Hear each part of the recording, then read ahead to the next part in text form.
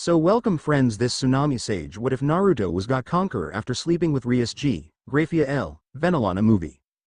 ISEEI, screamed Rias. Huh? Bucko? Thought Issei as he fell to the ground, battered and bruised.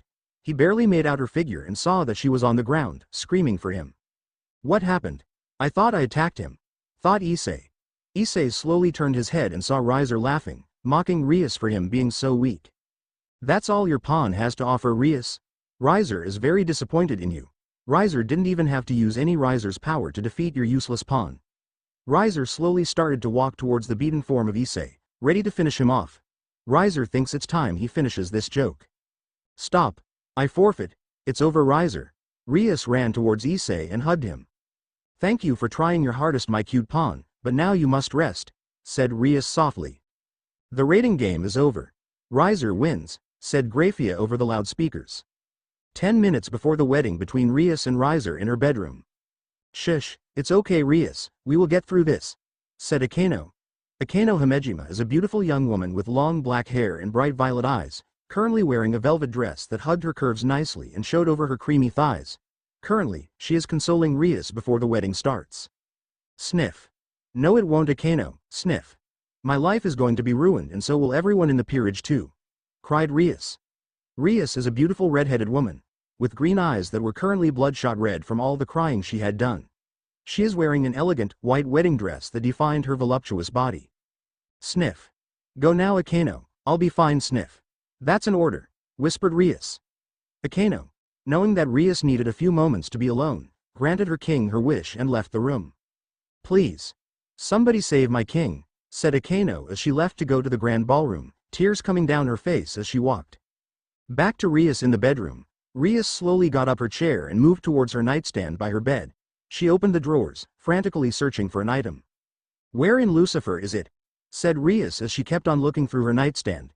She kept on searching and finally got what she was looking for. Thank Mao, it's still here. Maybe this is my last chance to break out of this engagement, she cried. What she found was a letter. In the letter were details about help. Need help? Scream out my name and I shall come. One wish and it shall be done. With that, Rias left her bedroom, relying on that one letter to change the rest of her life. Grand ballroom. The ballroom was filled with nobles that were waiting for the wedding to begin between Riser and Rias. Chatter between nobles, eagerly waiting to see the joining of the houses of Gremory and Phoenix by this marriage. Off to the side of the ballroom, Rias's peerage was located. Kiba Yuto, Rias's knight, was dressed in a black tuxedo, aimlessly talking to some of his admirers, while thinking about what will happen to his king. Kaneko Taju, a petite, white-hair girl, was Rias's rook, was dressed in a black dress, sitting in a chair eating desserts with her stoic face, all the while thinking about the outcome of this grim situation. Akeno finally entered back into the ballroom and joined Kaneko. Asia Argento, a petite blonde, was sitting on the other side of Kaneko, nervously looking around the room, noticing all of the devils. She was wearing a white dress that made her look like a holy maiden. Issei Hayudu, an average-looking male, was Rias's pawn, currently wearing a tuxedo. Seething, Issei said, "Why can't we help Bucko? She obviously doesn't want this and we have to do something about it." Issei-kun, said Akeno. We can't do anything about it because we lost the rating game between Riser. We all don't want Rias to get married to that monster, but there is nothing we can do about it. But, just as Issei was about to retort, the doors to the grand ballroom opened, revealing Rias Gremory. In front of the altar at the front of the ballroom was an eagerly waiting Riser, openly leering at Rias, thinking about what he could do to that body. Once Rias came up to the altar, she looked at everything other than Riser himself. Sirzechs Lucifer, formerly Gremory, is Rias's older and would join the two in marriage, even though he hates it himself. Now, stated Sirzechs, before we begin, does anyone here have any objections between the marriage of Riser Phoenix and Rias Gremory? No one spoke out against it, even though Issei wanted to. He was currently unable to, with Kaneko knocking him out. Just when Sirzechs was about to continue on, Rias screamed, "I refuse to marry Riser." Ho! What are you going to do about it, Rias? Riser has already beaten you in a rating game, stated Riser. Rias, knowing that it was her last chance, took out the letter from her chest and screamed out a name. Naruto Uzumaki. Help me. In an unknown cave, hidden in the darkness of the cave, a pair of electric blue eyes opened and quickly disappeared. Back to the wedding. Ha ha ha ha ha ha. Nothing happened, my dear Rias, so be quiet and be married to me, laughed Riser. Suddenly, an explosion on the roof of the ballroom appeared. Boom. Guards! Exclaimed Sirzechs.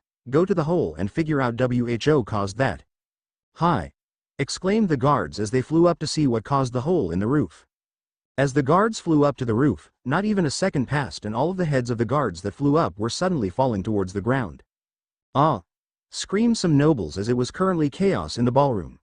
Devils were scrambling around, looking for a safe place to hide from whatever presence caused that. A figure appeared from the smoke of the explosion and out came was a handsome young man, standing at 6 feet with blonde hair, electric blue eyes and wearing headphones. He was dressed in a simple white shirt and black blazer with matching black pants and shoes. Who are you? Stated Sirzechs as he prepared to take down the infiltrator. My name is Naruto Uzumaki and I am here to save this pre-Oju-chan over here, stated said Naruto pointing towards Rias.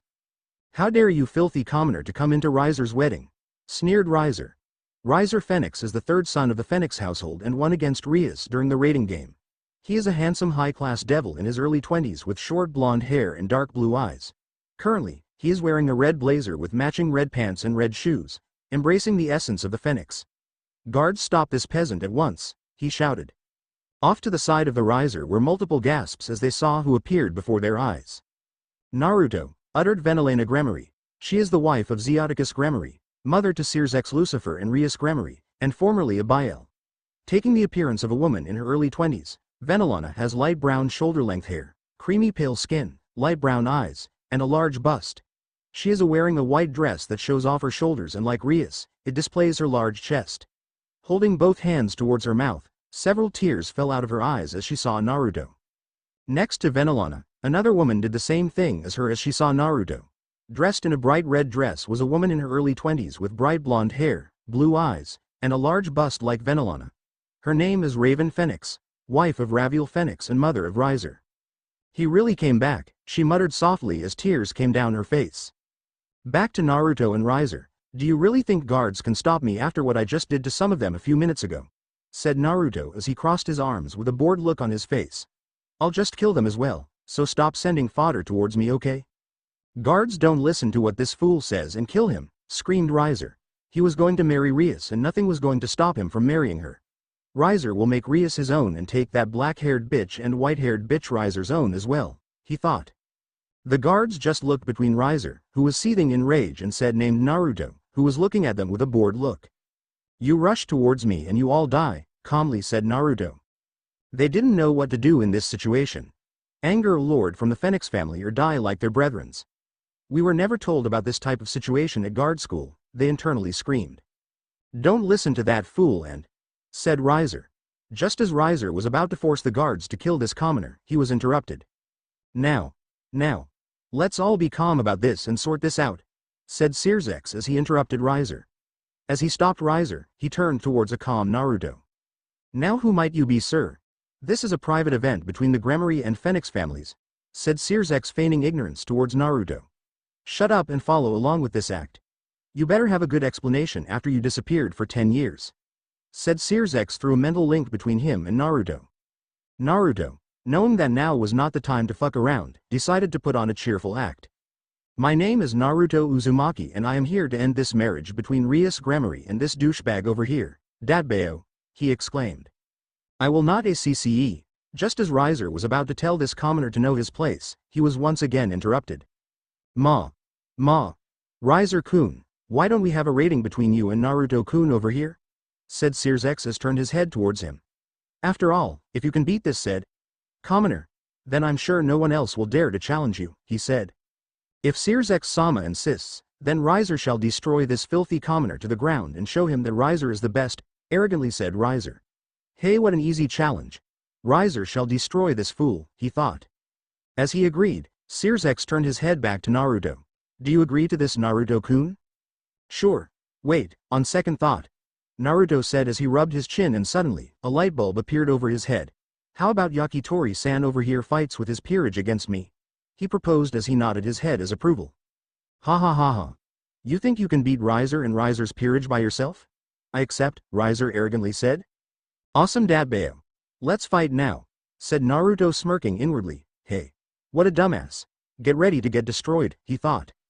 Now that both opponents agreed to a rating game, we will proceed to the fight. Everyone, get ready for a match between Riser Phoenix and Naruto Uzumaki, announced Sirzechs to the entire ballroom. Both of you get ready and go to your respective spots in 10 minutes, said Sirzechs as he showed both Riser and Naruto the spots to stand for the game. Hi, alrighty, said Riser and Naruto respectively. As Riser was about to leave to gather his peerage, he walked by Naruto and said, "Get ready to lose, you filthy commoner," sneered Riser. "Right back at you," said Naruto cheerfully. After Riser left, as Naruto was about to walk out, he suddenly felt a presence behind him getting closer and closer towards him. Suddenly he was hugged by someone. Turning his head to see who it was, he smiled slightly. "Thank you so much for doing this, Naruto-san," said Rias as she hugged Naruto from behind. "Without you, I don't know what I would have done." "Don't worry about it, Ojoyu-chan. After all, you summoned me and woke me up as well, so I should be thanking you," softly said Naruto. "I'll beat this yakitori for you." He smiled down at her. Rias was too caught up in the moment of her soon-to-be savior that she suddenly remembered what just happened a few moments ago with his proposal against Riser. Shen then let go of Naruto and began to slap his back. "You baka! Why would you suddenly ask to fight Riser with his peerage? Are you crazy?" Rias said as she kept on slapping Naruto's back. What was this guy thinking? Was he even strong enough to fight Riser, let alone his entire peerage? This guy is crazy, she thought. Itai. That hurts, Ojoyu-chan," said Naruto, pretending to be hurt by her slaps. "Don't worry about it. Yakitori-san and his peerage are nothing compared to the mighty Naruto," as he puffed his chest out in pride. Rias ignored him and stopped slapping his back and instead started to pinch his cheek as hard as she could. "Mo, be serious about this, Naruto-san. What if you lose to him? I don't want to marry him," exclaimed Rias as she puffed out her cheeks, with tears threatening to spill. Who would want to marry a womanizer like Riser? This was her last chance to stop the marriage, and this guy wasn't even being serious. Naruto, knowing that she was worried about him, took her hand off his cheek and placed his hand on top of her head. "Don't worry, Rias. Everything is going to be alright. You did call me through the letter after all," said Naruto softly as he pet her head. He eyes smiled towards her and sent her a soft smile. Doki Doki. Rias felt heat rush to her cheeks as she blushed at what Naruto was currently doing to her. Pushing those feelings to the side, she muttered, "Alright, if you say so, you better win." Era. Does Bucko already like her blonde-haired savior? So cute, teased Akano as Kiba, Kaneko, Asia, Issei, and herself watched the interaction between Rias and Naruto. "Get away from Bucko, you blonde-haired Bishonen," shouted Issei as he internally cried at seeing his master interact with this random guy. "I hate pretty boys so much. They should all die," he screamed internally. Akano. "There is nothing going on between me and Naruto-san," shouted Rias, a little flustered at being seen by her peerage. "Right, Naruto," said Rias as she turned to look at Naruto, but didn't see him. "Hello, pretty lady. My name is Naruto Uzumaki, humble shinobi at your service," said Naruto as he kneeled on one knee and kissed her knuckle. He looked like a typical manga character meeting a beautiful woman. Era. "Pleasure to meet you, Naruto-kun. My name is Akano Hamejima, humble sadist and Rias's queen," she said, lightly blushing at his action. No one ever had the guts to do this action towards her, as most were mesmerized by her beauty to do such a thing. "Ooh, a sadist. I like that," commented Naruto as he stood back up. Just as he was about to walk towards the petite white-haired girl, a hand grabbed his ear and started to pull. Itai Ojoyu-chan," Naruto whined as Rias started to pull on his ear. "Why would you do that to my queen, Naruto-san?" exclaimed Rias. "I was just greeting Akano-chan and was going to greet the rest of your peerage," he retorted, amused by her reaction. Era. "Is Bucko jealous of me because Naruto-kun kissed my hand?" teased Akano as she giggled in her hand, inwardly smiling that Rias's mind wasn't on the marriage at the moment. "Oh, Oju-chan is jealous of Akano-chan because of little Omi? I could die happily now," teased Naruto as he pretended to be lightheaded. "No, I'm not jealous," Rias said as she nearly screamed. Noticing her slip up, she quickly composed herself. "Anyways, Naruto-san, I would like for you to meet the rest of my peerage." "I was going to do that, but you interrupted me, Ojoyu-chan," teased Naruto, earning him a slap on the back of the head courtesy of Rias. "Kaneko Taju," said Kaneko in monotone as she continued to eat sweets. "Kiba Yuto. A pleasure to meet you, Naruto-san," said Kiba as he smiled at his fellow blonde. "Asia Argento. It's a pleasure to meet you, Naruto-san," stuttered Asia as she nervously bowed towards Naruto. "My name is Issei Hyodo. You better stay away from Bucko, Naruto-teme," Her breasts are mine, said Issei as he pointed his finger at Naruto, demanding him to stay away from his master. A pleasure to meet you all. As I said before, my name is Naruto Uzumaki, said Naruto as he smiled, completely ignoring what Issei said. Hey, shouted Issei, but was still ignored. Now I must get ready for the rating game, so why don't you all sit down and watch the game? I will guarantee that it will be interesting, said Naruto as he started to leave to go to his position. Before he left, he assured Rias that everything was going to be okay. Don't worry Oju-chan, I got this, so just relax and take your mind off this marriage, he said softly as he left. Rias smiled softly as she watched Naruto leave. Calling her peerage to go to their booth, Rias thought to herself, good luck Naruto, please win. With Naruto, as Naruto started to walk down the hallway towards the entrance to the rating game stadium, he was suddenly met by Sirzechs, Grayfia, Venelana, and Raven, who looked like they were waiting for him to come. Yo, said Naruto as he casually waved his hand towards them. Nothing was said for a solid minute, until he was suddenly slapped by two people. Venelana Gremory and Raven Phoenix slapped Naruto in the face, with slight tears in their eyes. Where were you all this time? Shouted Venelana and Raven as they wanted to know where he was for the past 10 years. How dare he just show up, casually waving towards them when he disappeared without saying anything to them. This bastard needs to be taught a lesson, they both thought.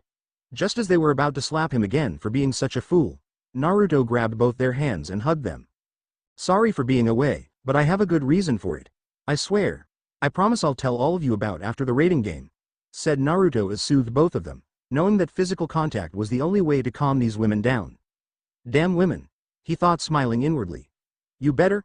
They both muffled on his shoulders as he kept on hugging them. Noticing Sirzechs and Grayfia, he slightly smiled and said, Yo Sirzechs, yo Grayfia-chan. Sirzechs slightly smiled at him while Grayfia glared at Naruto.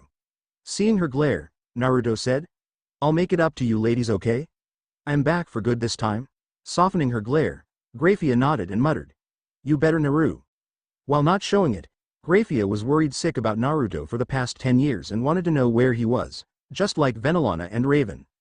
Alright ladies, we can hug more later, but now I have a rating game to attend to, said Naruto as he let go of Venelana and Raven. I won't hurt him too much, okay Raven? He said towards Raven. Promise? She said. Don't worry, I won't kill the kid, he chuckled. Itai, he said as she slapped him on the back of his head. You better not, she muttered. Let's go now Naruto-kun. The game is about to start, said Sirzechs. Alrighty then. I'll see you ladies later. Relax and enjoy the Uzumaki show, exclaimed Naruto as he and Sirzechs left. Venelana, Raven, and Grayfia giggled at what he said and proceeded to go back to their booth to see the spectacle. Hopefully Naruto won't cause too much harm to Riser, right? With Naruto and Sirzechs, Naruto felt the anger roll off of Sirzechs as they walked towards the rating game room. He turned his head to look at Sirzechs to see that he was looking straight ahead with a smile on his face, but it didn't match with the aura he was giving off. Sirzechs' aura would have crushed Naruto if he was as strong as a low-class devil, but that was not the case. Naruto shrugged off the aura Sirzechs was giving him and said, Look, I know you are mad about me for disappearing for 10 years, but like I said to the ladies, I will explain it to all of you as soon as the rating game is over. I understand that, said Sirzechs, still giving off the aura. Then why are you still mad? Questioned Naruto as he was confused now. What did he do now? What I want to know is how does Rias know who you are? From what I remember, you two have never met before, Sirzechs calmly stated. Oh, you want to know about that? Said Naruto sheepishly as he scratched the back of his head. I'll tell you about that later too, he said as they reached the entrance of the doors where the game will begin and will soon part ways with Sirzechs. But what I'll tell you now is that I met Rias for the first time when she got kidnapped. At what Naruto said, Sirzechs' eyes widened. Why? Just as Sirzechs was about to stop Naruto, the doors opened. Alright Sirzechs, I'll see you later, ya? Said Naruto as he stepped past the doors and looked back, grinning all the way. That idiot, said Sirzechs, but smiled nonetheless and made his way towards the booth to start the game. Rating game stadium with Naruto. Wow, this stadium is huge, said Naruto as he looked around the entire stadium. All around were trees, an endless amount of trees. Looks like it's a forest, said Naruto as he looked around. Stealthy or destructive? Stealthy or destructive, muttered Naruto as he thought about which choice to do. Destructive sounds like more fun, grinned Naruto as he stood at his spot, waiting for the announcement to begin. Il, Nel, Ni, and Li. Go destroy that fool. If you manage to defeat him, then I'll give you all a special reward. said Riser as he went up to all four of them and kissed them. Don't let me down, he whispered to the four of them as they nodded. Hi. We won't let you down, Riser-sama, said Eel, Nell, Ni, and Lee as they eagerly nodded their heads. Eel and Nell are twin sisters and pawns of Riser Phoenix. Both of them are young girls with turquoise hair and blue eyes dressed in gym uniforms, consisting of a white shirt and black leggings. Their weapon of choice are blue chainsaws, ready to cut down opponents without a second thought. Ni and Lee are also twin sisters like Eel and Nell and pawns of Riser Phoenix. They are both young girls in their teens with Ni having red eyes and blue hair, while Lee having blue eyes and red hair. Both are sporting skimpy sailor outfits, showing their stomach and lower breasts. Their weapon of choice are fighting gloves and leg guards. With the enemy in mind, the four pans darted into the forest, ready to find the blonde-hair commoner and end the game, thus getting a reward from their master. With Naruto, looks like Yakitori-san made his move, huh? Said Naruto as he was standing still looking straight into the forest. I'll just listen to some music, since none of them are worth my time, muttered Naruto as he put on his headphones. Maybe I should read too, he said as he took out an orange book. Naruto remembered Issei being a pervert and decided to show him something special. Oi, brown-haired pervert. Look what I have, shouted Naruto as he showed Issei, who was in the booth with the rest of the Gremory peerage, the orange book. In the Gremory Phoenix booth, WHWH what, shouted Issei as he saw the book that Naruto was holding. How did he manage to get that book? He was looking for that ever since the series came out. What is it, Issei? What's so special about that book? Questioned Rias as she was annoyed that Naruto wasn't even trying to finish off the match and was playing around, not noticing what type of book it was. That book is the limited edition volume 1 of the Ika Ika series by the great Jiraiya-sama. Cried Issei as he always wanted to get the limited edition copy. It was rumored that the limited edition copy contained even more greatness than the regular copies distributed to the public.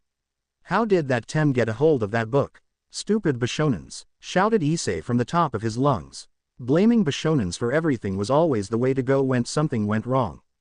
Rias just sweat dropped at the reaction of Issei. Sure, she heard of the book, every devil has heard of the series and it was widely popular throughout the entire underworld, but what could be so different about the limited edition? She will never understand perverts. Era. Naru-kun really is confident about this match, said Venelana as she, Grayfia, and Raven suddenly appeared. Mother, Grayfia, Raven-sama, where were you all this time? The game just started, said Rias as she was wondering where the three ladies were. They were usually together with everyone else. We were just taking care of some things, Rias. Don't worry about it, okay? Let's just enjoy the game now, said Venelana as she and Raven sat down with their respective husbands, with Grayfia standing behind them. Rias was a little suspicious of what her mother said, but dismissed it as the game mattered more at the moment. How was it with him? Where was he the entire time? Asked Zeus and Raviel with their respective wives. He's fine, dear. He is going to explain everything to us after this game is over, said Venelana as Raven nodded her head with what she said. Ah, okay then. All I'm worried about right now is what he is going to think about what we did with Rias, shivered Zeus as he remembered Naruto's tendencies whenever something unjust was done in the devil community. All Raviel could do was nod his head as he slightly feared Naruto's wrath as well. Mother, you know Naruto-san? Do you know him as well, father? Said Rias as she just realized what she said. For another time, Rias. For another time. Dismissed Venelana as the conversation about the history between her and Naruto came to an end. Zeus nodded his head at what his wife said. We will explain everything later, he said. Back with Naruto. Naruto continued to read Icha while listening to music when he suddenly felt the presence of the four pawns. They should be here in 5 minutes, huh? Muttered Naruto as he took his eyes off of the book and started to look up towards the booth again. Oi, Oju-chan. Let me show you some ways on how to use the power of destruction instead of just a ball of energy like you usually do, said Naruto as he activated his Rinne Sharingan on and started to gather energy. What he created was shaped as a small animal. What? Shouted Rias as the rest of her peerage were wide-eyed, astonished by what just happened. How can Naruto-san use the power of destruction? He isn't even a Biel, said Rias as she witnessed Naruto create what looked like a small rabbit, but made out of the power of destruction. Seeing that her mother knew about Naruto, Rias turned to Venelana and asked her the same question. Mother, father, how does Naruto-san know how to use the power of destruction? Am I missing something here? She questioned as she felt out of the loop. You can ask your brother. He is the one who allowed Naruto to be able to use the power of destruction, said Venelana. Rias was about to go straight to her brother to ask when her mother stopped her. Don't ask now, dear, Sirzechs is busy monitoring the game, so sit back down, but I'll tell you one thing about Naruto, she said as Rias sat back down. His eyes are the source to his ability to use the power of destruction. His eyes, muttered Rias as she then noticed how Naruto's eyes took on a different color than his usual electric blue. What took place instead of his blue eyes were now blood red with circular lines and black dots in the eyes. What types of eyes are they? They look weird, stated Rias. Dear, said Venelana as Rias looked towards her mother. You're asking too many questions right now. Please be quiet and watch the game, she said as Rias pouted at her mother for basically telling her to shut up and at her father seeing him chuckling at her. Foo, said Akano as she slightly laughed at her master being told to be quiet. Be quiet, Akano, said Rias as she then turned to slightly glare at Akano before looking back at the match. Naruto may actually win this then if he can use it, the power of destruction. And what did he mean about knowing how to use my power, thought Rias as she narrowed her eyes at the creation Naruto made. Oju-chan. Watch and learn, Naruto shouted as he created the small rabbit. Go into the forest and wait on my command, he said as the rabbit, of destruction, went into the forest where the 4 pawns were coming from. Naruto then closed his eyes, waiting for the right moment to strike. This will be the easiest 4 outs of my life, thought Naruto as he continued to listen to his music. He was still by the starting point, feeling no obligation to move any further. Back with the pawns, we're almost there, shouted Ni and Lee as they were quickly closing down on Naruto. It looks like he is still by the starting point, said Nell and Eel when suddenly they all sensed something coming and stopped. Wah! It's a rabbit! Kill! Shouted both Ni and Lee as they saw the rabbit, of destruction, looking at them. Is a rabbit supposed to be black and red? Questioned Nell as they went closer towards the rabbit. I want to kill it, shouted Ni and Lee as they suddenly rushed towards the rabbit. With Naruto opened his eyes and muttered out, explode. With the pawns, wait, shouted Nell as she noticed the rabbit was acting strangely. Don't touch the rabbit. It was too late for that as both Ni and Lee hit the rabbit, causing the rabbit to do something. Questioned Ni and Lee as they looked back towards Nell and Eel. Suddenly. Boom! Riser Fenig's 4 pawns have retired, present. Go! You 5 better destroy him, shouted Riser as Mira, Sharia, Burnt, Marion, and Shuailin left the small house to track down Naruto. In the Gremory, Phoenix booth, how is that possible? Shouted Rias as she witnessed what just happened. How could Naruto defeat 4 pawns with making so little use of the power of destruction? That was impossible. How can he defeat 4 pawns with such a small thing? She nearly screamed as she said that. The rest of Rias's peerage were all wide-eyed as they witnessed how easily Naruto destroyed them. How strong is that guy? Muttered Kiba as he clenched his fists. How could Naruto easily do that when he had some difficulty with just one of them? That Teme, said Issei as he just witnessed how powerful the Bishonen was. Hell, even he couldn't easily defeat just 4 pawns, let alone even 1. Just how much power did this guy even have? Can I even catch up to this guy's power? How crazy strong is he? Thought Issei with gritted teeth. Strong, stoically said Kaneko as she kept on watching the game with no emotion. Era. I wonder if he would make me go boom boom, said Akano with a flustered expression as she imagined herself with Naruto dominating her. Damn woman and their crazy masochistic fantasies. At what she said, every devil in the room sweat dropped at what Akano just said. Dear, do you want to know how Naruto was able to do that? Said Venelana as Rias furiously nodded her head towards her. Yes, mother, please tell me, she pleaded as she wanted to know how to become stronger. Imagination, dear, stated Venelana as she looked back towards the game. Instead of finding answers, that comment made Rias even more lost, not understanding what that meant. Wah! Just as Rias was about to ask her mother more questions, she knew not to as her mother would just scold her even more. What does imagination have to do with anything? Arg, thought Rias as she internally screamed. Meanwhile, Grayfia and Raven were just shaking their heads at what Naruto was doing. What is this idiot doing? Just end this already so we can get answers, thought both Grayfia and Raven as they stared at Naruto standing still when he suddenly started to walk into the forest. With Naruto, so boring, moaned Naruto as he deactivated his Rinne Sharingan and started to walk into the forest. Where were these people? How long were they going to keep him waiting because there was only so much that he can take? If they won't come to me, then I'll just go to them and beat them up for making me wait, angrily muttered Naruto as he kicked some rocks around. Hummed Naruto as he immediately noticed 5 presences just a few hundred meters ahead of him. Looks they noticed that I was walking towards them and started to hide in hopes of catching me off surprise, mused Naruto as he suddenly stopped walking.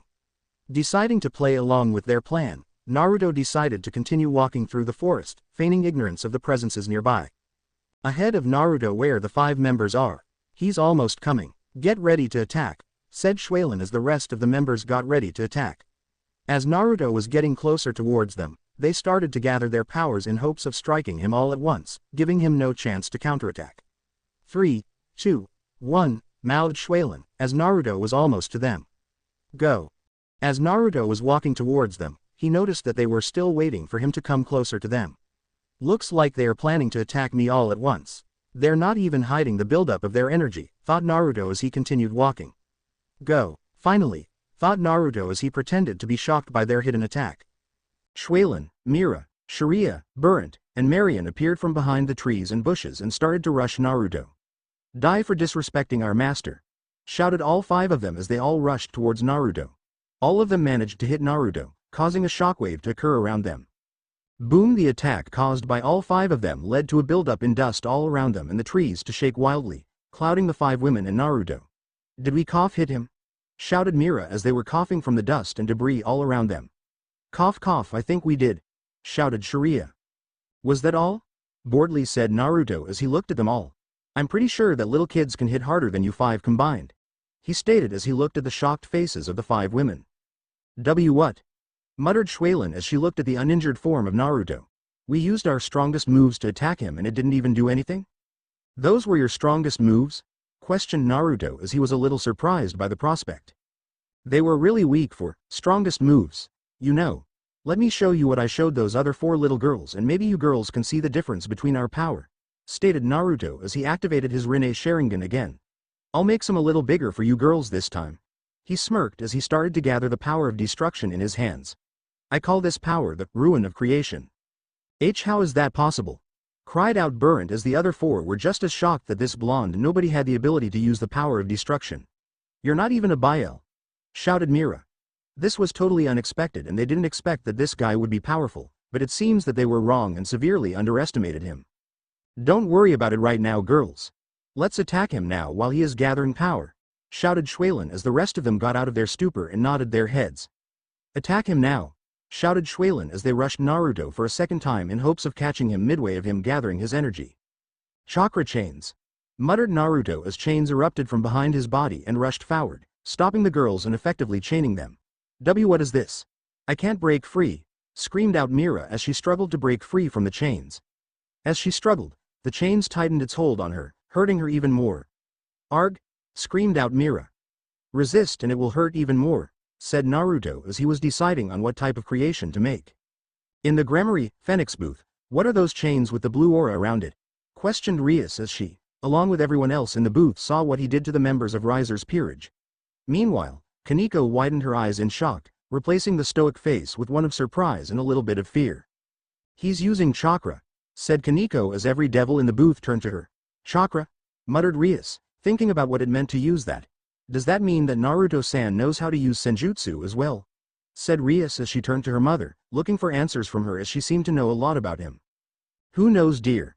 Maybe he can, Venelana mysteriously replied as Rias pouted at the vague answer she got from her mother once again. Rias then turned her head towards Kaneko to see that she was looking at Naruto in slight fear because of his ability to use chakra. Don't worry, Kaneko. I'm sure Naruto-san won't go drunk in power if he knows how to use senjutsu, assured Rias as Kaneko relaxed slightly, but still held a little amount of fear. Okay bucko, said Kaneko as she continued to stare at Naruto. With Naruto, let us out, shouted Shueilin, Sharia, Mira, Marion, and Burnt as they still struggled to break away from the chains. What are these chains made out of? They're so strong, thought all of the girls. What to make? Muttered Naruto as he ignored what the girls said and continued to think about what type of creature to make out of the power of destruction. A dragon sounds good, said Naruto as he brought his fist to his hand, satisfied with the decision. A dragon? Huh. Like you can create a dragon? Said Mira haughtily. Instead of getting a retort from Naruto, all she got was a smirk that sent shivers down her spine. Don't worry ladies, this dragon is going to make it quick and painless, said Naruto as he sent an evil smirk to them. With his Rinne Sharingan activated, he whispered, Power of creation, dragon, and quickly, a large dragon made out of the power of destruction formed. Note. Think of Black Rose Dragon from Yu-Gi-Oh! 5 Deci Seconds, but completely black and red. Wrahhhhhh, screeched the dragon as Mira, Schwalen, Burrent, Sharia, and Marion all stared in shock as the dragon of destruction towered over them, radiating in power. The chakra chains suddenly stopped binding them and disappeared, giving the girls an opportunity to try and run. Run! Roared Schwalen as the rest of the girls broke out of their daze and ran in the direction of Riser's base. Hey!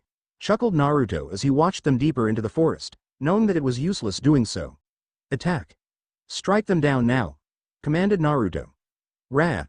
Exclaimed the dragon of destruction, as it flew high into the sky and dived towards the girls. Burrent noticed that the dragon was coming towards them at fast speeds and knew that it was useless running, as they would eventually fail their master. We failed Riser-sama, thought Burrent as the dragon got closer and closer and eventually. Boom! The entire arena violently shook like an earthquake as the shockwave caused by the dragon was enormous, covering the entire arena in a shroud of dust, clouding everything up. One of Riser's rooks and 4 pawns have retired. In the Gremory, Phoenix booth. Rias and her peerage all watched in shock as they saw the huge dragon made out of the power of destruction fly into the sky and dive towards the members of Riser's peerage, instantly destroying them like it was nothing. Rias looked towards the direction where Naruto was located and saw that he was just grinning with no signs of fatigue. Who exactly is this guy? Wondered Rias as she couldn't fathom his strength anymore, but inwardly happy that it looked like the game would end in Naruto's favor. Ha ha ha. He still loves to show off, laughed Zeus as he saw that Naruto was still the same guy he remembered before he disappeared. Raviel just sighed and hoped that his son would at least be okay after this game. That guy always wanting to show off, even though he doesn't want the attention. What a dumbass, muttered Raven as she and Grayfia both sighed at what he was doing. Venelana just giggled at what she said because it was so true. On the other side of the underworld, man, he really loves to show off, doesn't he, Valley? Said a handsome man with black hair and yellow bangs. He was dressed in a black blazer that was unbuttoned at the top, showing off his toned pecs. He currently watching the rating game between Naruto Uzumaki and Riser Phoenix, amused by the show. It doesn't matter if he shows off or not, all I want to see just how strong Naruto-san is so I can fight him, Azazel. Said Valley. Valley is a tall handsome male with silver hair. He is also wearing an unbuttoned black blazer with a black versus neck shirt, defining his pecs. The now mentioned Azazel laughed at Valley's remark about fighting Naruto. Ha ha ha ha, laughed Azazel. You're not even close to his power at the moment. Heaven, Naruto-san really is strong, isn't he, Gabriel? Said a tall handsome woman with long blonde hair, blue eyes and a halo over his head. Yes, as expected of Naruto-sama Oni-sama, with Riser. One of Riser's rooks and 4 pawns have retired. How dare that piece of shit. Isabella, Cyrus, Karlamine, Mihae, Revel, Ubeluna. Go kill that Motherfucker, shouted Riser as he was shaking in rage at what just happened. He didn't care that some of his peerage members have retired, but the fact the blonde bastard basically embarrassed him in front of the entire devil population. Yes, Riser-sama, and with that, the remaining peerage members left in a hurry to go find Naruto in hopes of avenging their fallen comrades. With Naruto, I should finish this up as quickly as possible, muttered Naruto as he rubbed his stomach. I'm so hungry. I want ramen. Ramen. Huh? Questioned Naruto as he sensed something coming towards him. A huge fireball was coming his way, making him run to the side to dodge it. A bomb-like explosion happened right next to him. Wow! Whistled Naruto as he saw the explosion caused by the fire. You ladies came pretty fast and almost got me with that fire. TCH. Muttered Ubeluna as she saw that he fire missed him. Looks like he is more competent than I thought he would be. Isabella, you will charge straight towards him while Carlamine and Cyrus flank him from will support you guys from the sides while me and Revel-sama will attack him from the sides as well. Hi. Said the ladies, while Revel just looked at Naruto. Can we even defeat him? Okawa-sama said he is super strong and I don't want to fight him, thought Revel as she moved to the sides with Ubeluna and Mihae. Go! Commanded Ubeluna as they started their attack on Naruto. Naruto noticed after the explosion caused by the fire spell that a person was charging straight towards him, while 2 were flanking him on the sides and 3 of them were off to the side. Several fireballs were also headed his way, momentarily distracting him from the presence of Isabella, Cyrus, and Carlamine. Perfect, thought Ubeluna. He is distracted by our spells, giving Isabella, Cyrus, and Carlamine the best opportunity to defeat him. Thinking that the game was already over because of him being distracted, Ubeluna lowered her guard, happy that their plan was going to work. You thought your plan would work? Whispered a voice behind her. Eyes widened, Yubaluna turned her head to see a smirking Naruto behind her, and she suddenly felt a sharp object against her neck. Turning her head back towards where he originally was, she noticed that Isabella, Cyrus, and Carlomene were indeed attacking Naruto. So how was he behind her as well? Revel and Mahai were too engrossed in the fight to even see that Yubaluna was in the hands of the enemy. I have tactics too, you know. I wouldn't just carelessly distract myself by such weak magic and not notice the 3 women attacking me, you know. You also might be wondering how there are 2 of me right now, right, judging from your surprise, whispered Naruto. That over there is a clone of myself. Look over towards your 2 companions over here. Yubaluna's eyes widened even more to see that both Mahai and Revel were unconscious by 2 more Naruto clones. How? Muttered Yubaluna as she didn't even see the 2 clones appear. The moment you let your guard down was the time I was able to strike you free, whispered Naruto. Don't worry. You ladies are just going to be out of this match, and I'm going to have a nice chat with your master. Our Riser-sama will never lose to the likes of you, weakly said Yubaluna as the sharp object pressed deeper against her neck. Huh. If you ladies are at this current power, then your master must also be a joke. Say, do you ladies even train? All he got was silence from Yubaluna. I thought so. I wonder how Ojoyu-chan even lost to you if you're this weak. It's kind of pathetic. Now, you have 2 options. Retire right now with the other 2 unconscious ladies, or fight and try to land a hit on me, stated Naruto. Yubaluna looked towards the 3 members fighting the clone of Naruto and saw how futile it was to kill him, and looked back towards the 2 unconscious ladies beside her. I'm sorry, Riser-sama, but this is end for us, thought Yubaluna before I retire.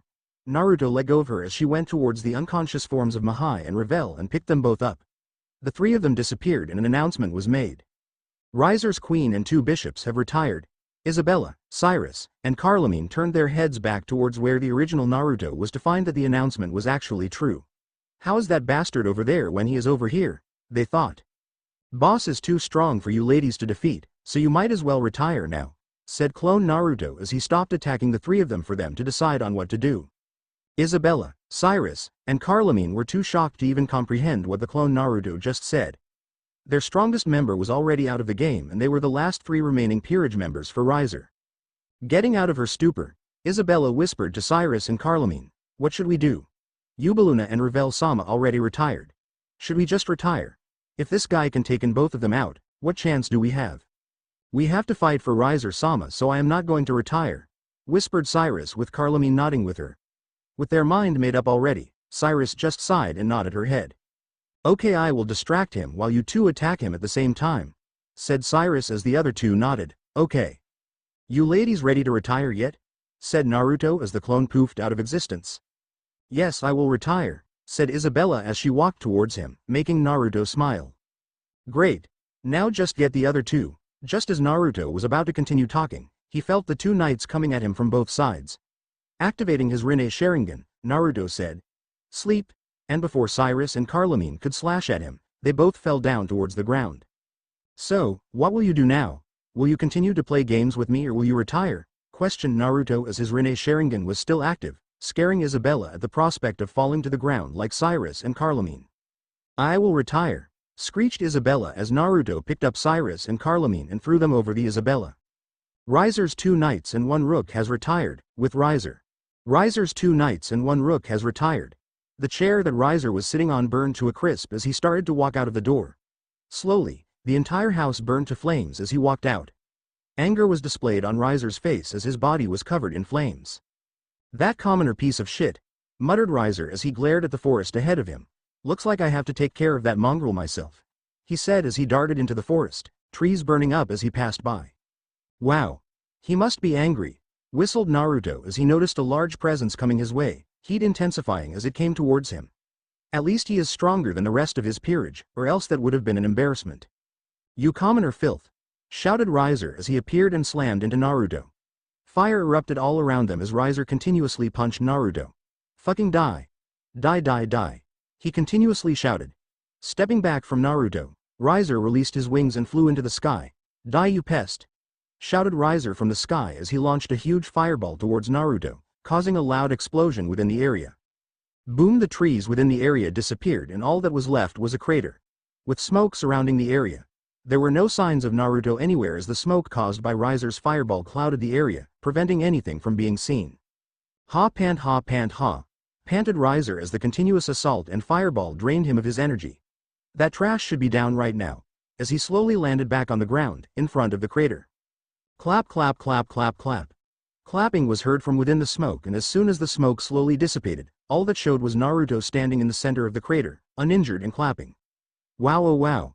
That was pretty good, Yakitori-san, but not good enough, said Naruto as he slowly walked out of the crater to Riser. Suddenly, Naruto appeared in front of Riser and punched him, sending him flying towards the trees. Ack! Screamed Riser as the punch sent him straight towards a tree. Blood spilled out of his mouth, as he was in a daze about what just happened. You fucking cheating bastard. There is no way you can be stronger than Riser, shouted Riser as he tried to get back up on his feet. I am immortal, you cannot defeat me. Looks like his energy is depleted. Was that all the energy he had? He is either weak or has more power in him, thought Naruto as he looked at Riser and saw his weakened state. What would happen if I made him angry? Thought Naruto as he smirked at Riser. Oh Yakitori-san, look at this, said Naruto as he activated his Rinne Sharingan. As Riser looked at Naruto, he was immediately trapped in illusion, and what he saw was his mother and sister being tortured by Naruto. Riser, Ni-sama, sobbed Raven and Revel as their eyes dulled from the torture Naruto was giving to them. They were currently stripped, getting sliced piece by piece, then reforming thanks to their phoenix powers. Stop this! Screamed Riser as he continued to see his mother and sister being tortured by Naruto. You fucking monster! He screamed at Naruto as said person continued to smirk at Riser. Outside the illusion, what is Riser doing? Questioned Rias as she noticed, as with the rest of the devils in the booth, that Riser was on the floor, screaming at Naruto to stop. But nothing was happening that the other devils took it as all that was happening was Riser on the floor screaming while Naruto was watching. Raven and Revel were not being tortured either. Naruto casted an illusion, said Raven as the younger devils turned their heads toward her. How did he cast an illusion that quickly? I didn't even see him cast anything to put Riser in an illusion, said Rias as she was confused by how Naruto did it. Like I said before, Rias, that power comes from his eyes, stated Venelana as Rias looked to her mother, finding her to be completely serious about it. Sighing, Rias turned her head back to the game to see that Naruto's eyes changed from his usual blue to blood red with circular lines and black dots. If I can't even beat Riser in a rating game and Naruto is making it look like nothing, then what can I achieve? Thought Rias. Back with Riser and Naruto, stop. Just stop this, muttered Riser as rage started to build up within him once again. Ho! Why should I stop doing this? What are you going to do about it, Yakitori-san? Said Naruto as he crossed his arms over his chest and looked towards Riser. Good. Keep it up, thought Naruto as he felt the anger roll off of Riser as he slowly stood up. You piece of shit, said Riser as he slowly got up. A red aura started to form around Riser as he looked at Naruto. A look of pure rage was etched across his face. The power that Riser was emitting was growing by the second. The fatigue that once plagued his body was now replaced with something else. In the blink of an eye, Riser was in front of Naruto and a fist was connected with Naruto's face, sending him backwards towards the trees. Gah! Shouted Naruto as blood came out of his mouth. His strength suddenly became insane, said Naruto as a look of pure excitement was etched across his face. Before he could do anything else, Riser was once again in front of Naruto, hands encased in flames. He slammed his hands in between Naruto's head all the while shouting, Phoenix Rage, throwing Naruto across the field towards more trees. In the Gremory, Phoenix booth, Naruto, shouted Rias as she looked at the scene, worried that Naruto was going to die because of Riser. How did Riser suddenly get so strong? He looked worn out just a few minutes ago. There is no way he could be cheating, so what happened to him? Shouted Rias as she looked in the direction of Venelana, Raven, and Grayfia. That's Phoenix Rage, said Raven as she looked at what was going on. Riser was continuously punching Naruto with his flames, giving him no opportunity to fight back. That form is only used when a Phoenix's anger reaches its maximum, said Raven worriedly as she looked at her son.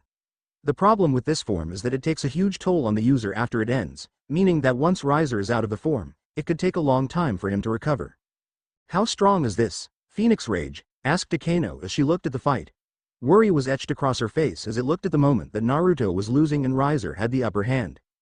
It depends on the base power of each individual, but since Riser is a little more powerful than your average high-class devil, with Phoenix Rage activated, he currently could be at the level of a low ultimate class devil, said Raviel, shocking Rias and her peerage. Naruto-san is going to die at this rate then. We have to end the game, shouted Rias as she became increasingly worried at Naruto not being able to do anything against Riser's attacks. Mama. Calm down, Rias. Naruto is going to be okay. I think, said Zeus, only to be smacked on the back of his head by Venelana. This only served to make Rias worry even more. Her freedom was on the line here and this was no time for jokes. Rias is worried and you think it's funny to joke right now? Scolded Venelana to Zeus as he comically put his head down in shame. Don't worry, Rias, Naruto is strong and won't lose to him. Soothed Venelana as Rias slightly calmed down by her mother's soothing words. Please be okay, Naruto, prayed Rias as she hoped he could retaliate. With Naruto and Riser, ha ha, panted Riser as Phoenix Rage was slowly leaving his body. Cough cough, those were some hard-punched spit, said Naruto as he spit some blood out of his mouth. The current state of his body was battered and bruised as he emerged from the trees, walking towards Riser. Naruto's body suddenly started to heal at a rapid pace, leaving no trace of any sort of bruising from Riser, except for his clothes. Too bad, Riser, but I also have a fast healing factor as well, smirked Naruto as his smirk widened at seeing Riser's shocked face. How are you so strong? Shouted Riser as he started to use his last remaining energy to use his ultimate attack on Naruto. Still have some fight left in you, You almost did a number on me too if you were just a little bit stronger, said Naruto as he watched Riser form his attack. Grr, grunted Riser as his energy was quickly draining from charging his attack. You're gonna die by this attack, muttered Riser as the ball of flame grew in size, stopping at the size of a basketball. The ball of flame was small, but was very dense, formed by Phoenix Rage, making it even stronger than usual. Using his last bit of strength, Riser quickly rushed towards Naruto, catching him off guard by the fact that he still could run. Riser slammed the ball of fire into Naruto. Ha! Phoenix Flame! Shouted Riser as the ball of flame slammed into Naruto, causing a huge explosion. Sorry, Riser, said a voice within the flames. It's over, as Naruto still had his Rinne Sharingan activated and snapped his fingers. All of the fire around the two quickly got sucked in by Naruto and all that was left was the occasional burning of trees around them. All Riser could do was kneel down on the ground, horrified by what just happened. That was my strongest attack too, thought Riser as he looked at the uninjured form of Naruto. Naruto suddenly appeared before Riser and whispered in his ear saying, "Get stronger and stop ruining other people's lives or else I will end you." Then channeled chakra to his fist and punched Riser on the face, effectively knocking him out, both from the power and from exhaustion. Riser has retired. Naruto Uzumaki wins. Naruto looked up towards the Gremory, Phoenix booth and found his eyes looking at Rias's teary-eyed one. Smiling softly, Naruto said, "I won Ojoyu-chan. You're free now and your wish has been granted." With that, Naruto got teleported out of the arena and effectively ended the marriage between Rias Gremory and Riser Phoenix. Naruto looked up towards the Gremory, Phoenix booth and found his eyes looking at Rias's teary-eyed one. Smiling softly, Naruto said, "I won Ojoyu-chan. You're free now and your wish has been granted." With that, Naruto got teleported out of the arena and effectively ended the marriage between Rias Gremory and Riser Phoenix. Present, breathed out Naruto as he stepped out of the teleportation spell and started to open the door to exit the raiding game area. Aimlessly walking down the hall looking towards the floor, Naruto was in deep of thought. This marriage is something I would expect from the old Satan faction, not from the new one. Zeus, Venelana, and Sirzechs are going to have to explain this and how Raviel and Raven agreed to such an outrageous proposal. I guess I can't blame them too much since Rias did wake me up after all, thought Naruto as he continuously walked down the hallway until he bumped into someone. Oh sorry, said Naruto as he snapped out of his thoughts to look up at who he bumped into. Suddenly, before Naruto could see who the person was, the person suddenly hugged him in a tight embrace. Said Naruto as he realized who it was. You okay, Ojoyu-chan? Said Naruto as said person nodded her head against his chest. Thank you so much for ending this marriage for me, Naruto, muffled Rias as Naruto raised his eyebrow at the non-usage of an honorific. It was no problem at all. I did after all give you that one wish and you used it, waking me up from my long slumber as well, so I should thank you once again. But, I must ask you one thing. Why would you use the wish on someone so weak? He shouldn't really give someone from the Gremory family much of a problem. His peerage doesn't even practice as well, said Naruto as he looked down towards Rias questioningly as she further turned her down, unable to look at Naruto. Do you and your peerage practice? Asked Naruto as Rias tentatively shook her head for a no. Naruto gently pushed Rias away from him and said, "This is a problem because there are millions of other people who are stronger than Riser and if you can't even defeat him, then I don't know if you can even protect yourself and your peerage if you are ever in trouble," bluntly said Naruto as Rias looked down in shame. Yeah, whispered Rias as tears started to come up in her eyes, ashamed at how weak she was at the moment. Rias, said Naruto as she looked up him, tears still in her eyes, threatening to fall down. Don't worry about how strong you were during your match because you are still young. You have plenty of time to get stronger, but I advise you to start training as soon as possible, said Naruto softly as Rias nodded her head at the option. Looking into Naruto's eyes, Rias felt a series of emotions bubble up within her as she questioned how she felt about the blonde. Do I like him just as a friend or as something else? What is this strange feeling I get from him? I should just focus on getting stronger than worrying about this feeling right now, thought Rias as those thoughts were quickly pushed to the side. I can't thank you enough for this, whispered Rias. Let's just go find your parents and your brother because there's some explaining to do, said Naruto as Rias nodded her head. With that said, Naruto and Rias walked down the hall in silence, currently walking to meet up with her parents, brother, and peerage. Naruto was going to get some answers out of them one way or another. They are in the living room right now.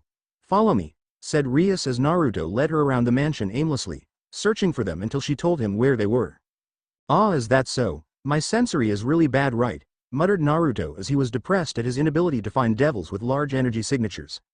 I really need to practice and get into shape again, muttered Naruto as he followed Rias to where they were all waiting. We've arrived, said Rias as she opened the doors to the living to find Venelana, Zeus, Raven, Raviel, Sirzechs, Grayfia and her peerage. Ah, you two have finally arrived. We have been waiting for quite some time, said Sirzechs as he welcomed both of them as they entered. Che, said Naruto as he looked to the side, ignoring everyone else's present, finding the wall to be more interesting than anyone at the moment. Why are you angry? Stuttered Sirzechs as he was confused as to why Naruto was suddenly ignoring. There wasn't anything going on at the moment, so there shouldn't be any reason as to why he was angry. Why did you allow Rias to get put into an engagement that she didn't want? Didn't I teach you better than to act like the old Satan faction? Scolded Naruto as he turned his head away from the wall and glared at Sirzechs, who in turn started to sweat at his glare. When Naruto gets angry, he really gets angry. I couldn't do anything about it because since I'm the new Lucifer, I'm no longer the head of the Gremory household, and if I tried to act upon, the elders would have tried to accuse me of favoritism, said Sirzechs.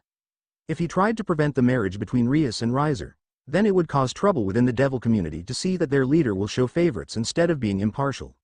Are you stupid? Said Naruto incredulously as Rias and her peerage were shocked at Naruto for insulting Sirzechs. He was insulting the current Lucifer. Meanwhile, Zeus, Venelana, Raviel, and Raven were a little ashamed as they were the ones who caused this mess. Grayfia just shook her head and sighed as she knew what Naruto was going to say next. You are supposed to be the strongest devil in the underworld and you're afraid of some old geezers? If something wrong happens in the community then you're supposed to fix it, including this marriage, said Naruto as he pinched the bridge of his nose, tired of politics. Aha. Yes, I'll keep that in mind the next time the elders try to take charge of something, said Sirzechs as he sheepishly rubbed the back of his head. Now that is out of the way, said Naruto as he turned his head away from Sirzechs towards Zeus, Raviel, Venelana, and Raven. What were you four thinking when you created the marriage between Riser and Rias? Questioned Naruto as he folded his arms and tapped his finger against his arm, annoyed that it was even created in the first place. His glare further made the four devils nervous under it. We were acting selfishly upon the prospect of joining the two families together, so we didn't think of the feelings toward our daughter Naruto-kun, said Zeus as Venelana nodded her head. There was a lot to be gained out of this. We thought everyone would gain something off of this, said Venelana. We are at fault too, said Raviel as Raven nodded. We should have noticed how Riser was acting at the time of the proposal and throughout the years as his arrogance increased tremendously. I, along with Raven, didn't know that young Rias was so adamant about not being married to Riser, so I'm sorry for that, said Raviel. I'm sorry about that too, Rias, said Raven as Rias accepted their apologies. I accept your apologies, Lord Phoenix and Lady Phoenix, said Rias as she turned her head towards Naruto. But I don't understand what is going on here. Why is Naruto scolding you for? Aren't you four older than him, as well as Onisama? Questioned Rias as she looked towards said mentioned devils. Ha ha ha ha. Do you hear that? I'm younger than you four. You understand, you G-chans and Ba-chans? Laughed Naruto as he pointed his finger at the four of them. Zeus and Raviel just laughed at what Naruto said, not taking him seriously. However, Venelana and Raven took it more seriously and started to get irritated the moment age was brought up. Naruto, eerily muttered both Venelana and Raven as they slowly got up, eyes shadowed as they slowly walked towards Naruto, who in turn walked backwards, suddenly afraid of the women. I'm not way younger than you fine ladies. I was just joking around. Yeah, I was joking around, said Naruto as he chuckled nervously. Venelana and Raven didn't stop their strides as they continued walking towards him. Two hands suddenly gripped Naruto's head as Naruto tried, and failed, to take the hands off of his head. "OW," shouted Naruto as the two hands lifted him into the air. The strength of an angry woman was incredible. Kami-sama, I pray to get out of this in one piece, thought Naruto as he failed to get rid of the two women's hands. Naruto, please stop misleading people and don't lie or else you will face the consequences, said Venelana as she didn't stop holding his head. Are you younger than us or older? Stated Raven as her smile was curved upward, expecting Naruto to make the right answer or else. I am older than you two beautiful ladies. You are both super young. Forgive me for being so wrong, shouted Naruto as the two ladies finally let go of his head. Meanwhile, the younger devils were just dumbfounded by what just played out between Naruto and the two mothers. What just happened and what was this interaction? Naruto is older than Venelana and Raven. Naruto, you're older than Okawa-sama? Aren't you the same age as us? Questioned Rias as she was shocked that Naruto was older than Venelana. This means that Naruto is older than 400 years old. I'm older than everyone here, so yeah, I'm the OG-san, said Naruto as he chuckled sheepishly. I'm immortal, so I manipulate how I look, just like the rest of the devils here. If you're immortal, then when did you meet Okawa-sama, Odo-sama, Raviel and Raven-sama? I'm missing something because they all seem to know you and I don't, said Rias as she started to question Naruto. I guess it's time to talk about how I met everyone here, huh? I'm guessing you have a lot of questions about me, my powers, and how I met your family, chuckled Naruto as Rias nodded her head vigorously, eager of finding out since the rating game. Without Naruto, I don't even think we would have been here right now. The underworld would have been a completely different place without him, added in Sirzechs as Naruto bashfully rubbed the back of his head. I didn't really do much. It was you guys who did most of the work. I just came in the end to help you guys out, stated Naruto. Moo, what are you guys even talking about? Stop being so vague and tell me what happened that would have changed the underworld without Naruto and how he met you four. Shouted Rias at Sirzechs as he chuckled at her. Ma Ria-tan, no need to be so angry. After all, I'm sure Naruto was just about to tell you everything anyways. After all, he is the best person to tell the story since he can show it instead of just talking, said Sirzechs as Rias quickly turned to Naruto, who flinched under her gleaming eye. Well Naruto, hurry up and tell me, shouted Rias. Hi. Well, before I show everyone the memories of the past, I'll tell you that I met your parents, Sirzechs and the Phoenixes during the middle of the Devil's Civil War, even Grayfia as well, said Naruto as Rias gaped at what he just said. This meant that without Naruto, the outcome of the war would have been completely different. Would I even be alive without Naruto? Would the anti-Satan faction even win without him? Thought Rias as she quickly jumped to conclusions that Naruto was always on the side of the devils. Hummed Naruto as he moved closer to Rias, who was still in thought about Naruto's affiliation during the war. Before you jump to any conclusions, I was not affiliated with the old Satan faction devils when I met them, nor was I throughout the entire war. I was on the side of the anti-Satan faction, said Naruto as Rias was shocked at how he knew what she was thinking. How did you know that? Said Rias, shocked at how Naruto knew what she was thinking. Don't worry about that right now. I'll just let you know that I helped throughout the entirety of the war and helped you guys, stated Naruto. He puffed his chest out in pride, feeling prideful at being so important during the war and doing so much, even though he didn't say anything about being so awesome. Venelana and Raven, who were still standing by Naruto's side, pinched his cheeks on both sides, knowing that Naruto wanted to show off. Oh wow, what did I do? Shouted Naruto as his cheeks were still being pinched. Stop trying to act so cocky. I know that you want to show how awesome you were, said Venelana as she said awesome with heavy sarcasm. Raven giggled as she saw the face Naruto was making and let go of his cheek, as did Venelana. So mean, muttered Naruto as he hung his head down in depression at being so called out so quickly. His awesomeness was not to be played with. Just hurry up and show me your memories, said Rias as she grew tired of waiting and wanted to know what happened during the Devil Civil War already. This guy was flirting around with her mother and the Phoenix and she was getting annoyed by it. What's this feeling I'm getting in my chest? It kind of hurts, thought Rias as she felt a burning feeling. Was this jealousy or something else? Okay. It's time to show the memories of my awesomeness, shouted Naruto, already out of his depressed states, standing tall and proud of his accomplishments in the past. Venelana and Raven just sighed at how he always focused on his awesomeness while Zeus, Raviel, and Sirzechs laughed at Naruto's actions. Everyone gather in the center so I can show all of you the memories, stated Naruto as he quickly started to focus. Everyone in the room got to the middle of the room and waited for Naruto to finish and tell them what to do next. Now everyone close your eyes and immediately, you will see the events unfold, said Naruto calmly as they did what he said and closed his eyes. Naruto focused his chakra and pulsed it towards the middle of the room, where the rest of the devils were. The devils in the middle of the room felt the pulse of chakra and slowly, their minds started to drift away. Suddenly, in each of their minds they saw the beginning of the introduction between Naruto, Zeus, Venelana, Raviel, and Raven during the Devil Civil War. Memory introduction, middle of the Devil Civil War. Shit. Cursed Zeus as he, Raviel, Venelana, Raven and few other devils were gathered in a tent. Zeus was currently dressed in a dark red military outfit with black combat boots, short red hair, and a goatee. What are we going to do? Some of our forces got flanked by the enemy devils and our numbers are slowly losing, said Venelana, worried by what was currently happening. Venelana was wearing a combat bodysuit that hugged her curves nicely, hair in a ponytail and dark red boots. She did not want to lose the war and didn't want any more devils to die because of this war. We need to retreat or else more of our forces will fall.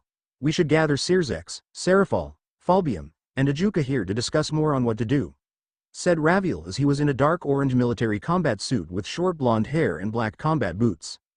We need to see if any more of our forces are getting attacked as well or else we can't bring the four over here to discuss more, calmly stated Raven as she like Venelana was dressed in a bodysuit that hugged her curves nicely with black combat boots. Her blonde hair was in a braid draped over her shoulder. Bring all of the injured devils to me so I can heal them as fast as possible, said another devil. Dressed in a light blue combat suit, with black hair and glasses was Stephen Cetri, current head of the Cetri clan. I'll help to bring the injured devils over here, along with Venelana and Raven, said another devil. Also dressed in a light blue bodysuit that hugged her curves nicely was a woman with long black hair and glasses. Her name is Serena Cetri, wife of Stephen Cetri. The other devils in the room nodded their heads at the plan given to them. The priority at the moment was the retreat and save any injured devils on the battlefield to regain some of their force. Good. I'll tell Sirzechs right now so he and the other three can come here to discuss more. Let's go, stated Zeus as the rest of the devils nodded and left. With Sirzechs, everyone retreat, shouted Sirzechs as he was currently fighting some of the devils from the old Satan faction. They were currently fighting in a forest where a cave was located within a mountain. Be gone, shouted Sirzechs as he blasted a few devils with the power of destruction, clearing the area for the devils of the anti-Satan to retreat. Go go go, shouted Sirzechs as the devils quickly left to go back to base. Before Sirzechs could go with them, he was blasted by some energy, sending him flying towards a cave by a mountain. Gah! Gasped Sirzechs as he went deep into the cave, crashing at a wall, causing a rumble within the cave. Suddenly, the cave collapsed in front of him because of the shockwave caused by his hard crash. Light quickly left the cave and Sirzechs was trapped. Shit! Cursed Sirzechs as he didn't see any light coming from outside the cave. Looking around he noticed that the cave went deeper inside and a faint glow was emanating from deep within it. Curious about what that light is, Sirzechs started to make his way deeper inside the cave and saw that the light that was emanating from within the cave were blue flowers that gave off a faint glow and a tombstone was in the middle. Here lies Naruto Uzumaki, the master of awesomeness and power, said Sirzechs as he sweat dropped at what the description said. This was either something fake or the person who created the tomb was incredibly stupid. Huh? Questioned Sirzechs as something just appeared before him, and what appeared was a piece of paper. You have located my sanctuary. Never reveal the location of my sanctuary and you will be rewarded with a wish. If you want to use your wish now, shout, Naruto Uzumaki, rise, and I shall come. If you ever reveal the location of my sanctuary, then you will die as a result. Read Sirzechs as he read the consequences and reward. Sirzechs deeply thought about the wish and noticed that this Naruto Uzumaki could help him win the Devil Civil War. All I have to do is not reveal the location of this sanctuary and I should be good. But wouldn't other devils have gone inside already? This seems too good to be true, thought Sirzechs as he was skeptical about it. Trying it out for the sake of winning the war, Sirzechs shouted out Naruto's name. Naruto Uzumaki, rise, shouted Sirzechs as he read the chant from the paper. At first nothing happened, making Sirzechs sigh at the supposed wish that this Naruto Uzumaki was going to grant him, but after a few moments, a bright light emanated, blinding Sirzechs, forcing him to close his eyes. After a few moments after the bright light, Sirzechs opened his eyes and saw that a man, roughly the same height as him with bright blonde hair and electric blue eyes was facing him. Sirzechs noticed the man had a forehead protector on him and was dressed in a long red garb with sandals. "Are you Naruto Uzumaki?" questioned Sirzechs as the newly introduced person nodded his head, staring intently at Sirzechs, making the latter sweat slightly at the intense gaze. "Yes, I am. I see that you have found my sanctuary. Congratulations, you are the first one to do so in a century, so that must mean that you are strong," stated Naruto, impressed that someone has finally been able to find his resting spot in a century. Time really does become insignificant when you become immortal, so 1 century wasn't at all spectacular for him. How am I the first one to find this place in a century? Shouldn't this place have been easy to spot because of the fact that it's in a cave? Any devil could have already went in the cave to spot this, so how am I the first? Spouted off Sirzechs as he was greatly confused by Naruto's statement. "Calm down, you idiot," said Naruto as he grew irritated by Sirzechs' questions. No normal devil could see this sanctuary because it is covered in an illusion that only the strongest can identify. If any weak being were to enter this cave, they would only wander deeper into the cave, not being able to see the tomb or flowers, said Naruto as he pointed towards the tomb and blue flowers that emanated a faint glow. "So, what wish do you wish to make for me to grant? I will be able to grant you one wish of your desire," said Naruto as he stared intently at Sirzechs, waiting for an answer to be given to him so he could quickly grant him. "Well, you see," said Sirzechs as he stared back at Naruto, "I currently need help right now. There is a devil civil war going on at the moment between those who support the old Satans, Lucifer, Asmodeus, Beelzebub, and Leviathan, while there is the opposing side who wants to get rid of the old Satan ways. I am in the anti-Satan faction and right now we are losing. Please help end this war and defeat the anti-Satan faction," shouted Sirzechs as he bowed to Naruto, hoping that he would grant his wish. "Rise up," said Naruto as he didn't know his name. "Sirzechs Gremory," stated Sirzechs, head still down on the ground. "Rise up, Sirzechs Gremory. I shall grant you your wish. It is a pretty selfless wish that you desire. Are you sure that this is the wish that you want to be granted and not anything else like more power, fame, or money?" questioned Naruto as Sirzechs shook his head at all those suggestions. "No, I wish for the anti-Satan faction to win this war and to change the ways of the devil community. I want there to be change within the devil community, and the first step towards doing so is to defeat the old Satan faction," said Sirzechs, strong on his belief. "Okay. I shall help you win this war and change the fate of the devil community," said Naruto, feeling a sense of nostalgia at what Sirzechs said, reminding him of when he was younger and aspired to do something similar. "Take me to them now and I shall eliminate them all," said Naruto as Sirzechs shook his head. "First, we have to go to my parents. They called me to group back up to think of a strategy. After we do that, then we will strike at the enemy," said Sirzechs as Naruto nodded at what he said. "Let's get out of here now." Before Sirzechs could go back towards the entrance of the cave, a large blast landed on the side of the cave, effectively creating an opening to the outside. "Let's go," said Naruto as he went towards the path that he blew up towards the outside, while Sirzechs could only stare at what he just did, amazed at his power. I couldn't even sense him charge up his power to create such a large explosion. How strong can this guy be? Thought Sirzechs as they left the cave. "So where is this base of yours where the rest of your people will meet up?" questioned Naruto as Sirzechs told him the location. "Close your eyes and picture the place," suddenly said Naruto as Sirzechs looked skeptical at what Naruto was going to do to him. "Don't worry about me trying to do something to you. I'll just get to the location a little faster," said Naruto, giving Sirzechs the first smile since the time he met him. Sirzechs nodded his head, slightly reassured that nothing was going to happen to him, but still a little skeptical.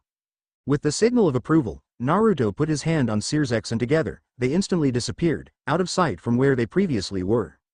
"Wo," said Sirzechs as he felt lightheaded at what just happened and fell on the ground, confused at what happened to them. Suddenly, Sirzechs noticed that he was in a tent, surrounded by Zeus, Venelana, Raviel, Raven, Serena, Steven, Seraphol, Falbium, Abuja, and several other devils. Next to him was Naruto, who stood tall. As the devils were shocked that Sirzechs quickly appeared before their eyes, they instantly went on guard the moment they saw Naruto next to Sirzechs. "Who are you and what are you doing with Sirzechs?" questioned Zeus as he prepared to fight back if Naruto would attack. "I am simply but a human helping on behalf of Sirzechs. I will help end this war between your side and the opposing side," said Naruto as Sirzechs got up and nodded. "That's right. Naruto is going to help us to win the war. He is incredibly strong and can do us a great help," said Sirzechs as the devils slowly looked around towards each other and nodded, trusting Sirzechs' word. "All right, if you say so. We will trust you," said Venelana. Naruto looked towards Venelana, staring intently at her for a moment before doing the same towards Raven and Serena. You have some beautiful sisters there, Sirzechs. Are most female devils this good looking or something? Said Naruto towards Sirzechs as he pointed towards the three women. Sirzechs laughed at Naruto as Naruto was confused at why he was laughing at him. The three women blushed at being called beautiful as no devil ever openly said that they were and were too afraid to do so. Those are not my sisters. The brunette is my mother. The blonde is Lady Phoenix and the black-haired woman is Lady Cetri. Wheezed Sirzechs as he tried to regain his breath. Ah. Forgive my rudeness and ignorance, said Naruto as he appeared in from the of three of them and kneeled down in front of each of them. He kissed the back of their hand as a form of apology. Venelana, Raven, and Serena once again blushed at the action that Naruto has done because no one ever had the guts to do it to them. It's okay, stuttered Raven as she inwardly cursed for stuttering in front of a person she just met.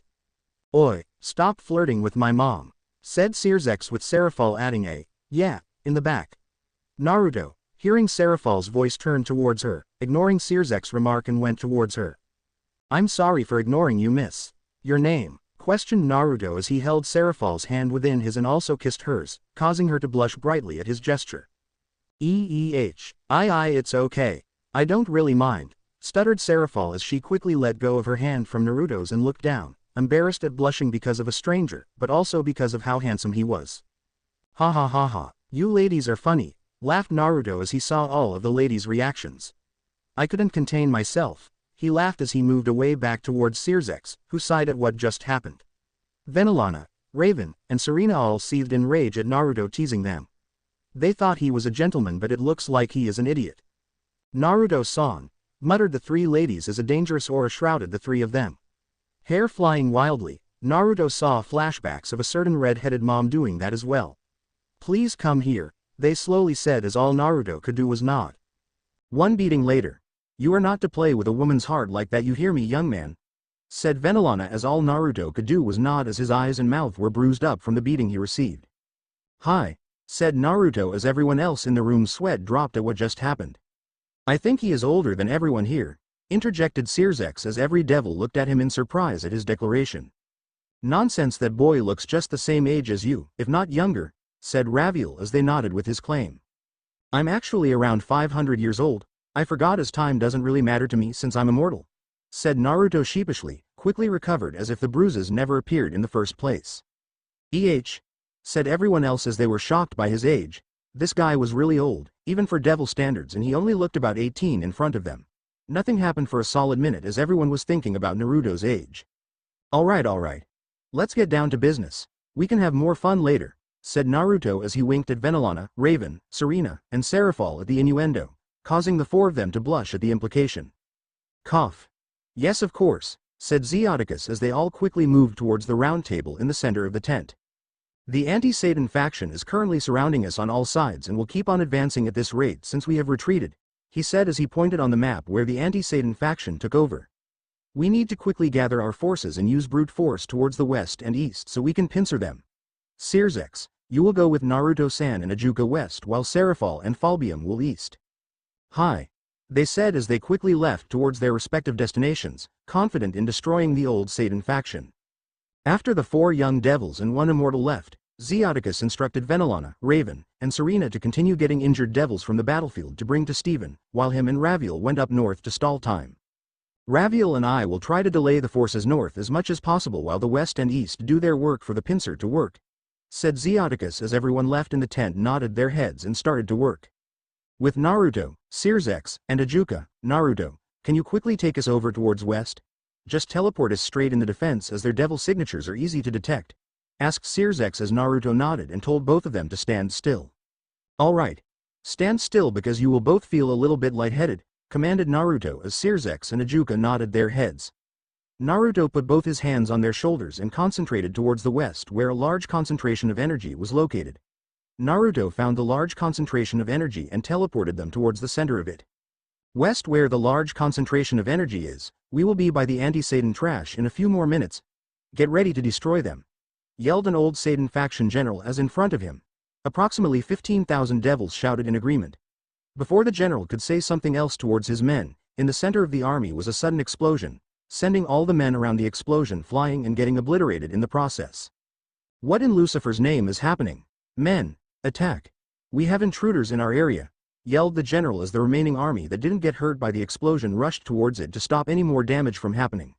Those that rushed towards the explosion were suddenly destroyed by a large beam of dark concentrated energy. The energy from the general's men were being directed towards their own comrades. Power of destruction, shouted the general as he realized there were a few prominent annoyances in the anti-Satan trash. Sirzechs Gremory. Ajuka Astaroth, shouted the general as the smoke dissipated showing Sirzechs and Ajuka attacking with Naruto watching. How did these trash get here so fast? We should have sensed them coming towards us, but how did they attack the center of my army? Thought the general as he noticed more and more of his men getting destroyed by them.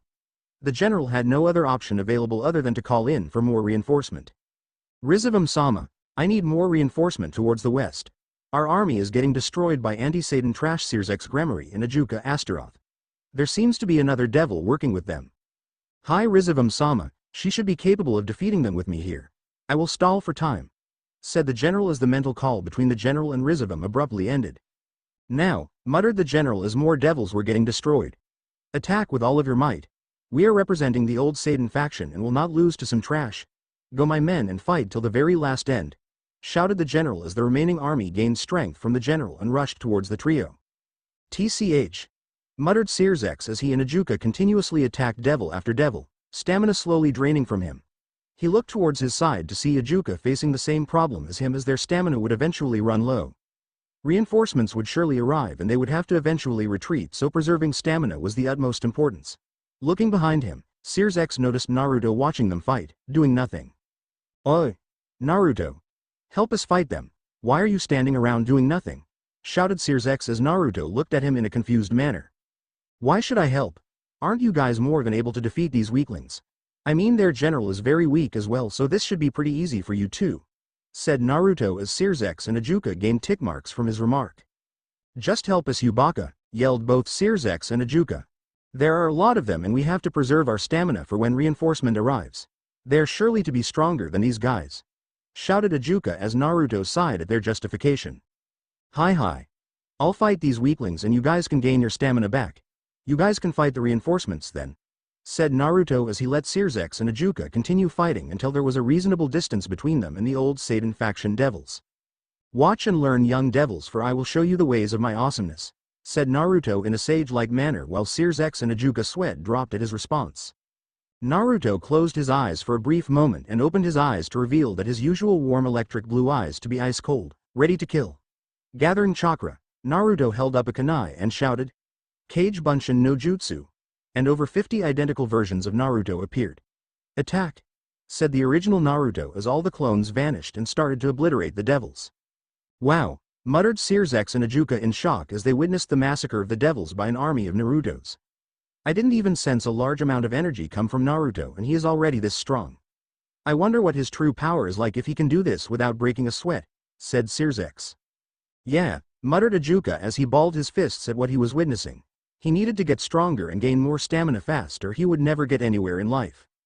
As the old Satan faction army was quickly depleting, the general was shocked at the rate at which it was happening. Who was this random guy and how was he so strong?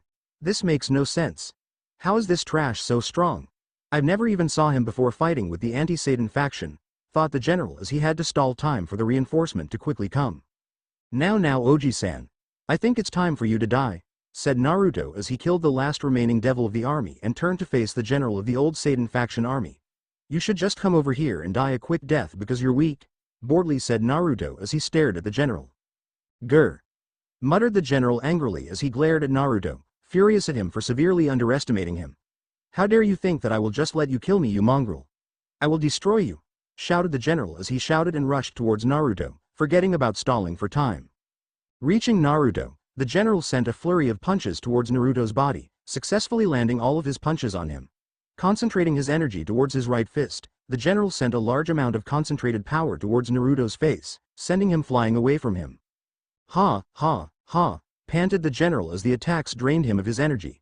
He looked ahead to see that Naruto stopped himself and was standing a few meters away from the general, not moving at all. I must say, you pack quite a punch, said Naruto as he spit blood out of his mouth and started to walk towards the general. I'm sorry for underestimating you, Oji-san, because you're pretty strong. As Naruto continued to walk, All the general could do was look on in shock at what happened. What the fuck just happened? This guy is a monster. I charged most of my power towards my hand and punched him with it and he's not even phased. Before he could continue his thoughts, Naruto appeared directly in front of him and sent a chakra-enhanced fist his way. Gah! Shouted the general as he flew backwards and onto the ground. Shit, that fucking hurt, said the general as he struggled to get back up, but only to come crashing back down. Ha ha ha. You think you can get back up? I won't let you, Oji-san, shouted Naruto as he repeatedly stomped on the general's chest, further pushing him deeper into the ground, cracks forming around them. What a sadist, said Ijuka, noticing that Naruto was greatly taking pleasure towards the pain he was inflicting towards the general. He isn't even going to stop anytime soon, is he? Said Ijuka as he looked towards Sirzechs. Why yeah, he said as he shouted towards Naruto. Oi, Naruto, I think he is already down now. Huh? Said Naruto as he snapped out of his sadistic tyranny and saw the general lying on the ground, barely breathing and badly beaten up. Oh, sorry, said Naruto as he let his sadistic side get the better of him. Well, it looks like someone else showed up, so I guess I just finished just in time, said Naruto as he looked ahead of him. A mysterious figure appeared in the distance and what slowly showed was a beautiful woman with long silver hair in a braid. She was wearing a tight battlesuit that was all black that hugged her voluptuous figure nicely. She had an hourglass figure with shapely hips. Her face was unblemished and the only makeup she wore was bright red lipstick. Her silver eyes stared down Naruto. Get off of the general, you trash, said the mysterious figure as she suddenly appeared in front of Naruto and punched him towards Sirzechs and Ijuka. Whoa there, said Sirzechs and Ijuka as they broke Naruto's fall that was heading their way. Who is that pretty woman? Said Sirzechs as he was mesmerized by her beauty. I believe she is the reinforcement to come help, coughed Naruto as he coughed up blood. Shit, she is pretty strong. Plenty times stronger than that so-called general over there, said Naruto as they saw the woman healing the general. Are you all right, sir? Said the woman as she healed the general. Yes. Thanks to you. You have saved my life, so I thank you, Grayfia, said the general as the now named Grayfia nodded her head at the general. Be careful. The blonde-haired man is strong, possible even stronger than the Gremory or Astaroth, so be warned. I don't know if you can take 3 of them on together. Don't worry about me. Just rest and gather your strength, said Grayfia as she finished healing the general and stood up, facing the trio. You guys are fighting this one, right? If you need help then I will, but for now I will watch, said Naruto as Ijuka and Sirzechs nodded their heads in agreement. They let go of Naruto and walked up towards Grayfia, waiting to see her reaction. So you two will be fighting me, huh? Get ready to die, muttered Grayfia as her silver eyes flashed a bright red before she rushed. A mysterious figure appeared in the distance and what slowly showed was a beautiful woman with long silver hair in a braid. She was wearing a tight battlesuit that was all black that hugged her voluptuous figure nicely. She had an hourglass figure with shapely hips. Her face was unblemished and the only makeup she wore was bright red lipstick. Her silver eyes stared down Naruto. Get off of the general, you trash, said the mysterious figure as she suddenly appeared in front of Naruto and punched him towards Sirzechs and Ijuka. Whoa there, said Sirzechs and Ijuka as they broke Naruto's fall that was heading their way. Who is that pretty woman? Said Sirzechs as he was mesmerized by her beauty. I believe she is the reinforcement to come help, coughed Naruto as he coughed up blood. Shit, she is pretty strong. Plenty times stronger than that so-called general over there, said Naruto as they saw the woman healing the general. Are you all right, sir? Said the woman as she healed the general. Yes. Thanks to you. You have saved my life, so I thank you, Grayfia, said the general as the now named Grayfia nodded her head at the general. Be careful. The blonde-haired man is strong, possible even stronger than the Gremory or Astaroth, so be warned. I don't know if you can take 3 of them on together. Don't worry about me. Just rest and gather your strength, said Grayfia as she finished healing the general and stood up, facing the trio. You guys are fighting this one, right? If you need help then I will, but for now I will watch, said Naruto as Ijuka and Sirzechs nodded their heads in agreement. They let go of Naruto and walked up towards Grayfia, waiting to see her reaction. So you two will be fighting me, huh? Get ready to die, muttered Grayfia as her silver eyes flashed a bright red before she rushed. Present, die in the name of Lucifer, whispered Grayfia as she rushed towards Sirzechs and Ijuka with the intent of killing them both. Gathering an immense amount of demonic energy, Grayfia created several dragons made out of ice. Ice of the devil. Dragon, said Grayfia as she commanded the dragons of ice to rush towards Sirzechs and Ijuka. Sirzechs and Ijuka were not prepared for the female devil to suddenly rush towards them and could only defend themselves from the ongoing attack. As the dragons rushed towards them, Sirzechs was barely able to produce some of his power of destruction to destroy the dragons before it could attack him. Ajuka. Get behind me fast, yelled Sirzechs as Ajuka did what he was told and went behind Sirzechs. Luckily, he was able to make it in just before the dragon got to him and Sirzechs was able to block the ongoing attacks. Boom! The dragons shattered in a flurry of icicles raining down in the area. All that was seen was an ice cloud surrounding Sirzechs and Ajuka with icicles raining down on them. Shit! Cursed Ajuka as he saw that the attacks still kept on coming even though they destroyed it. These ice dragons are a pain in the ass. I will deal with these annoying icicles, said Ajuka as he summoned his magic. Conqueror Formula Number 1. Protect! Shouted Ajuka as a flurry of equations and formulas appeared above them, guarding against the ongoing icicles. Off to the side with Naruto, these guys should always be prepared for anything, yet they look like complete amateurs, muttered Naruto as he watched Sirzechs and Ajuka protect themselves from the attacks made by Grayfia. Several stray pieces of ice were making their way towards Naruto, but before it could attack him, they exploded. She is a pretty strong fighter, I'll give her that, and it looks like those ice dragons were just a decoy for the main attack, said Naruto as he watched Grayfia continue her rush towards the two male devils as they were defending themselves in the cloud of ice. Back with Grayfia, Ice of the Devil. Blizzard, said Grayfia as a powerful blizzard was created, enhanced with her powerful devil energy to make it even deadlier. Sirzechs and Ajuka couldn't handle the onslaught that Grayfia was giving to them as the blizzard and the icicles hurt them every so often. Shit, her ice really hurts, said Sirzechs as a flurry of ice kept on hitting him, adding on to the layer of demonic energy made it even worse. Sirzechs and Ajuka's clothes were being shredded, giving the ice the chance to directly penetrate their skin. Sirzechs.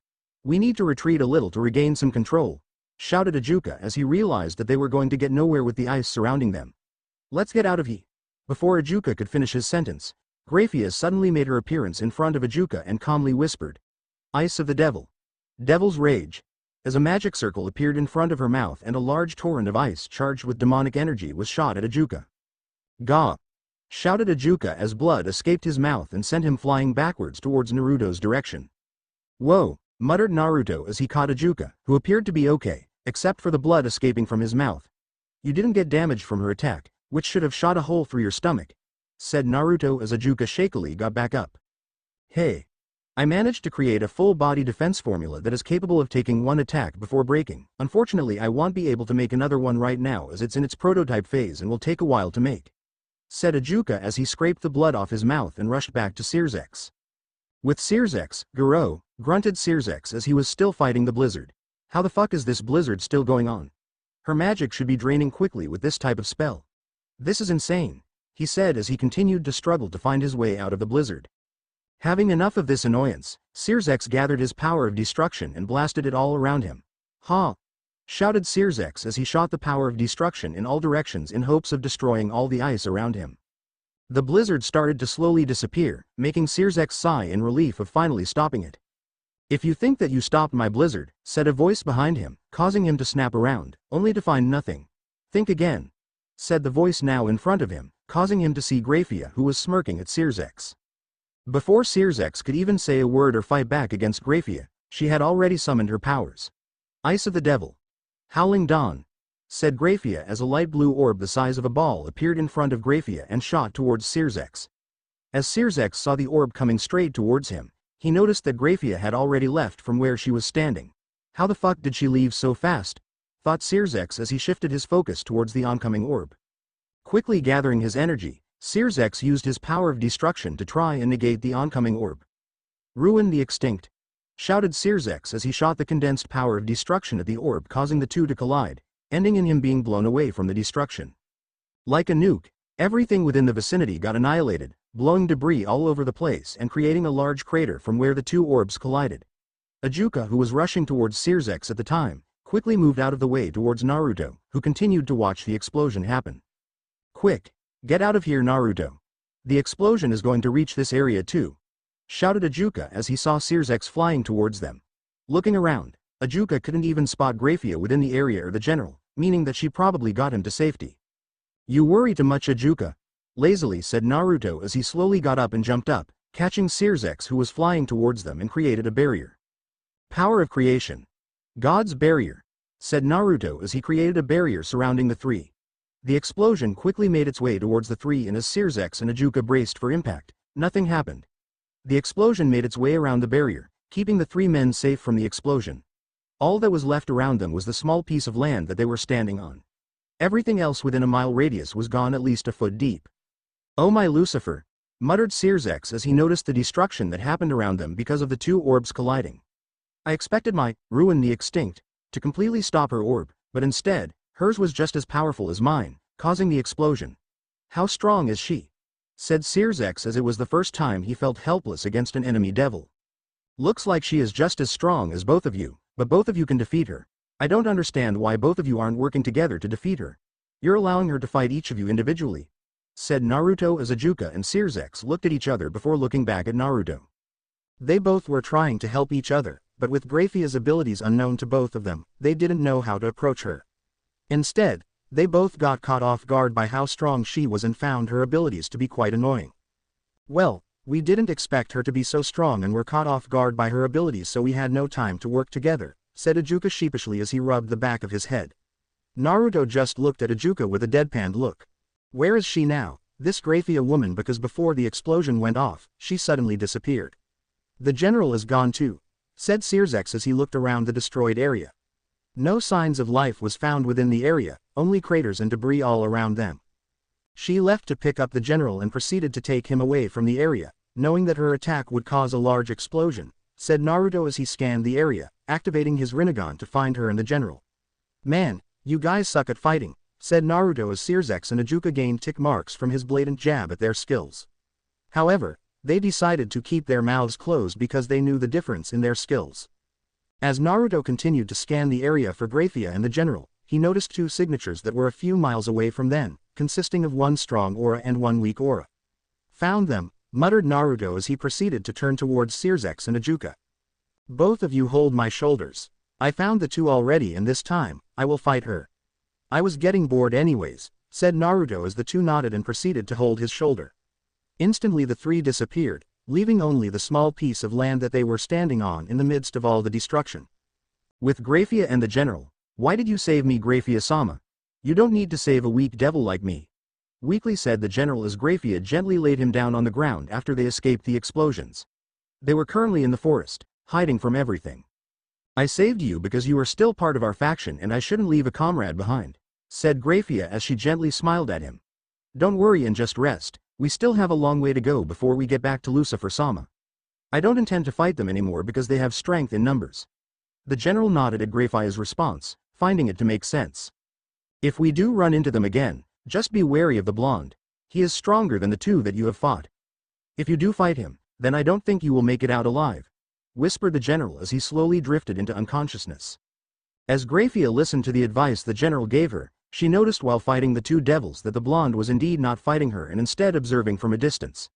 She noticed that when some of the icicles from her spell were about to land on the blonde, he blocked it with little effort, proving that he was competent and potentially powerful to make it seem like her icicles were nothing.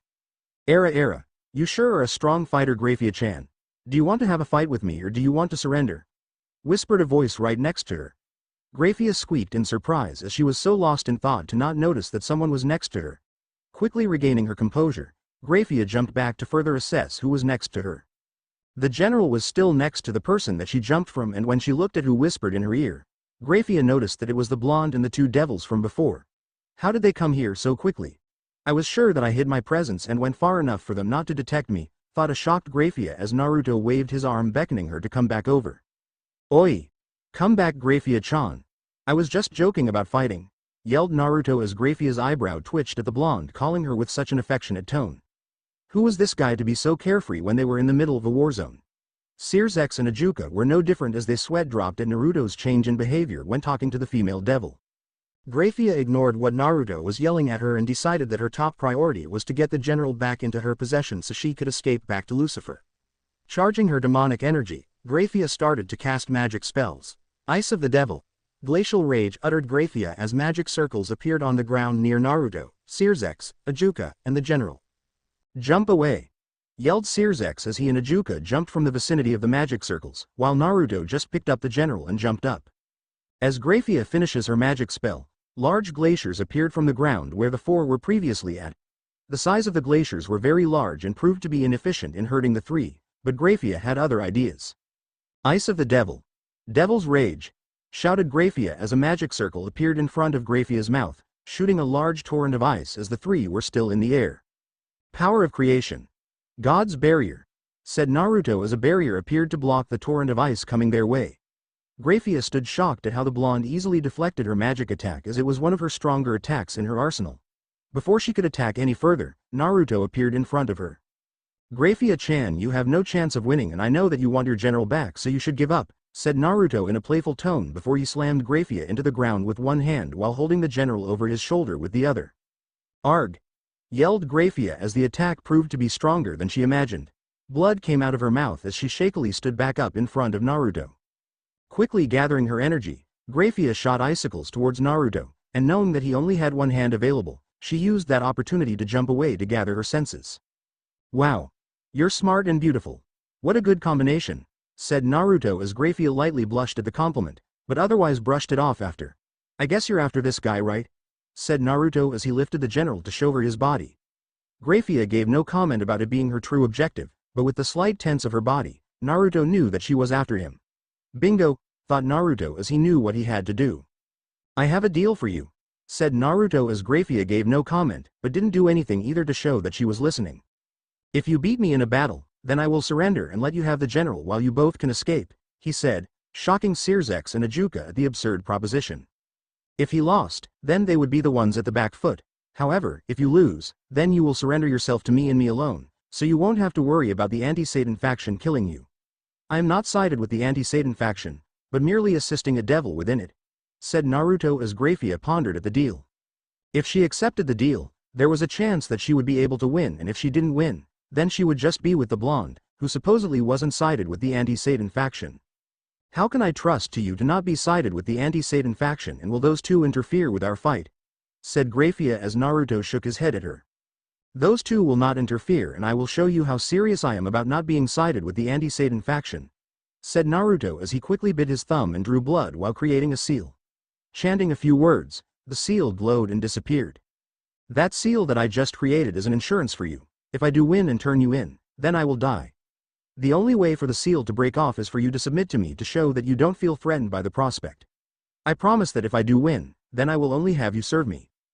Grayfia, Ajuka, and Sirzechs were surprised by how dedicated Naruto was to ensure that Grayfia would not die if he were to win the match and to also ensure her escape if she were to win. Grayfia couldn't help but feel something swell in her chest when she noticed the dedication the blonde had to ensure that she would not die if he were to win. Feeling compelled to trust the blonde, Grayfia decided then. What is your name? Said Grayfia as Naruto grinned at her. Naruto Uzumaki, I'm sure you will remember it, beautiful, smiled Naruto as he winked at her. I see. Then Naruto-san, I agree to your terms and will fight you, said Grayfia, unfazed by his blatant flattery, as Naruto nodded at her and set the general down to face her. As the two stood across from each other, neither made a move. A long, silent 5 minutes have passed and all Naruto and Grayfia have done was stand still. Neither of them have done anything of significance to each other, seemingly frozen in time. With Sirzechs and Ajuka. What are they even doing? Questioned Sirzechs as he stood on the sidelines with Ajuka, waiting to see them both fight, but all he saw was them standing still. He thought that they were going to fight, so was he missing something? Ajuka, still focusing his eyes towards Naruto and Grayfia, told Sirzechs why they were exactly doing that. They are gauging each other's powers to see who will attack first. They both understand that if one of them strikes first, then the other will have the advantage to counter and most likely take control of the entire match. Everything lies within the first attack, stated Ajuka as his calculated eyes narrowed at the sudden spike of power from Naruto.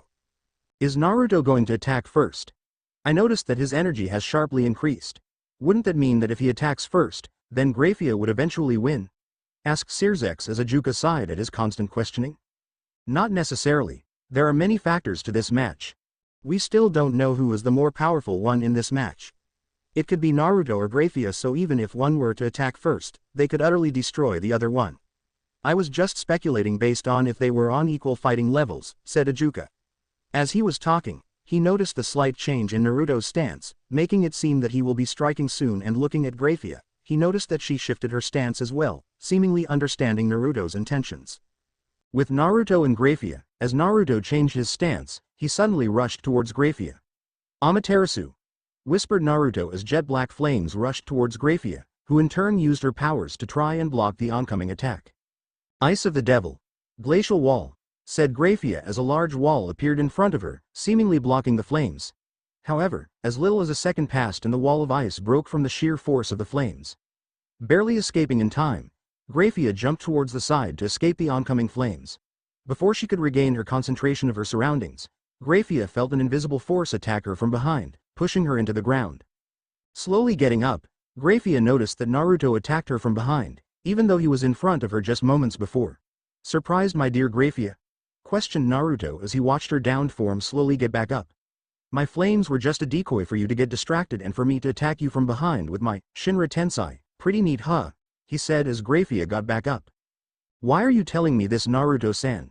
You are telling your secrets to an enemy," coldly stated Grayfia as she refocused on the fight. "I won't get distracted that easily anymore." "So cold," smiled Naruto as he got back into his fighting stance. With no sort of indication, whether it was a spike in power or change in stance, Naruto rushed once again. "Shinra Tensei," whispered Naruto as an invisible force made its way towards Grayfia. This time, Grayfia was ready for the push made by Naruto and made countermeasures to evade the attack. Understanding his attack, Grayfia used her wings to fly up in the air to avoid the attack and charged up her magical power. "Ice of the Devil. Devil's Rage," shouted Grayfia as a large torrent of ice made its way towards Naruto. "Power of Creation. God's Barrier," calmly whispered Naruto as a barrier surrounded Naruto, blocking the ice from attacking him. As the ice cleared away from him, he noticed that Grayfia was no longer in the air. Suddenly he saw a blue orb just a few feet away from him. The same attack used against Sirzechs was coming his way. "Shit. I can't create a barrier in time," cursed Naruto as he braced for the explosion that would come his way. A long period of silence lasted around the battlefield, only for a large explosion to be heard from all around. Sirzechs and Ajuka had to fly away from the explosion while Grayfia was already away. As the explosion occurred, no one could see what became of Naruto or even if he had even survived the attack. As the dust and smoke cleared the area, the three devils heard a voice from within the explosion. "I guess I shouldn't have explained my techniques, huh?" said Naruto as when the smoke cleared, what they saw was Naruto with gashes and bruises were surrounded by blood. However, if one would look closely, they would see that the gashes and bruises were already healing at an abnormal rate. Sirzechs and Ajuka let out a sigh of relief that the fight wasn't over and they still had a chance for a powerful enemy to be on their side. Grayfia, in the meantime, didn't show it, but she was shocked by how fast Naruto's healing factor was and that he wasn't at all fazed by one of her powerful techniques. "This guy is very dangerous. I need to watch out for his attacks and constantly damage him to slow that healing factor of his," thought Grayfia. As she was thinking of her strategy, Grayfia failed to notice that Naruto had already left the spot from where the explosion was and already was behind her. "You're distracted right now, my dear Grayfia," whispered Naruto from behind, snapping Grayfia out of her thoughts. Before she could even do anything, Naruto slammed her down towards the ground. As Grayfia was falling towards the ground, in hopes of breaking her fall, she used her wings to reduce the damage, but what shocked her was that Naruto was already waiting for her down below. Grinning at her, Naruto focused his energy towards his hand, and when Grayfia was a few moments away from him, he punched her in the stomach, sending her back into the air. "Arg!" shouted Grayfia as blood sprayed out of her mouth from the force of his punch. Dazed from the punch, she never noticed that Naruto was behind her once again, waiting with a blue spiral ball of energy. "Rasengan," said Naruto as the blue ball of energy was launched onto her back, sending her down to the ground. Struggling to get up, Grayfia now had a hole gaping in her stomach. Grayfia had to resort to use her healing magic to heal as quickly as possible. "Devil's Blessing. Heal," whispered Grayfia as a hue of green magic surrounded her hand, where she then put it near her stomach. Any sort of hole that was once there was now gone, and all that was left as a result was her beautiful pale-toned stomach. "Wow," whistled Naruto as he witnessed Grayfia using her healing magic. "Your healing magic is pretty good. Almost as good as mine," he said as Grayfia had a small scowl at the comment. He was basically saying that he was better than her and was almost as good as him. "The nerve of this guy to underestimate me," thought Grayfia as she calmed down and started to focus. Off to the side with Sirzechs and Ajuka, "Looks like she is getting serious now," said Ajuka as he noticed how Grayfia was focusing more and more, gathering her energy. "She wasn't serious before, because it looked like she was pretty serious when she was getting beaten up by Naruto," said Sirzechs as he thought that Grayfia was just weaker than Naruto and couldn't really put much of a fight against him. No, she was never taking the fight seriously, but merely gauging how strong Naruto was. It looks like it failed for her because she ended up taking a lot of damage. I'm sure that Naruto wasn't taking the fight seriously yet either and still isn't, stated Ajuka. Do you think this fight will end soon? It looks like it will take a while before a victor emerges? Questioned Sirzechs as Ajuka thought about it for a moment before giving his answer. This fight will either end really soon or will drag on for a while. I don't think that there is a middle ground for how long this fight will last based on their power. Either someone gets the upper hand and completely destroys the other, or none do and will cause a game of endurance, he said as Sirzechs nodded at his logic. Back to the fight, as Grayfia focused, Naruto noticed the sharp increase in her power and the aura she was emitting because of the power. She is starting to get serious now. Hopefully she will give me an amazing fight, thought Naruto as he too started to focus and build up his energy. As both of them gathered up their energy, the ground around them started to shake because of the sheer power they were emitting. Sirzechs and Ajuka even had to wipe off the sweat that was building because of how strong they both were. Suddenly, Grayfia made the first move. Ice of the Devil. Howling Dawn, whispered Grayfia as the blue orb of energy made its way in front of her and was launched towards Naruto. Hey! You think that will work on me twice? Shame on you, said Naruto as he dodged the oncoming attack, but what surprised was that Grayfia was not deterred by his response, but merely smirked. Ice of the Devil. Dragon, shouted Grayfia as a large dragon made of ice flew past Naruto towards her blue ball of energy. The dragon used its mouth to latch onto her previous spell and made its way towards Naruto. Fuck, cursed Naruto as he had to brace himself for the attack as he did not expect a combined attack from her two spells. Finally, muttered Grayfia as she was getting drained from using such powerful attacks at the same time. Just when she thought she could regain some of her energy back, clapping was suddenly heard from her right. Naruto was on her right, unscathed by the attack and looking well. I must say that was very well in execution, said Naruto as he applauded her effort. However, I'm sorry to say this but I substituted myself with a clone to avoid your attack. Remember when I sent you flying to the ground and hitting you back up? The me on the ground was my clone? Grinned Naruto as Grayfia's eyes grew wide at such a powerful technique. You were indeed a powerful foe, but I'm sorry to say that this match will end very soon in my favor, said Naruto as he rushed towards her. Grayfia, having been drained of her energy from her spells, closed her eyes and braced herself for an attack to hit her, but it never came. Slowly opening her eyes, she noticed that Naruto's eyes have changed and instead of his usual blue were replaced with blood-red eyes with circular lines with black dots. She heard him mutter, "Tsukiyomi," before she went unconscious. Inside Tsukiyomi world, Grayfia's eyes opened as she saw herself surrounded in a pitch-black area with Naruto being the only living being seen. She saw Naruto coming towards her and braced herself for another attack, but like before, it never came, leaving her confused. Right now you are trapped in an illusion that will last for 72 hours, but will only last a few seconds in the real world. If you wish to give up, now would be the time to do so, or I will use measures to make sure that you are certain to lose, stated Naruto as Grayfia took note of her surroundings. What will happen if I choose not to give up? What will you do then? Questioned Grayfia as Naruto chuckled at her question. I don't have to tell you that, but since I'm feeling nice I'll tell you. If you choose not to give up, I will make you fight me for 72 hours to show the difference between our powers and just how strong I am compared to you, he said as Grayfia thought about her options and ultimately came to a decision. I'm sorry Naruto-san, but I will not give up that easily. If I gave up, then I would be a disgrace to the Lucifage household and to Lord Lucifer himself. It would also not be wise to look down upon me as I am quite capable of defending myself, said Grayfia as Naruto smiled at her. Very well. You shall fight me and witness the power of someone that is on a different class than you, he said as he readied himself to fight, as did Grayfia. Outside the Tsukiyomi world, just 3 seconds have passed before Grayfia, who was standing, fell down to her knees, a look of defeat etched across her face as she fought Naruto for 72 hours to see who was stronger. Naruto, who was standing in front of her, crouched down and used his hand to lift her chin up to face him. Do you admit your defeat now and serve me for eternity, or will you perish on the battlefield? Whispered Naruto as Grayfia looked Naruto in the eyes and gave her answer. With Sirzechs and Ajuka, what just happened? Questioned Sirzechs as he noticed that a few seconds ago, Grayfia was putting up a fight against Naruto and the next few seconds was of her standing still then falling to her knees. It looks like it's over in favor of Naruto, but I didn't think it would happen this fast. I would have expected Grayfia to put more of a fight against him, said Ajuka as he noticed the way the blonde waited for Grayfia to open her eyes to look at him in the eyes. Maybe it has something to do with the way his eyes change, thought Ajuka as he grew more curious about learning Naruto's powers. Well, whatever happened, we should go to them right now as they are coming towards us, said Sirzechs as he and Ajuka flew over to them where Naruto grinned at them and Grayfia was as stoic as she could be. Both of you, say hi to Grayfia Lucifage, she is now helping you guys. Cheered Naruto as he put his arm around Grayfia, who lightly blushed at the action. However, muttered Naruto as the air grew heavy, if your fellows wish to scorn her or make her try to do something I deem unreasonable like execution, then I will not hesitate to kill them and abstain her from helping you guys, said Naruto. Of course, said Sirzechs as he nodded his head furiously. I will make sure to tell our allies that Grayfia is now helping us and will make sure that she doesn't receive any negative treatment.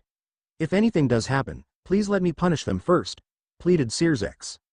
Fine, sighed Naruto, making Sirzechs and Ajuka breath a sigh of relief from the potential unnecessary deaths on their side. Well, what are you waiting for? Let's go back to base and end this war as fast as possible, said Naruto as he still had his arm around Grayfia, who made no effort to get it off. Yes, let's, said Ajuka, before he remembered something. Wait, what about the general? What will we do with him? He said as Naruto and Grayfia both forgot about him. All of them looked towards the downed form of the general.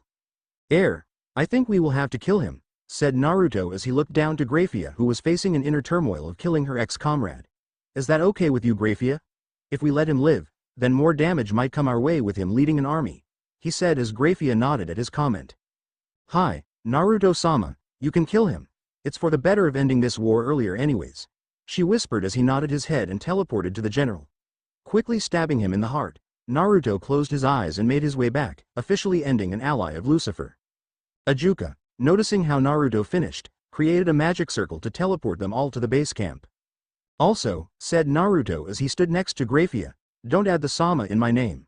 Just call me Naruto or Naruto-kun, okay? Said Naruto as he smiled at her, causing her to slightly smile at his kindness. Okay.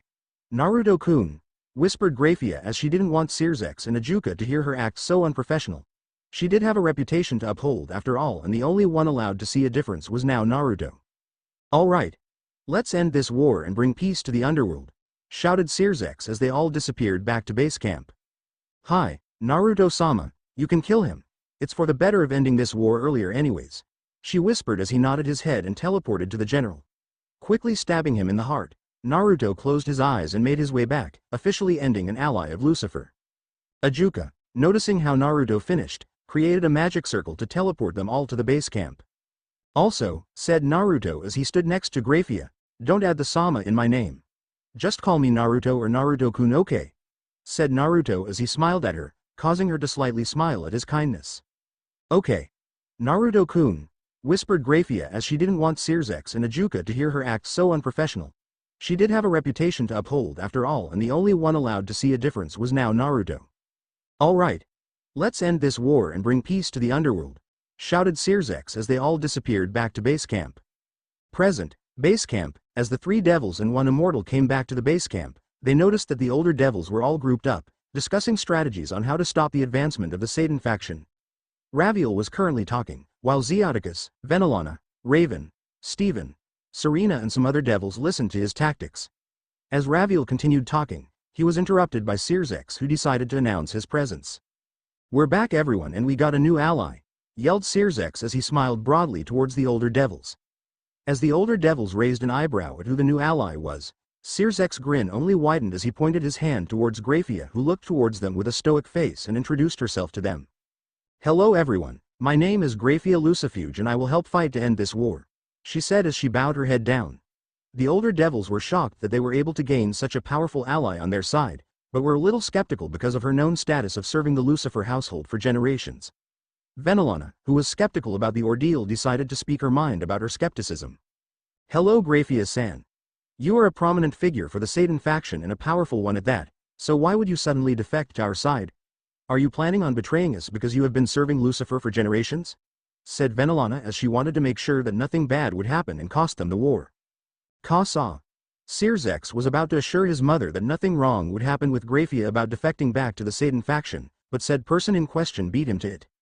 I will not be defecting back to the Satan faction because I now owe my life to Naruto-sama. I wouldn't be alive right now if it wasn't for him giving me a choice, said Grayfia as she lightly smiled when remembering his generosity towards her, whereas any other devil would have killed her on the spot. Venelana nodded her head from the words said by Grayfia. It sounded like her life was now in the hands of another, and one that seemed to be trustworthy as well. With that in her mind, Venelana turned her head to Naruto, who had his eyes closed throughout the entire ordeal, looking as calm and as handsome as ever. What was that thought just now? He's handsome, yes, but I have a husband right now, thought Venelana as she shook her head from such thoughts and focused on the current topic. Is this true, Naruto-san? Is her life now in your hands, and are you sure she will not betray us? Questioned Venelana as she waited for him to answer her question. What she got was him opening his eyes and looking around the room and focusing his eyes onto Venelana, who waited patiently for his answer. For a few moments, Naruto was just staring at Venelana with a blank look, while said devil started to grow impatient from his lack of response. Well, is it true? Said Venelana as she put her hands on her hip and started to tap her foot impatiently, unfit for a high-class devil such as herself. What was the question again? I dozed out for a second there, said Naruto as he picked his right ear and looked around the room. Everyone in the room, save for Venelana, sweat dropped at his unprofessionalism and lack of respect, while Venelana grew irritated from his answer. Taking a deep breath to calm herself, she repeated her question for him again. It would be unwise to throw a fit about his rudeness when they were in the middle of a civil war. I repeat, are you sure that Grayfia-san will not betray us and her life is now in your hands? She said as Naruto nodded his head at her question. Of course she won't betray us. She is now mine, and I am confident that everything that is mine will stay mine and no one else's, said Naruto as Grayfia lightly blushed at how possessive he already was of her when they were just enemies a few moments ago. I see, then I will trust you with your word, said Venelana as she, along with Raven and Serena, thought that his possessiveness was an alluring trait of his. With that topic out of the way, Raviel put them up to speed with what they were currently planning and continued his strategy about what would happen. Naruto, who was standing next to Grayfia, whispered, Don't worry, Grayfia. I will make sure that nothing bad happens to you. I will keep my word on that. Those words made her blush again, something that Naruto caught and chuckled at her shyness. Serafal and Falbium, who were leading a separate army, came back to base camp to confirm their lead over the old Satan faction.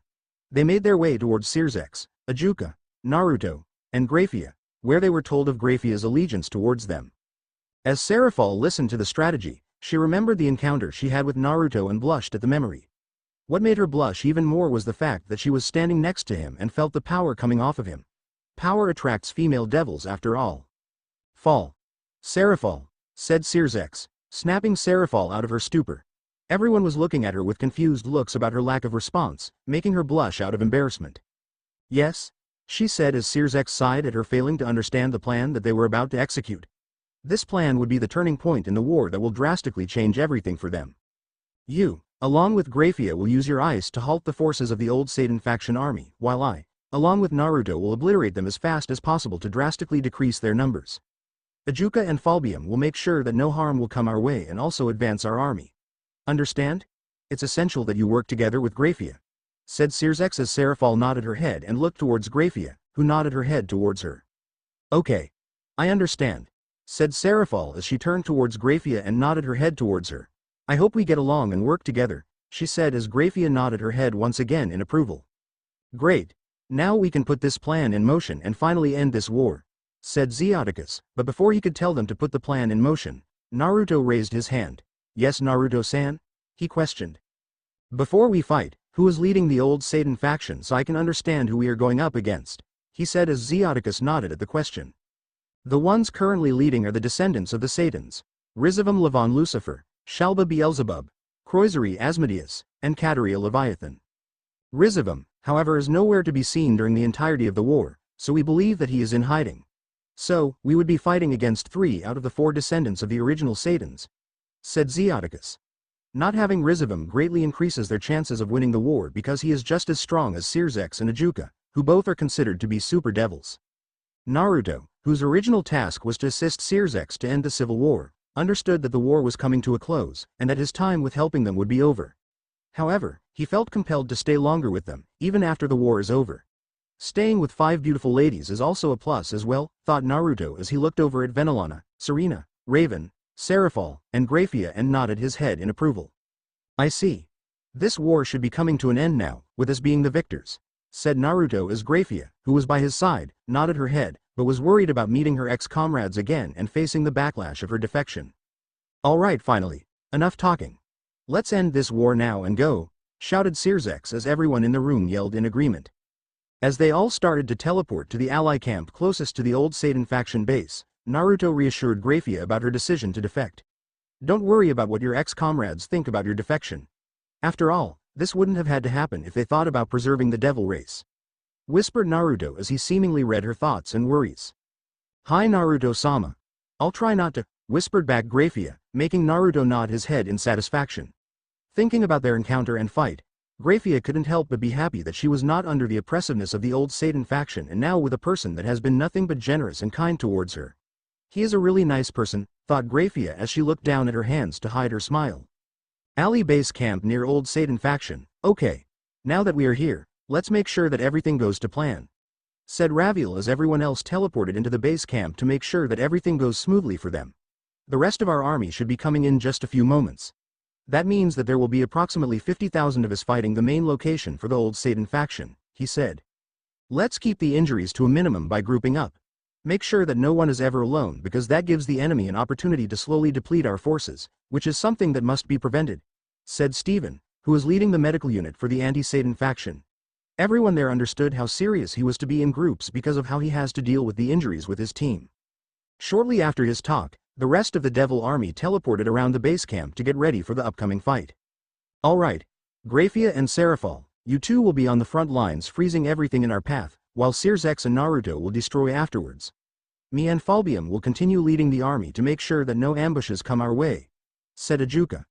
He is leading the group, while the older devils stayed back to make sure nothing came through, making them the final defense. Okay, said everyone. With that, the devils plus Immortal started to head out and prepared to head straight towards the old Satan faction base. Old Satan faction base, Kataraya-sama. We have a problem right now. Our forces are depleting rapidly because of the attacks from the anti-Satan faction and Grayfia hasn't returned from her operation yet. Nor has the general either, shouted a devil as he rushed in the area Kataraya Leviathan was resting. Stupid anti-Satan faction trash. Grayfia hasn't come back either. She either died or defected. Go now and gather all the troops. I will call in Croisery and Shalba to help, said Kataraya as she got ready. Kataraya is a tall, beautiful woman with long brown hair tied in a bun, and a voluptuous figure. Her outfit has a slit down the middle, showing her large assets. Where the fuck is Rizavam?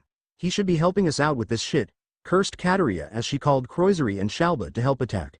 Croisery, Shalba. We need to attack the anti-Satan faction now or else we will have to retreat, yelled Kataraya through the magical speaker. Already. I will gather my troops to come there immediately. These anti-Satan trash don't know when to fucking stop, yelled Shalba through the speaker. I will gather my troops as well and will be there as fast as possible, said Croisery through the speaker. Okay. Hurry up or else we are going to be in trouble. I can't believe we are having so much trouble against these lowly bastards, said Kataraya as she ended the call. Before she could even get ready to leave her room, another devil barged in with more urgent news. Kataraya-sama. The anti-Satan faction is moving towards us at a fast rate. Our forces are getting frozen over and destroyed. I've got intel that it looks like Grayfia-sama has defected over to them and is working with Seraphol Citri on the offense, yelled a devil. Grayfia has defected over? That fucking traitor. I'm going out right now to destroy these bastards. The other two will be coming soon so I will fucking hold out, yelled Kataraya out of frustration. She leaked out immense demonic power to the point where the room started to shake. The devil who was in the room with her quickly took his leave out of fear, leaving her to herself. Battlefield with anti-Satan faction, Ice of the Devil, Blizzard, Ice Flowers, yelled Grayfia and Seraphol respectively. The devils of the old Satan faction that were rushing towards them were suddenly frozen by the attacks of the two female devils. Grayfia's attacks slowed them down tremendously, followed up by Seraphol's attack which were large ice flowers that blew up, freezing everything within its vicinity, which in this case were the old Satan faction devils.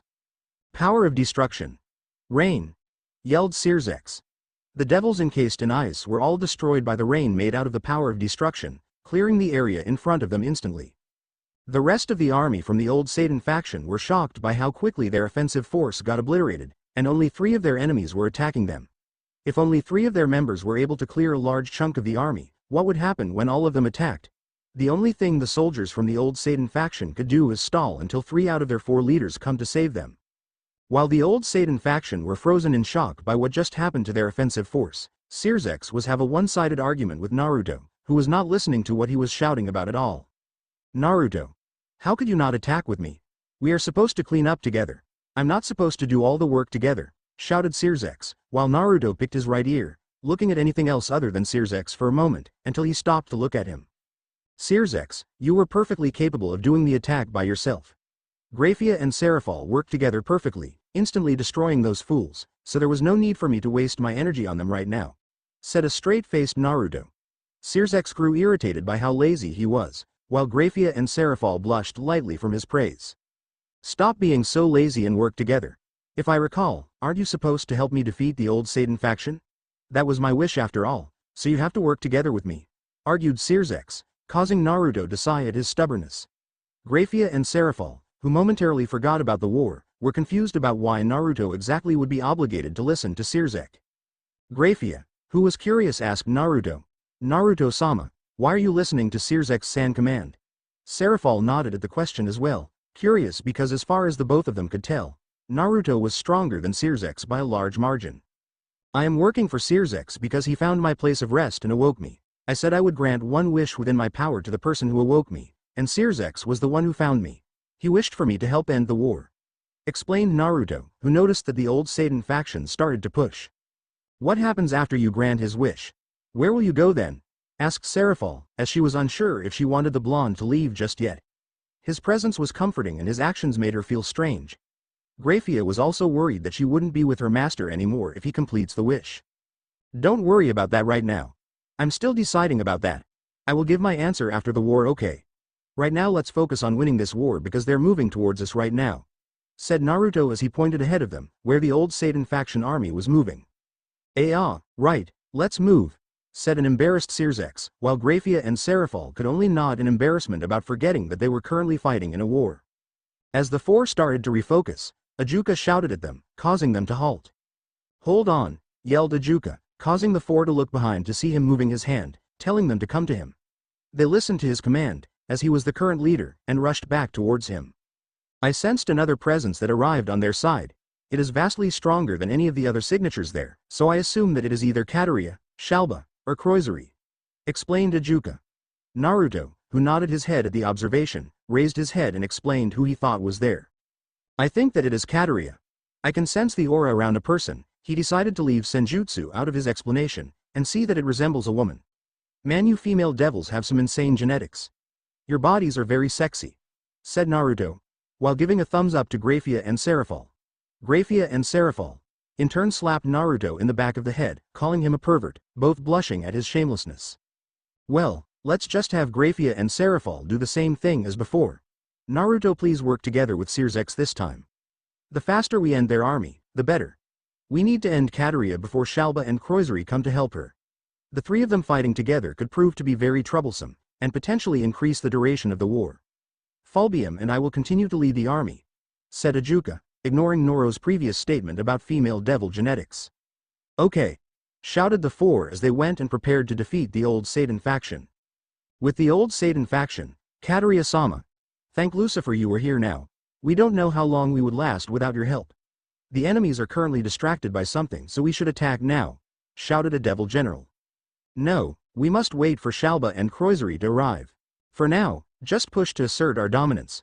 We can't let these anti-Satan faction scum advance and defeat us. Losing is not an option, especially with Grayfia defecting to their side," spat Kateria. As much as she wanted to destroy the anti-Satan faction army, she was not strong enough to defeat two devils on par with Rizivum, Grayfia, and an entire army. Serafal, she could beat, but the person with the blonde hair was an unknown entity to her. "Looks like they are pushing right now," muttered Kateria. "Shalba and Croisery are almost here, so we might as well fight now.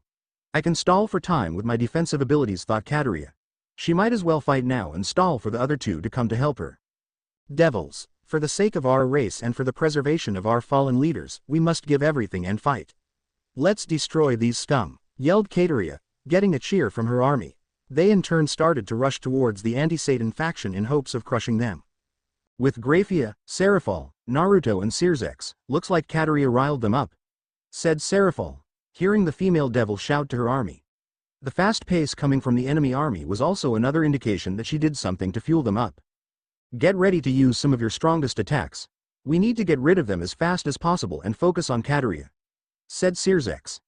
He was confident that the two female devils could defeat the entire army, but if they couldn't, then there was always Ajuka, Fulbium and their army coming in. "Ice of the devil. Blizzard, ice flowers," yelled Grayfia and Serafal a second time. They were thinking that their attacks would penetrate the old Satan faction defenses, but their attacks had no effect, other than getting absorbed by magical energy. Shit, cursed Grayfia.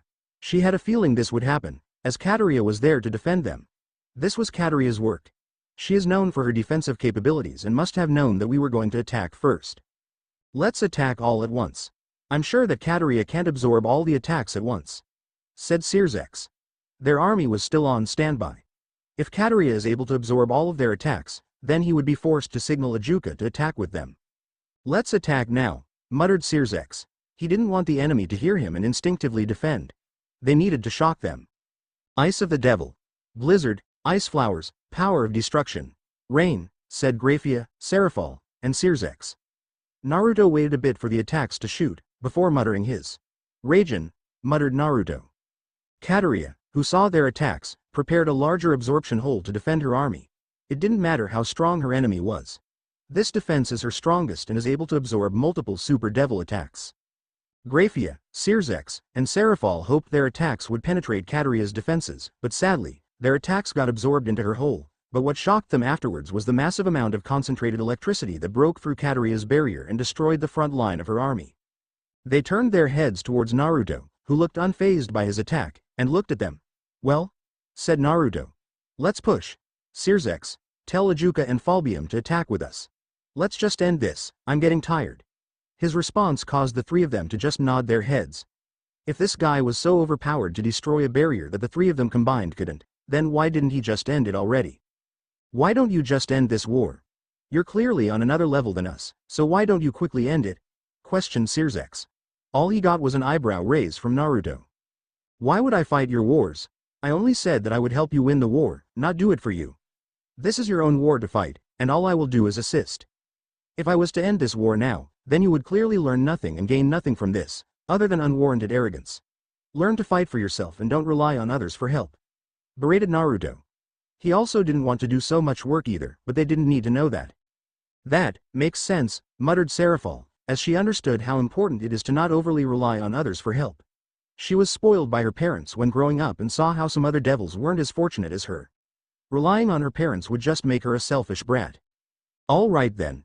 With renewed vigor, Sirzechs signaled Ajuka and Falbium to push with them. Working together as an army will be the most efficient way to fight the thousands of devils. We must go fast. It seems like Shalba and Croisery arrived as well, and with an army. I just sensed thousands of new signatures and 2 stronger signatures arrive, said Falbium.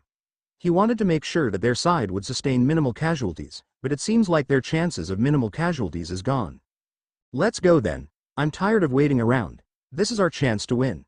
Rizivum is absent and the rest of them are here. Let's end this, shouted Sirzechs.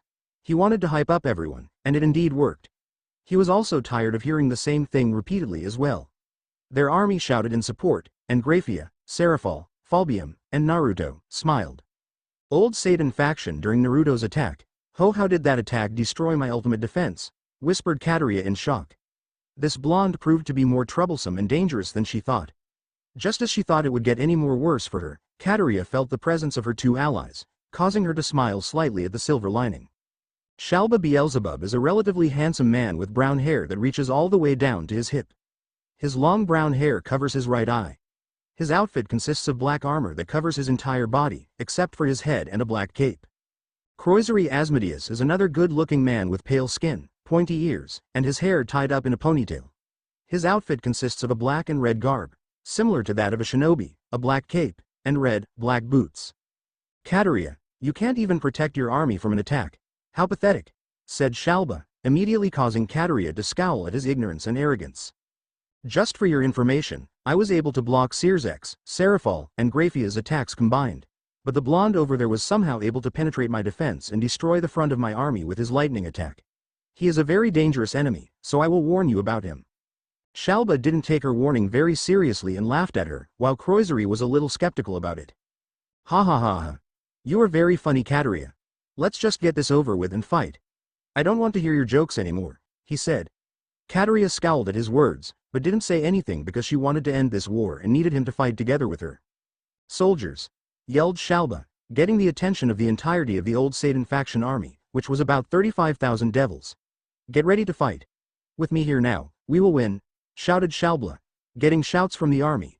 With that, the old Satan faction army was ready to take down the anti-Satan faction army. With the anti-Satan faction army, they're coming at us right now, so prepare yourselves, yelled Ajuka.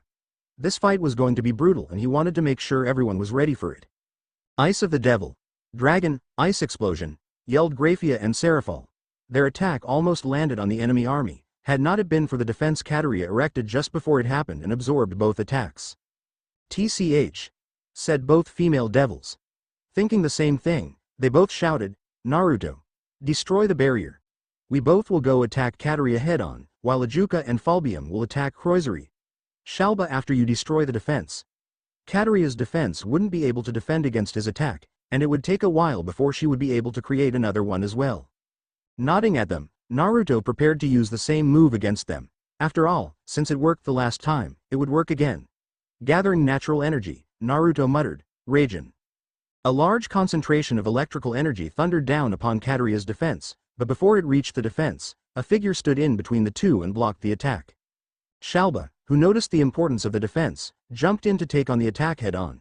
He's widely known for his physical defense and could take a multitude of attacks, so being none the wiser, he jumped to take on Naruto's attack. Arg! Shouted Shalba. He did prevent Naruto's attacks from hitting Kateria's defense, but in turn, he felt the electric currents throughout his body, paralyzing him and prevented him from moving from his position, which was directly in front of Kateria's defense. He was in a very dangerous and vulnerable position. Naruto was a little shocked that Shalba didn't die from his attack and was impressed that he put himself in front of the strong defense made by Kateria. He's smarter than he looks, thought Naruto. While Shalba did indeed block his attack, Raijin was an attack that paralyzed its opponent when phased directly. This was his time for a second, more dangerous attack.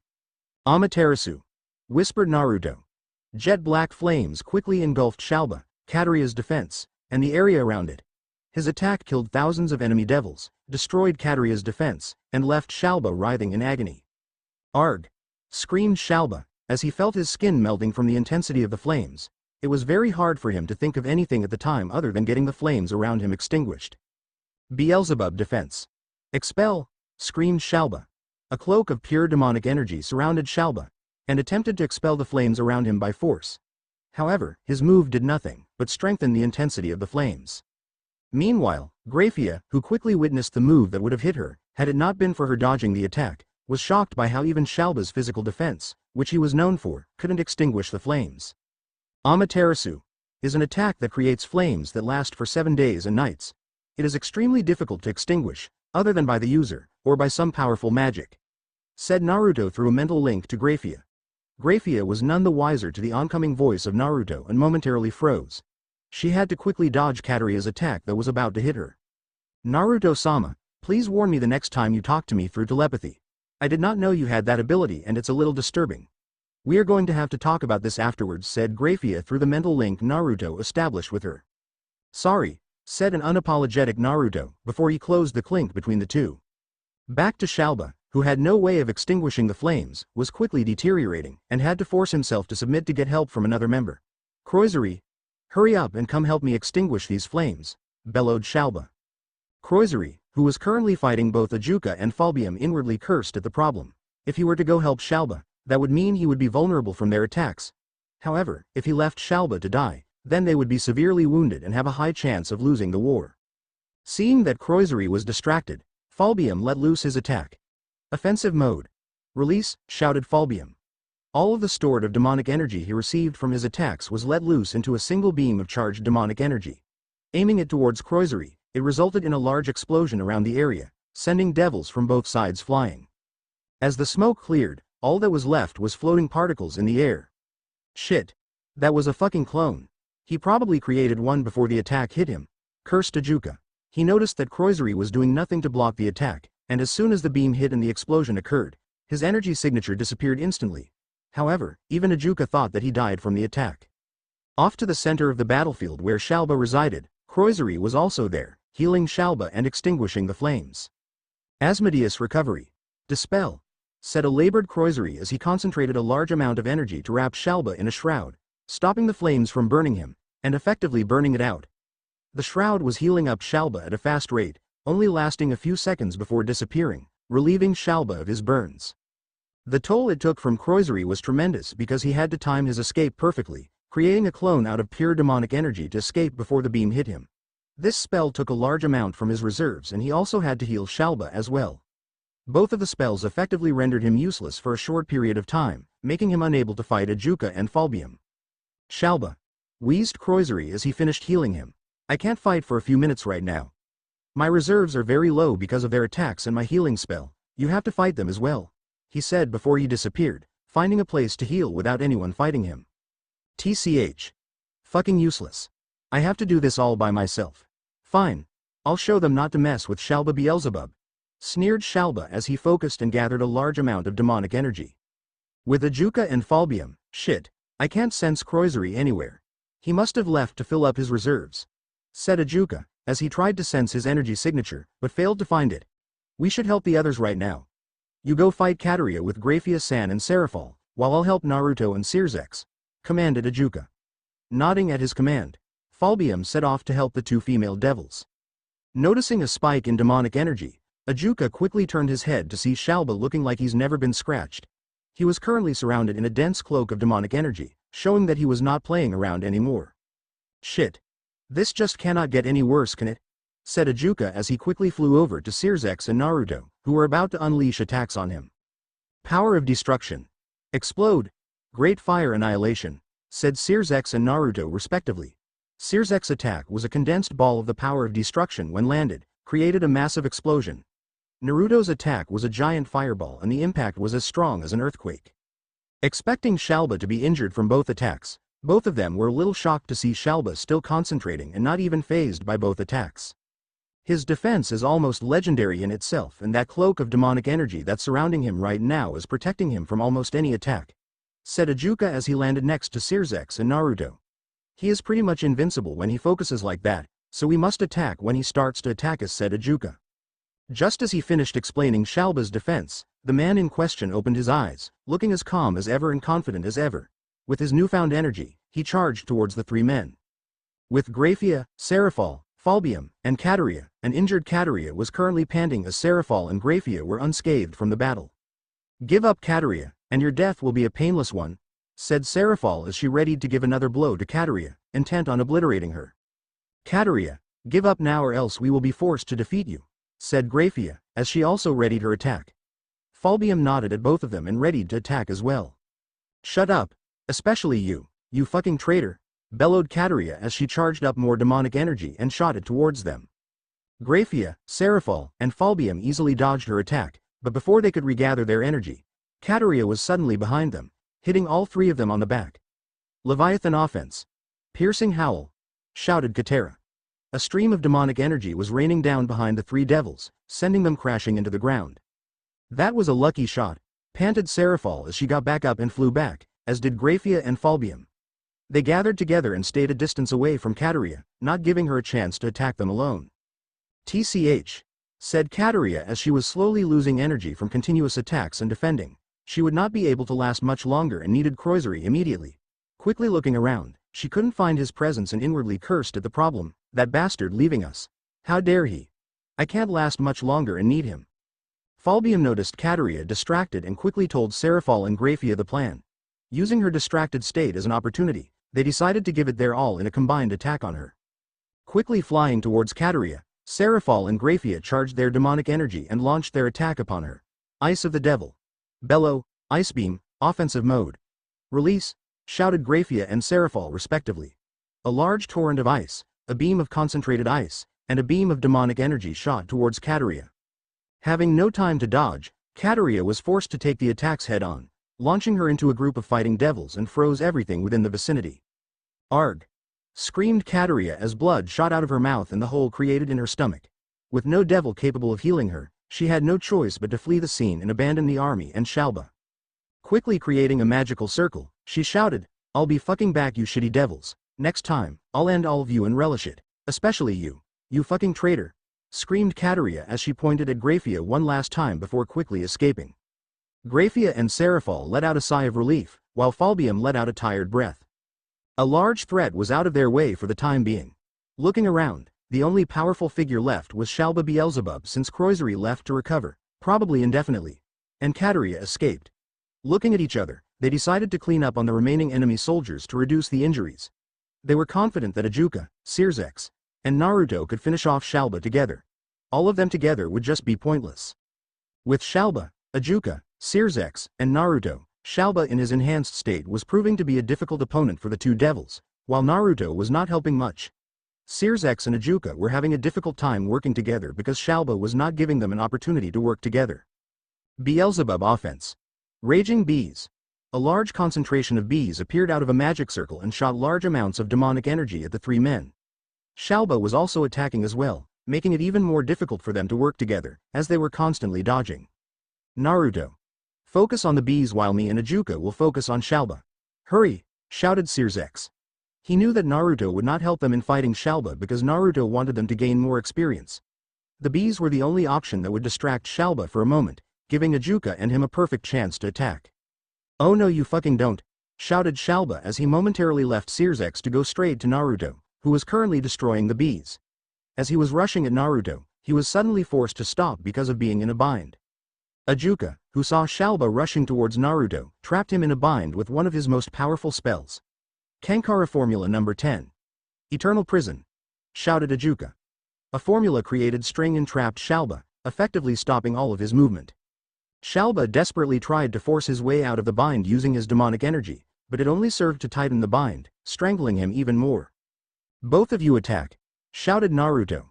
Ajuka and Sirzechs were already ahead of him and focused all of their energy into a combined attack. Ruin the extinct, Conqueror formula number 99. Death, said Sirzechs and Ajuka respectively. A condensed ball of power of destruction was wrapped in a stream of numbers and formulas, all surrounded with an aura of death. All was silent when the attack landed, but a wave of energy quickly pulsated that was felt all throughout the battlefield. As the attack finished, the left portion of Shalba's body was obliterated. All Shalba could do was gasp from the power, not having the ability to even scream from the intensity of the attack. Ajuka and Sirzechs were very tired, breathing heavily from the combined attack and the injuries sustained from Shalba. This was easily their hardest fight in their lives and it looks like they just won. As they were about to finish him off, Shalba quickly pulled out a scroll. A portal was erected under him, effectively sucking him in, leaving no trace of him behind. We beat him, whispered Sirzechs as all traces of Shalba was gone. Looking around the battlefield, he noticed that all of the enemy devils were gone, with Seraphal finishing off the last one. Cheers of happiness started to come out of Sirzechs' eyes as all of them gathered together, with the army surrounding them. We did it. We won the war, shouted Sirzechs as everyone around him shouted in agreement, even Naruto. As they were all celebrating the victory, Naruto observed the reaction of everyone around him. Sirzechs, Ajuka, Falbium, and Seraphal were all hugging each other in happiness about finally being the victors and even Grayfia let out a large smile from finally being free from the old Satan faction. He had to choose about leaving them after accomplishing his task, or staying a little more and he finally had an answer to give them. We did it. We won the war, shouted Sirzechs as everyone around him shouted in agreement, even Naruto. As they were all celebrating the victory, Naruto observed the reaction of everyone around him. Sirzechs, Ajuka, Falbium, and Seraphal were all hugging each other in happiness about finally being the victors and even Grayfia let out a large smile from finally being free from the old Satan faction. He had to choose about leaving them after accomplishing his task, or staying a little more and he finally had an answer to give them. Present, base camp, the older devils were inside the main tent waiting for the younger devils to come back to bring information on whether or not they won the war or if they did not. Small chatter between the older male devils could be heard in the tent about tactics that could be used if they did not win, while the female devils waited in silence for the outcome. A few minutes after, a large presence could be felt outside, most likely coming from their army and the younger devils. Zeus, Venelana, Raven, Raviel, Stephen, Serena and other devils came out of the tent to meet with them to see the amount of survivors remaining on their side. Astonished by what they were seeing, Zeus could only mutter a few words. It looks like a large majority of our army is still alive. Did we win? He whispered as he stood agape at the amount of devils that had survived. I think we won, muttered Raviel as he noticed the grins coming from Sirzechs and Seraphal and the smiles from Ajuka and Falbium. Naruto was looking up at the sky while walking, looking deep in thought while Grayfia stood next to his side, looking as calm as ever.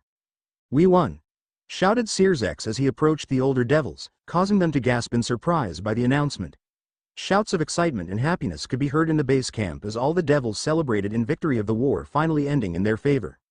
It's finally over. We can live in peace now. whispered Venelana as tears of happiness flowed down her face. Serena and Raven weren't faring any better as they cried in happiness as well. Zeus, Raviel, and Steven were shouting in happiness, hugging each other as they could finally go back home and live their lives without the fear of being attacked. Devils around the camp cheered even louder as Sirzechs and the rest of the devil army entered the camp. "Father, we have made it back with little casualties and beat the old Satan faction," said Sirzechs as he, along with Seraphal, Ajuka, Falbium, Grayfia, and Naruto stood in front of the older devils. "You did well, Sirzechs. I'm glad that this war is finally over," said Zeus as he and the older devils nodded their heads in agreement. The mental and physical strain caused by the war was too much, and peace was greatly needed in the underworld. He hugged Sirzechs in happiness as did Venelana, while the rest of the devils hugged each other. Naruto and Grayfia looked at the scene in front of them and slightly smiled at the sight. It looked like they were all finally at peace and could finally be happy. As the family session ended, Zeus called for all the devils to quiet down for him to make an announcement. It was time to officially declare the ending of the war so that they could all go back home. "Everyone, I am most pleased to say that the war against the old Satan faction is officially over. We can all go back home now," shouted Zeus as the army of devils shouted in cheer at the declaration and could finally head back to their families. "Let us not waste any more time to waste and head on home now," he shouted as they all started to gather their belongings to head back. "Zeus, contact some of the other pillar heads who are in Lilith to announce to the citizens of the underworld to gather at the front gates. We need to announce the ending of the war and the heroes who made it possible," said Raviel to another devil as the devil nodded and activated a teleportation circle to Lilith. Naruto, who already had his belongings on him, decided to wait for Sirzechs to finish so he could tell him that his end of the deal has been completed and would tell him what he planned to do next. Grayfia also stood by his side, waiting for the other devils to finish their tasks. She had nowhere else to go and already decided that she would follow Naruto from now on.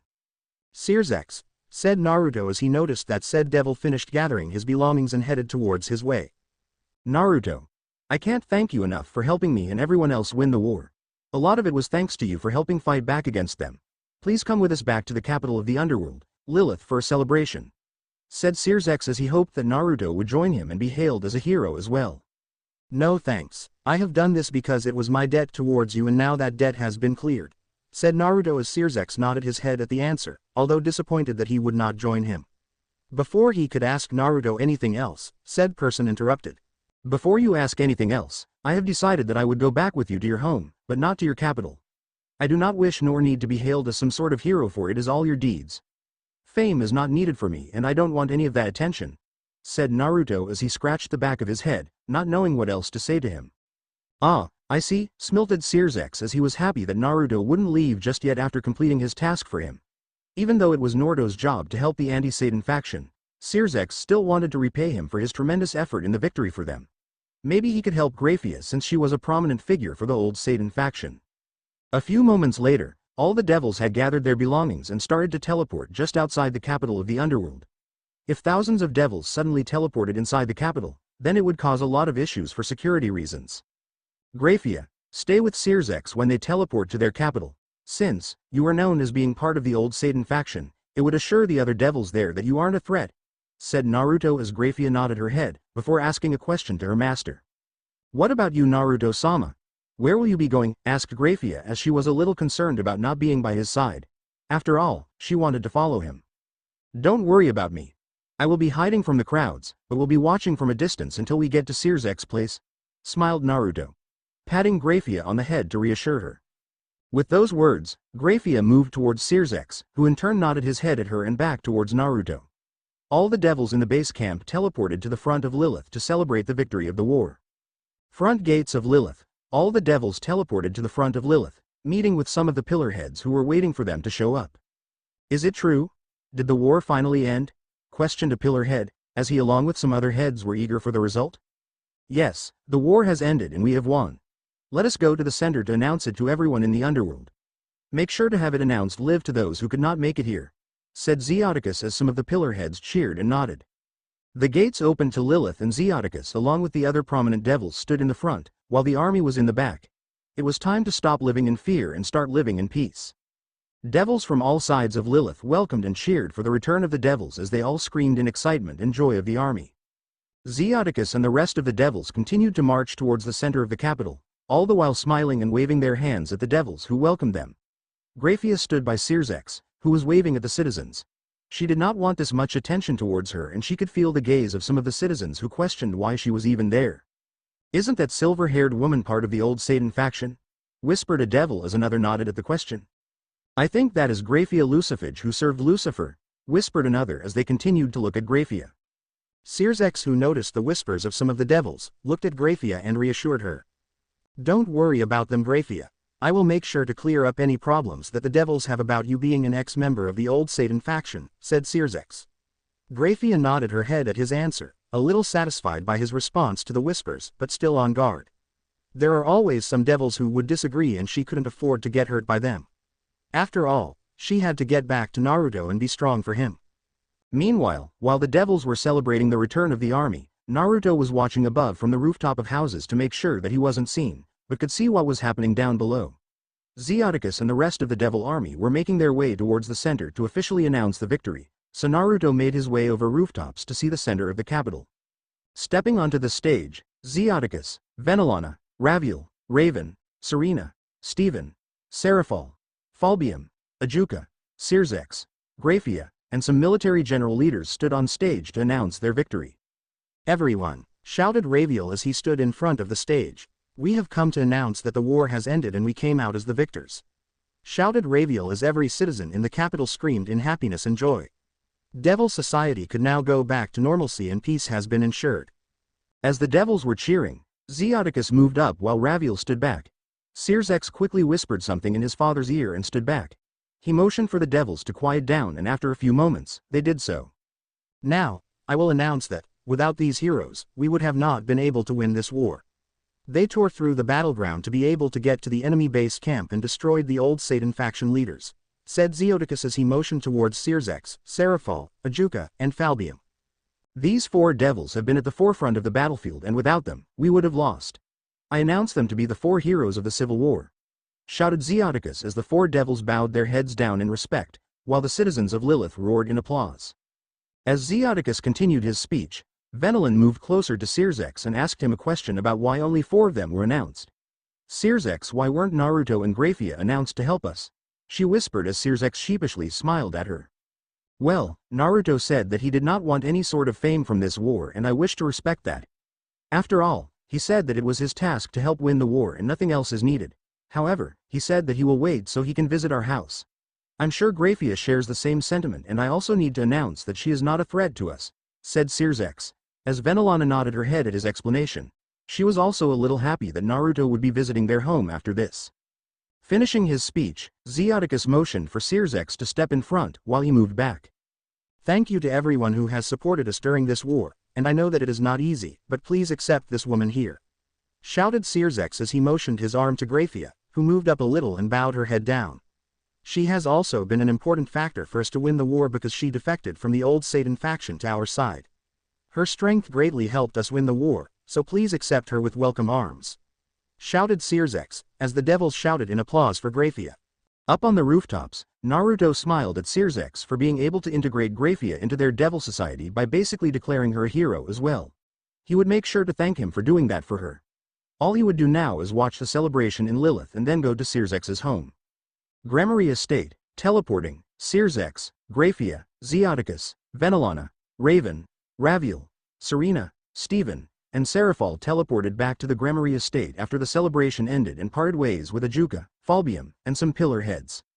"Where is Naruto?" questioned Venelana as she, along with the rest of the devils, looked around for the human, but found him to not be anywhere in sight. "I'm right here," said Naruto, as he stood behind Grayfia, shocking her in the process of not being able to feel the presence of her master. "I must say, this is quite the home you have here. You devils must love huge homes," said Naruto as he looked at the vast land that surrounded the huge mansion. Grayfia looked at her master in slight shock that he was able to sneak up on her, while Naruto, who noticed her gaze, smiled at her. "Yes, it's quite the place, isn't it?" chuckled Zeus as he motioned for everyone to go inside the mansion to further discuss the future. "So, from what Sirzechs has said to me, I heard that you are not going to stay around for a little longer," said Zeus as all the devils sat down on the several couches in the living room. "Yes, I hope that it won't be too much of a bother for you," said Naruto as he sat down with Grayfia standing behind him. No, no, not at all. It's the least that we could do after all the help you have given us, said Zeus as all the devils in the room nodded their head at that. Naruto-kun, why didn't you want to be recognized as a hero? You have done so much to help us and it's only fair for you to be recognized for your efforts, said Seraphal, as she hoped to learn more about his reasoning. Well, I do not want to garner the attention of thousands of devils and would like to remain as low profile as possible. I would also like to thank you Sirzechs for making sure that Grayfia could be recognized for her efforts during the war, said Naruto. He needed to make sure that Grayfia would be accepted. It was no problem at all, Naruto. You have done so much for us and I overheard several devils pointing out that Grayfia was with us, so I needed to get rid of the stigma of her being here to avoid any other problems, said Sirzechs. Naruto nodded at the sound explanation. It would make devils wary of Grayfia if she was suddenly here without any sort of reason. Well, I would like to say that I will stick around for a little bit with Grayfia here. However, I would like Grayfia to stay here for when I leave, said Naruto, as the devils were shocked that Naruto would leave so soon. Grayfia was even more shocked that she would not be able to go with her master. Sensing her distress, Naruto turned his head to Grayfia, who was looking at him with wide eyes. Do not worry, Grayfia, I will only be gone for a little bit and would like for you to stay here, so do not worry, he said as she slowly nodded her head, disappointed that she would not be able to be with him. If you don't mind me asking, where will you go? Said Raven, as Venelana, Serena, and Seraphal were very curious on where you would go after staying here. They were all disappointed that he would not stay for long, and wanted to know how long he would be gone for based on his answer. I will be going far from here. I can't exactly say where at the moment, but like I said to Grayfia, do not worry. I will come back, said Naruto as he smiled at them to reassure their thoughts. With that, Naruto and Grayfia continued to live in the Gremory estate for the past month, with Naruto departing soon after, leaving Grayfia in the care of the Gremory family. He would continue to keep in contact with them for 100 years to ease their worries, but would stop the contact 10 years following. Memory sequence complete, present time, wow, said Rias, as her peerage shared the same sentiment as her. The person who fought for her and ended the marriage between Riser was one of the great heroes of the underworld and they won because of Sirzechs finding him. She knew that exploring the forest by the Gremory estate was a good idea. I have been meaning to ask this, but how did you know about Naruto, Rias? Questioned Venelana as she recalled that Rias shouted his name before she would be wed with Riser. All attention suddenly was on Rias as none of this wouldn't have happened if not for Rias shouting out Naruto's name. Looking towards Naruto, Rias saw that Naruto nodded his head in approval at being able to tell the story of how they met. Looking back towards her mother, Rias started to explain what she did. Well, it was one of the days when I was younger when I used to go out to the forest near outhouse.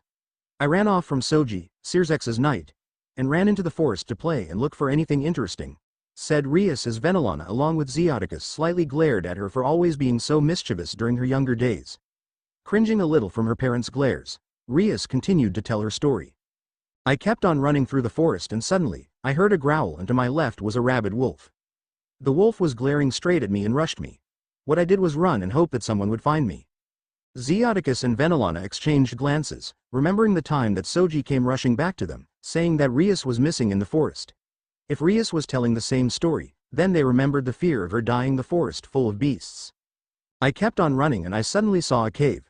Thinking nothing of it, I ran straight into the cave, and when I looked back, I noticed that the wolf couldn't get in no matter how hard it tried, so I went further in hopes that it would just go away. I saw a strange light as I went further in the cave and saw a light and the light was coming from a tombstone. It said the same exact words as it did with Oni-sama's and the same paper appeared before me. However, instead of using the wish, I left it in my pocket since I didn't really want to waste the wish.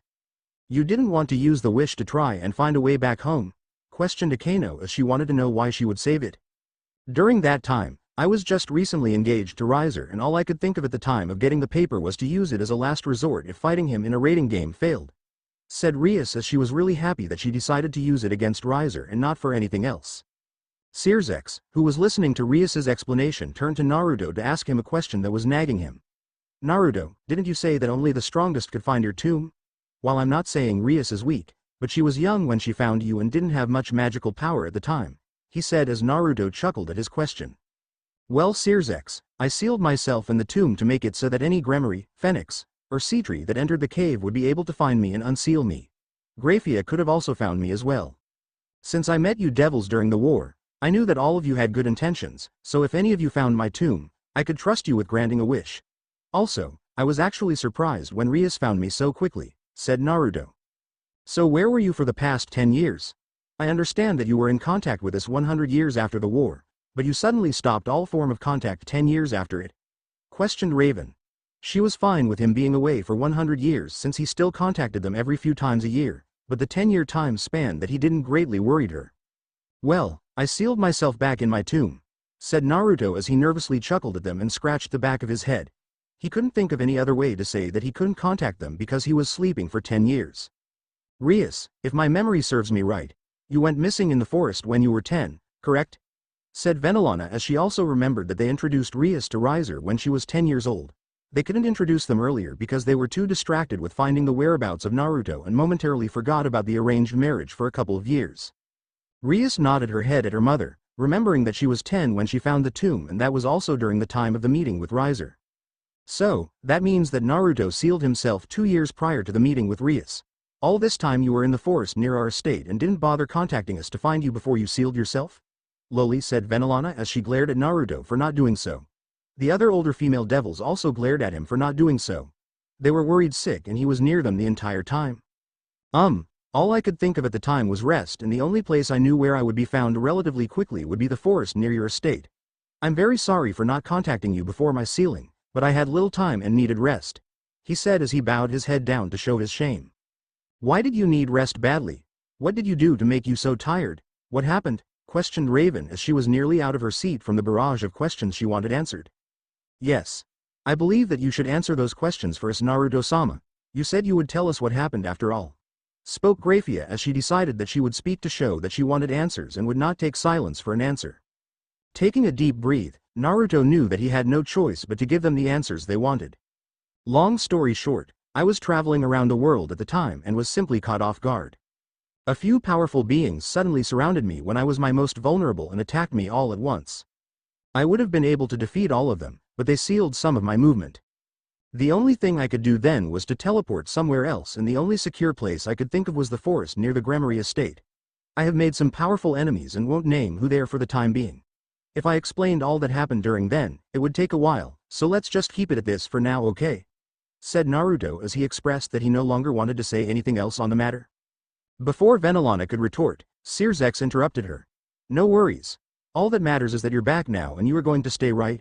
Smiled Sirzechs as his smile was slightly strained, basically telling Naruto to say yes, or else he wouldn't be able to stop his mother from asking anything else. Of course. I will be staying around now, quickly said Naruto as he smiled at everyone in the room. Sighing, all Venelana could do at the moment was nod her head as she knew that the time to ask any more questions was over. All she could do now is move on from the topic and make sure Naruto wouldn't disappear like that again. She was really happy when he stayed after the war and learned a lot about him. His disappearance caused a large sense of loss for her and didn't want to feel like that again. Great.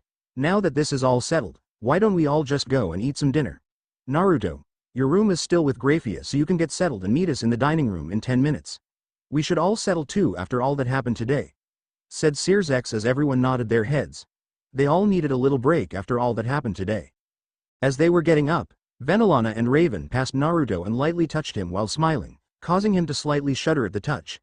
It has been a while since he felt another woman's touch after all.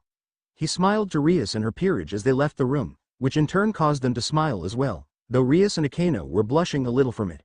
Snapping out of his thoughts, Naruto turned to Grayfia and listened to her. Naruto-sama, please follow me as I lead you to our room, said Grayfia as Naruto smiled softly at Grayfia and nodded his head. Looks like everything was back to normal and he was glad that nothing bad happened to anyone here. Walking towards his and Grayfia's room, Naruto put his arm around her shoulder while she in turn smiled at the contact. As they were going to their room, Naruto remembered something very important and immediately stopped walking, forcing Grayfia to stop as well since the arm left her shoulder. Grayfia, what day and year is it? Asked Naruto as he hoped she wouldn't say the year he was thinking of. It's June 10, 2006, said Grayfia. Naruto froze at the date. The first thing he thought of after hearing that date was a certain demigod. Perry Johnson, Percy Jackson? He has to retrieve the bulb, right? Thought Naruto as he smiled back at Grayfia and continued to walk with her towards their room. Giving it one last thought, Naruto decided to just shrug it off and would only help when the deadline approached. Whatever. I've got 11 more days before the summer solstice. I got time, he thought as he reached their room. For an immortal, he should know that 11 days will go by and not be a lot of time at all, but all he wanted to do was spend some time eating ramen and catching up with Grayfia. As they were going to their room, Naruto remembered something very important and immediately stopped walking, forcing Grayfia to stop as well since the arm left her shoulder. "Grayfia, what day and year is it?" asked Naruto as he hoped she wouldn't say the year he was thinking of. "It's June 10, 2006, said Grayfia. Naruto froze at the date. The first thing he thought of after hearing that date was a certain demigod. Perry Johnson, Percy Jackson? He has to retrieve the bolt, right? Thought Naruto as he smiled back at Grayfia and continued to walk with her towards their room. Giving it one last thought, Naruto decided to just shrug it off and would only help when the deadline approached. Whatever. I've got 11 more days before the summer solstice. I got time, he thought as he reached their room. For an immortal, he should know that 11 days will go by and not be a lot of time at all, but all he wanted to do was spend some time eating ramen and catching up with Grayfia. Present, 10 days later, 10 days after Naruto asked Grayfia the day and year, all that he did was relax and spend most of his time around Grayfia, Venelana, Serena, Raven, and Seraphol. They were very adamant about him making it up to them and forced him to hang out with them. He went around exploring the underworld with Seraphol, shopping with Venelana, Serena, and Raven, and relaxing with Grayfia. Naruto regularly sparred against Sirzechs' peerage to train them, and hone his skills at the same time. Currently, Naruto was sleeping in one of the rooms in the Grimoire estate, which also happened to be next to Grayfia's room. Tossing and turning, from the perspective of a person watching him, it would seem like Naruto was having a bad dream. He was sweating profusely and was muttering words like, "Help him," or, "Stop Hades, he didn't steal it." Naruto's dream, Hades' palace in the underworld. "Give me back my mother," yelled a boy with sea-green eyes and jet-black hair. He was currently holding a pen in his hand, as if ready to use it any second if something were to happen to his mother. Such disrespect. "I could kill you right here, but you have my helm of darkness. Give me back my helm of darkness and I will give back your mother," said a man with long black hair, and eyes filled with fire. His attire consisted of a midnight black blazer, black pants, and black shoes. He was currently sitting on a throne with a woman sitting on another throne next to him. This was Hades, god of the underworld. "I told you this already. I don't have your helm of darkness," shouted the boy as he ran towards Hades with his pen. However, his attempt to attack Hades proved to be futile as he blasted the boy away. Naruto, who was watching this happen, shouted out in defiance to Hades for attacking the boy. "You idiot! Why would you attack Hades? He'll kill you." "Hades, stop trying to harm Percy. He is needed for the prophecy," shouted Naruto. His voice did not reach their ears and the events continued to play out. "Percy!" shouted a girl with blonde hair and a boy with the legs of a goat. As they ran up to him, Hades had another attack ready aimed at them. Trying to hurt a god and stealing from said god deserved death. "Die. May you all go to the fields of punishment," said Hades as he launched his attack towards them. End dream sequence. "No," shouted Naruto as he saw the attack about to hit them, before he suddenly woke up from the dream. Sitting up, Naruto took a glance at his surroundings and found that he was still in one of the rooms of the Grimoire estate. Touching his face, Naruto felt sweat coming down his head and he was sweating profusely from the dream. "Fuck. I really hate those type of dreams. Those annoying hags must want me to do something about that. Why'd I even have to help in the first place anyways? I'm not even a demigod," muttered Naruto as he got out of bed and went to get ready before meeting Grayfia. As he was getting ready, Naruto wondered what day it was, since he never kept track of time and felt the urge to find out what day it was.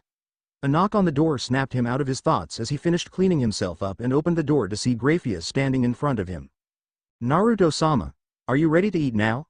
questioned Grayfia as she looked Naruto from head to toe to see him dressed in an orange dress shirt with the top buttons unbuttoned, revealing his toned chest. He was wearing black pants and black dress shoes. "Ahem," said Naruto, causing Grayfia to blush at blatantly staring at his body. Looking up, she looked straight into a grinning Naruto, who was amused by her actions. "I see you have noticed my look. It must be good judging from your actions, huh? Orange really is awesome," grinned Naruto. He expected Grayfia to blush even more, but she was more stoic than ever before. "Naruto-sama, orange doesn't really make you look better. If anything, it makes you look uglier. I was looking at your chest more so than the shirt," said Grayfia as she inwardly smirked at seeing Naruto get depressed by her choice of words. "Grayfia, when did you get so mean? I thought you really liked my orange shirt," whined Naruto as he let his head down depressed by her mean words. "And why are you still calling me Naruto-sama? Call me how you usually call me. We are alone right now. said Naruto. He didn't expect Grayfia to blush at his words, and got out of his depressed stupor to listen to her say his name. Well, drawled Naruto, as he heard Grayfia mutter something but couldn't hear her. I'm sorry, what did you say? Can you repeat it again? Smirked Naruto, causing Grayfia to blush an even deeper shade of red. Okay. Naru-kun, lowly said Grayfia as she settled to look down at her feet instead of looking straight at him to avoid him seeing her blushing face. All of a sudden, she felt a hand under her chin, causing her head to face directly to Naruto. She saw him gently smiling at her, before he kissed her on the forehead. You're so cute, Grayfia. Don't change that about you, okay? Said Naruto, as all Grayfia could do was nod her head. Her mind grew fuzzy and all she focused on was the kiss on the forehead by him. By the way, what day is it today? Asked Naruto. He expected Grayfia to immediately answer him, but all he got was Grayfia staring straight at him, as if dazed by something. Snapping his fingers in front of her, he managed to get her out of her stupor. Grayfia, said Naruto, snapping her out of her thoughts. Yes, Naru-kun. I'm sorry, I didn't hear what you said Grayfia, embarrassed by her actions. The only person who could make her feel and act this way was Naruto. Like I said before, what day is it today? Repeated Naruto. He hoped that time didn't go by too fast and he had some more time to relax. It's June 20th, said Grayfia. She grew concerned when Naruto's eyes grew wide in shock by the date and he quickly took his hands and put it in her shoulder. Sorry Grayfia, but I gotta go to some place. I just need to take care of a few things, so I won't be eating with you for a couple of days. Don't worry, I will return. I promise, said Naruto, as Grayfia was about to retort, but the look that Naruto gave her made the words go back down her throat. Noticing her sad mood, Naruto opened a seal to take something out. Here. This item is very important and dear to my heart, so I'm entrusting it to you until I return, okay? Think of it as a promise, said Naruto, as he took out a necklace from his seal. The chain itself proved to be pretty plain looking, but the gem that centered in the middle was an absolutely stunning crystal. It was a beautiful shade of blue. First Hokage's necklace. May I? Questioned Naruto, as Grayfia nodded her head in approval. Getting the go, Naruto gently unclasped the necklace and put it around her neck, letting the gem resting in between Grayfia's bountiful bosom. It looks perfect on you, smiled Naruto, as Grayfia looked down at the necklace and touched it. A beautiful smile formed on her face as she continued to examine the piece of art. Clenching the gem in between her palms, Grayfia looked back up towards Naruto and gently kissed his lips. Please come back soon, she whispered before running off to do some maid duties. She was also very embarrassed as it was the first time she kissed him on the lips, so she didn't want Naruto to see her steaming red face. Touching his lips, Naruto looked at the fleeting figure of Grayfia and smiled softly once more before teleporting out of the castle and to a place he hadn't been in for a while. The United States of America. Los Angeles, California. When Naruto finished teleporting, he arrived at the Hollywood sign in Los Angeles, California. Shit! Where the hell is the place now? Cursed Naruto as he tried to look around the area, but couldn't find the entrance anywhere. Looking across the landscape, Naruto tried to sense anything unusual in the vicinity, as it would most likely be souls waiting. Spotting a building that was concentrated with a dense amount of energy, Naruto made his way there.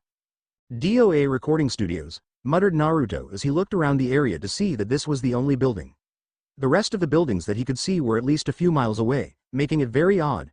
Shrugging, Naruto decided to enter to see if he could find the Reaper that guards the entrance. As he entered the recording studio, Naruto noticed that there was a desk with a person standing behind it.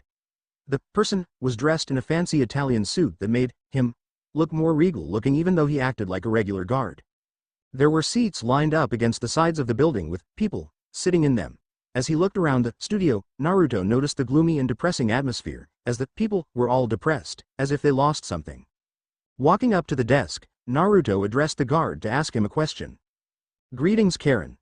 I need to go see Hades immediately, so if you could just take me there, then it would make me grateful, smiled Naruto as he bowed his head down a little and looked him straight in the eye. Naruto, it has been a long time. I, however, cannot take you there at the moment because there are other souls behind you that have been waiting since the last decade, said the Soul Reaper as he pointed towards the gloomy-looking people. Naruto gave Karen a blank look at his lame excuse not to allow Naruto to enter the underworld. He knew that Karen just wanted some more drachmas so he could spend it all on more expensive Italian suits and he would have teleported to the underworld himself, had it not been for the entrance to shift. The entrance shift ruined the location at which he would originally teleport to and he had to do it the old-fashioned way. I'll ask Hades to give you a pay raise. After all, I'm gonna help him, so he might as well return the favor as well, said Naruto. Thankfully, Karen seemed to take the bait as he nodded his head at Naruto's response and gestured him to follow him towards the door behind the desk. Very well. Let us go to the underworld and I'll take you to his palace. Make sure you ask him for that pay raise. He has not been paying me very well recently, said Karen as he and Naruto went past the door and went down an elevator that was waiting for them. Of course, said Naruto as they both entered the elevator to go down below. Underworld. Ding, the elevator made a sound before it opened the doors. Naruto and Karen walked out of the elevator to greet themselves to the sight of a river in front of them that was dark and very polluted. The entire site itself was very dark and ominous as the underworld was very gloomy with no light entering. I always forgot that the underworld in Greek mythology was different from the underworld in the Bible, thought Naruto as he compared how different the two underworlds were. The Greek underworld was very dark and ominous, while the biblical underworld was much more brighter and more similar to human society. The boat is right here. Let us depart, sighed Karen as he didn't want to row the boat again and would have rather stayed up in the human world to relax. Sitting in the boat, Naruto looked to his side to see a lot of random objects floating across the river. It ranged from broken dolls to bones and rags. The river Styx is much more polluted than the last time I've been here, frowned Naruto, as he wasn't a fan of any sort of pollution and would rather the river be clean. That's what happens when so many humans breed with each other and cause overpopulation. All of that breeding caused overpopulation and competition, making it harder for many people to survive and live a life. The harsh reality of life caused many people to give up on their dreams and work any job they can to survive. All of those hopes and dreams end in the river Styx as a result. It's essentially the place where all the miseries of humans end up at, explained Karen as he continued rowing the boat, nearing a large three-headed dog on the right side. I see, muttered Naruto, as he continued to stare into the water as Karen rowed. As he was still in deep thought, Naruto was slightly shocked when he heard loud barking that sounded very close to him. Turning his head to the right, he saw a large three-headed dog barking straight at him. The tail of the dog was wagging from side to side, as if excited. All right, we have made it to the other side. You know how to get to Hades' palace, muttered Karen as Naruto departed the boat and gave his thanks to Karen, before seeing him off. Looking up, Naruto noticed that Cerberus stopped barking and continued to stare down at him, as if expecting something to happen. Chuckling, Naruto summoned a clone, who was holding a red ball in his hand. All right, Cerberus. I know. Here is a red ball to play with in my clone, said Naruto, as he left the clone with Cerberus, who barked happily at being able to play. Naruto continued to walk under Cerberus and also passed by souls who were lined up, waiting to get to their afterlife. The souls waiting were shivering in fear because of Cerberus. It was wagging its tail fiercely and the three heads were fighting for the red ball, causing the ground to shake tremendously. Naruto, it's good to see you again. Are you here for Master Hades? Said a voice in front of him. It's good to see you too, Electo, and yes, I'm here to see Hades, said Naruto as he continued walking to meet with a figure that had a woman-like figure with wings as its arms. Note: search up Furies if you want a better picture. I can't really describe one. I'm afraid that Master Hades is busy at the moment, as he is seeing to his guests in the palace, spoke Electo. She did not expect Naruto to chuckle after she said those words and instead persisted on going. I really need to get to Hades. Those guests are also some that I need to see as well, chuckled Naruto as he would not back down and insisted to go to the palace. Don't worry. I'm sure Hades won't mind me visiting. After all, he owes me a favor, said Naruto. All Electo did in response was nod her head and motioned him to follow her to the palace. With that, Naruto and Electo headed towards Hades' palace. Hades' palace, underworld. Arriving at the palace, Naruto looked around the exterior of the building to see that it has not changed since the first time he visited. The building looked very regal looking, but instead of the usual marble and white aesthetics that a usual palace would have, Hades' palace decorated all in dark colors and created a much darker environment. Walking ahead, Electo opened the doors for Naruto and gestured him to the throne room, where Hades was currently at with the guests. Before the arrival of Naruto, in Hades' throne room, "Give me back my mom," yelled Percy, as he saw his mom trapped next to Hades. Percy was currently with a blonde-haired girl and a boy with goat legs and horns. "Percy, don't worry about me and leave. I'll be fine," yelled Percy's mom. She didn't want Percy to get hurt. The chance of Hades hurting him was likely since he was the son of Poseidon. "Don't worry, dear Sally. I'm sure Hades won't hurt him. After all, he is only after the item that was stolen from him," said another woman who was currently situated in a smaller throne next to Hades. She is a beautiful woman with long blonde hair and clear blue eyes. The dress that she was wearing was a regal gold that accentuated her large bust, and it seemed that the dress strained a little because of her big breasts. What Persephone says is right. I won't attack this spawn of Poseidon unless he gives me back my helm of darkness," said Hades, who was currently sitting on his throne. His attire was the same as in Naruto's dream. "Like I said, I don't have your helm," yelled Percy, as he was getting more and more angry at the god for accusing him of stealing his item. He was looking for the bolt and assumed that he had stolen it. "I'm looking for Zeus's bolt right now, so why would I even take your helm? Didn't you take his bolt?" yelled Percy, as Hades grew angry at the accusation by the demigod. "How dare you accuse me of stealing that fool's bolt? I would never do such a thing. The underworld is crowded as it is and I don't need any more souls coming through here. A war would increase the amount of souls, in turn causing the underworld to be even more crowded one," snarled Hades as he grew impatient. Intending to blast the demigod and his friends to dust, a voice interrupted his action. Now. Let's all calm down, should we?" said a voice from the doorway to the throne room. Just before Hades blasted Percy, Naruto appeared from the door, looking relieved that Percy didn't die yet. Persephone, who was growing bored of the meeting with the demigods, perked up in surprise that the person she dearly missed suddenly showed up without any prior notice. Composing herself slightly, Persephone continued to stare at Naruto, as he approached closer and stood next to the demigods. She straightened her appearance and smiled brightly when Naruto looked towards her and smiled. Regaining his composure, Hades raised an eyebrow when Naruto walked towards him and stood next to the demigods, as if protecting them from harm. "Naruto, while it's good to see you again, what are you doing here? I'm currently busy with these demigods who have stolen my helm," said Hades as he glared at the three demigods next to Naruto. Just as Percy was about to retort about not stealing his helm, Naruto prevented him from speaking any further with the signal of his arm in front of the boy. Percy turned to look at Naruto and noticed how calm he looked despite the situation, and he felt as if all the anger that was restrained within him disappeared in an instant. Not trusting himself to speak, Percy just resigned to looking down at his feet. "Ah yes, about that, can you not kill these kids? They're pretty important and are needed alive. After all, they have to return the bolt, or else problems would arise. Don't worry about your missing helm because we'll find it. And you owe me a favor too, so I would like to redeem it with this," smiled Naruto, as he hoped Hades would accept, otherwise he would have to fight to protect them, which he wants to avoid at all costs. Hades was contemplating on whether or not he should let the demigod brats go or smite them down this instant, but after Naruto showing up, he was starting to reconsider. This would also be a good time for them to find his helm and also use Naruto's favor as well. He had no reason not to accept his deal. He looked to his side and also noticed that Persephone was glaring at him, as if telling him that should he not accept, then he would face her wrath. Turning back towards Naruto and the demigods, he gave his answer. "Very well. I will spare the demigods, as long as you find my helm." Hades narrowed his eyes at Naruto and made him swear. "Swear on the Styx, Naruto. After all, you are an annoying prankster." Grinning at his statement, Naruto agreed. "I swear on the river Styx that I will find your helm," swore Naruto before an aura appeared around Naruto for a second before disappearing.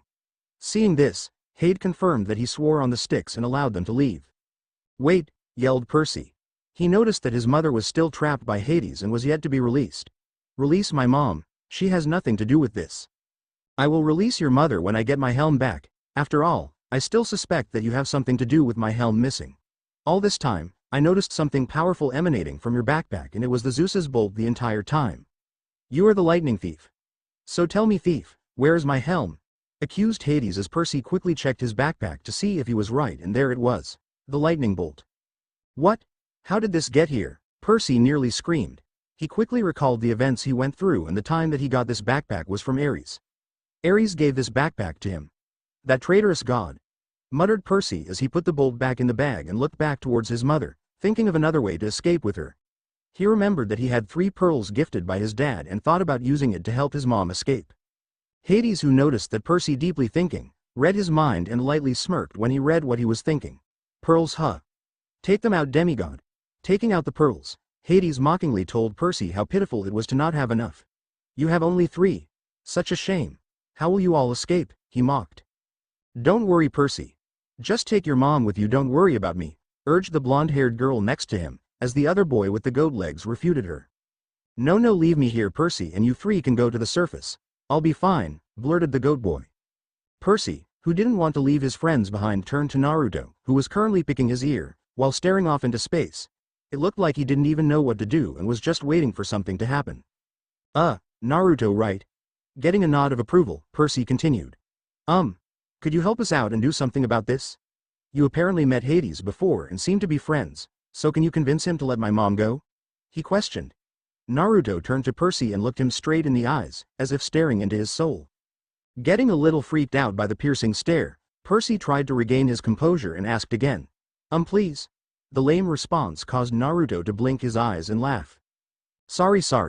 I was just thinking of something and didn't realize that I was staring for so long, laughed Naruto before he cleared his throat. Anyways, I can't do anything about helping your mom. Right now, you being suspected as the main culprit since you do have Zeus's lightning bolt. So, you either give in to Hades, or find out if there is another thief and catch them while leaving your mom behind. The choice is up to yours. After saying those words, Naruto nodded his head, happy with how wise he sounded. I would suggest the second option. Don't worry about your mom, I will help keep her safe. You better hurry up too because it looks like Hades is summoning his minions, added Naruto, pointing towards Hades summoning minions from all sides. Gathering his resolve, Percy ultimately listened to Naruto and gave the other 2 pearls to the blonde-haired girl and goat boy. Okay, sighed Percy. Thank you so much for this. I'm Percy by the way, he said before the other 2 briefly introduced themselves as well. I'm Annabeth and thank you for helping us, said the blonde-haired girl. I'm Grover, a satyr, and thank you, the goat boy said in a goat-like voice. No problem. Name's Naruto. You 3 better hurry up now. The 3 teens nodded their heads and smashed the pearls on the ground. Just as the minions of Hades were approaching, the pearls took a few seconds to take effect, before the 3 were enveloped in a bubble and floated to the top. If they were from Percy's dad then they should float near the closest body of water. Seems like it will be Santa Monica Bay, Naruto muttered. The minions that were supposed to approach the 3 teens suddenly disappeared, leaving Naruto, Hades, Persephone, and Percy's mom in the room. So, an awkward silence filled the room as Naruto looked towards Hades, hoping for him to have released Percy's mom already. Will you release? My name is Sally Jackson. The trapped woman said. Yes. Will you release Sally please? Asked Naruto. Why should I release her? She will be free when my helm is returned. Come on. I said so myself that I will get the helm. Why don't you trust me? I don't trust you because you always have something up your sleeve. Who does trust you? People trust me. Persephone trust me, right Persephone? The banter between Hades and Naruto left Persephone and Sally in the sidelines, watching the interaction between the god and human. Sally, who was not used to the god acting so nonchalant, turned to Persephone and asked her opinion on the current spectacle. Does this happen a lot? I never took Lord Hades as the type to argue this type of way with another person. The question Sally asked was indeed a valid question, but when it came to Naruto, well, things never went normally. With Naru around, things really do change from the usual. He really brings out the good side of people. Well, most of the time, giggled Persephone as she watched the banter between Hades and Naruto, before she was dragged into it as well. Well Persephone? Do you trust Naruto? Questioned Hades, raising an eyebrow at his wife to listen to her response. Of course I do. I trust Naru a lot, Persephone smiled. Naruto shot a smug look towards Hades to show how wrong the god was. See, Persephone trusts me. Why can't you be as awesome as her? Persephone, don't worry about this downer because the great Naruto has arrived to rescue you from this boredom. Putting his hands on his hips, Naruto lifted his head and made him look like a cliché superhero. All Hades could do at this scene was rub his eyebrows in annoyance at the actions of Naruto. This guy just caused way too much trouble and he didn't want to do anything about it. Meanwhile, Persephone giggled at his antics, happy that he was back, and Sally just let out a nervous laugh. Look Naruto. Get my helm and she will be released. Got it? Good. Now get out of here. The solstice is in less than 24 hours, Hades said as he made a shooing gesture towards Naruto, signaling him to be gone. Already? Shit.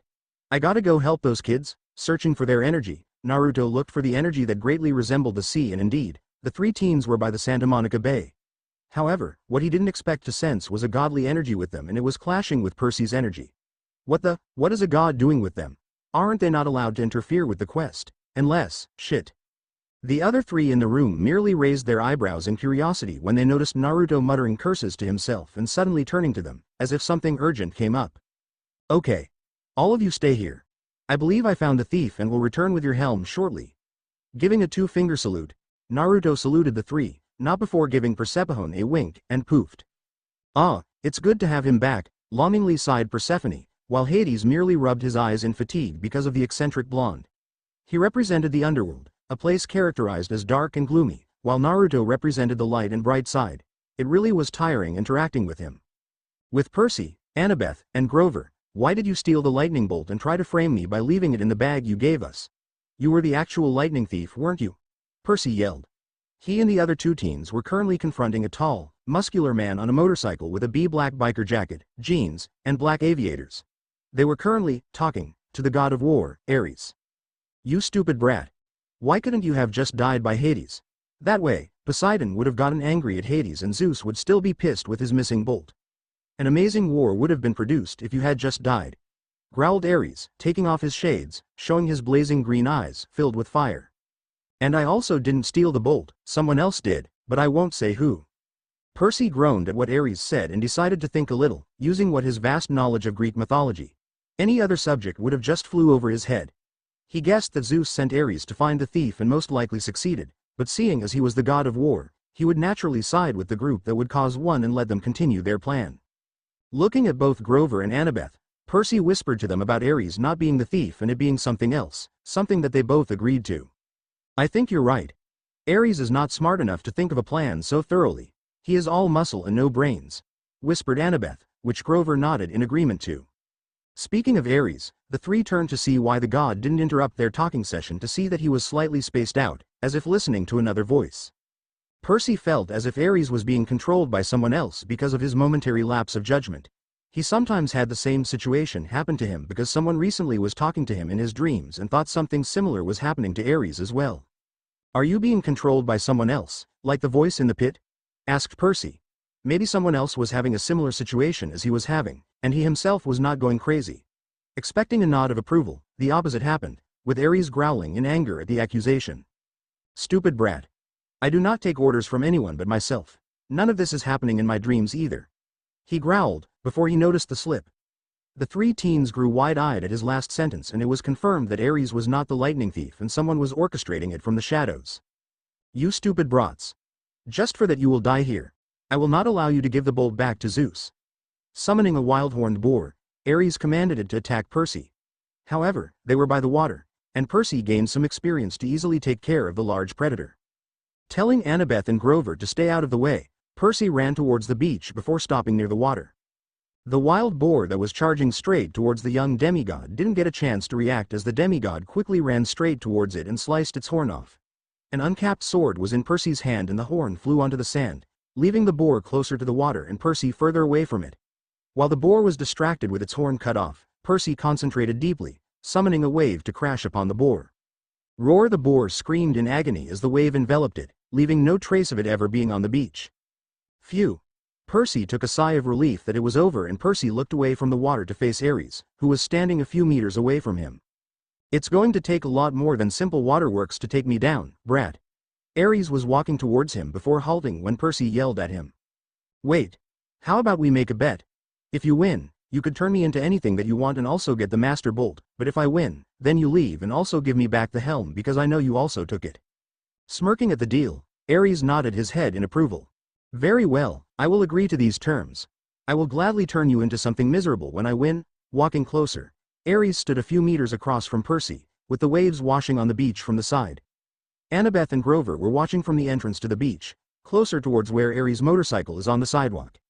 Even though the chance of defeating a god was near impossible, the two of them would trust that Percy would do something to keep himself alive. That, or maybe that Naruto guy would come help them. If he is on friendly terms on Hades, then that would mean he is a powerful being.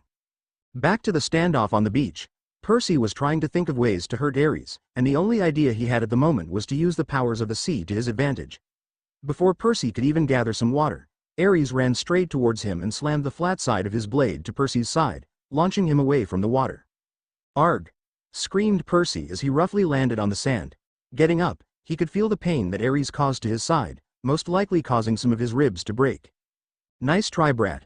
I know that your father is Poseidon, so you think that I will let you use your powers. Yeah, right. Laughing, Aries walked his way to Percy, who slowly got back up.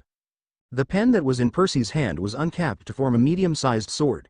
Using his sword, Percy quickly rushed to slash Aries, only to be blocked. Ha ha ha ha. Is that all you got? Surely you can do better than this lousy performance. I want a true fight, growled Aries, causing his eyes to burn brightly. Percy, however, lightly smirked at Aries and drew power from the water to his sword. Apparently, the sword is called Riptide and his dad, from his dreams, told him that the sword would always find its way back to him and also draws power from the sea. Testing out whether his dad was telling the truth or not, Percy came to realization that it was correct, judging from the bright glow emanating from Riptide. Percy was able to overpower Aries' sword and sent it flying across the beach. Aries was slightly stunned that a mere demigod was able to overpower him and in that moment of time, felt a slight pain on his arm. Looking at it, he noticed that his jacket had a slash, exposing a line of gold blood coming out his arm. Furious at the minor injury, Aries knew that he had to get somewhat serious and intended to pulverize the demigod. Looking back up, Aries noticed that the demigod was by the water, most likely trying to heal himself from the attack beforehand. Percy used the distraction to run to the water and heal himself, as the pain was too much for him to handle. When he finished, Percy felt a hand grab his shirt and suddenly felt himself in the air. Landing roughly in the sand, Percy groaned, dazed by the sudden move, and when he regained his senses, sword was about to hit him, causing him to jump back. Looking towards where Aries' sword landed, Perry saw that it was no longer there. Looking at the direction from where he was about to get sliced, he saw that Aries regained the sword and was looking as furious as ever. The aviators that Aries was wearing was long gone and the fire emanating from his eyes burned brighter than ever. As they were fighting, onlookers had already notified the police and several cop cars arrived at the scene. What they saw was an older man and a teen shooting at one another.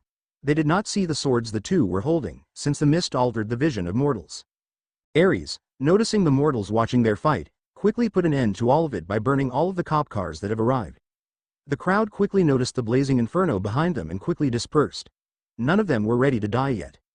That moment of distraction was enough once again for Percy to run away from Aries to the water, where he would hold an advantage as opposed to if he were to stay away from it.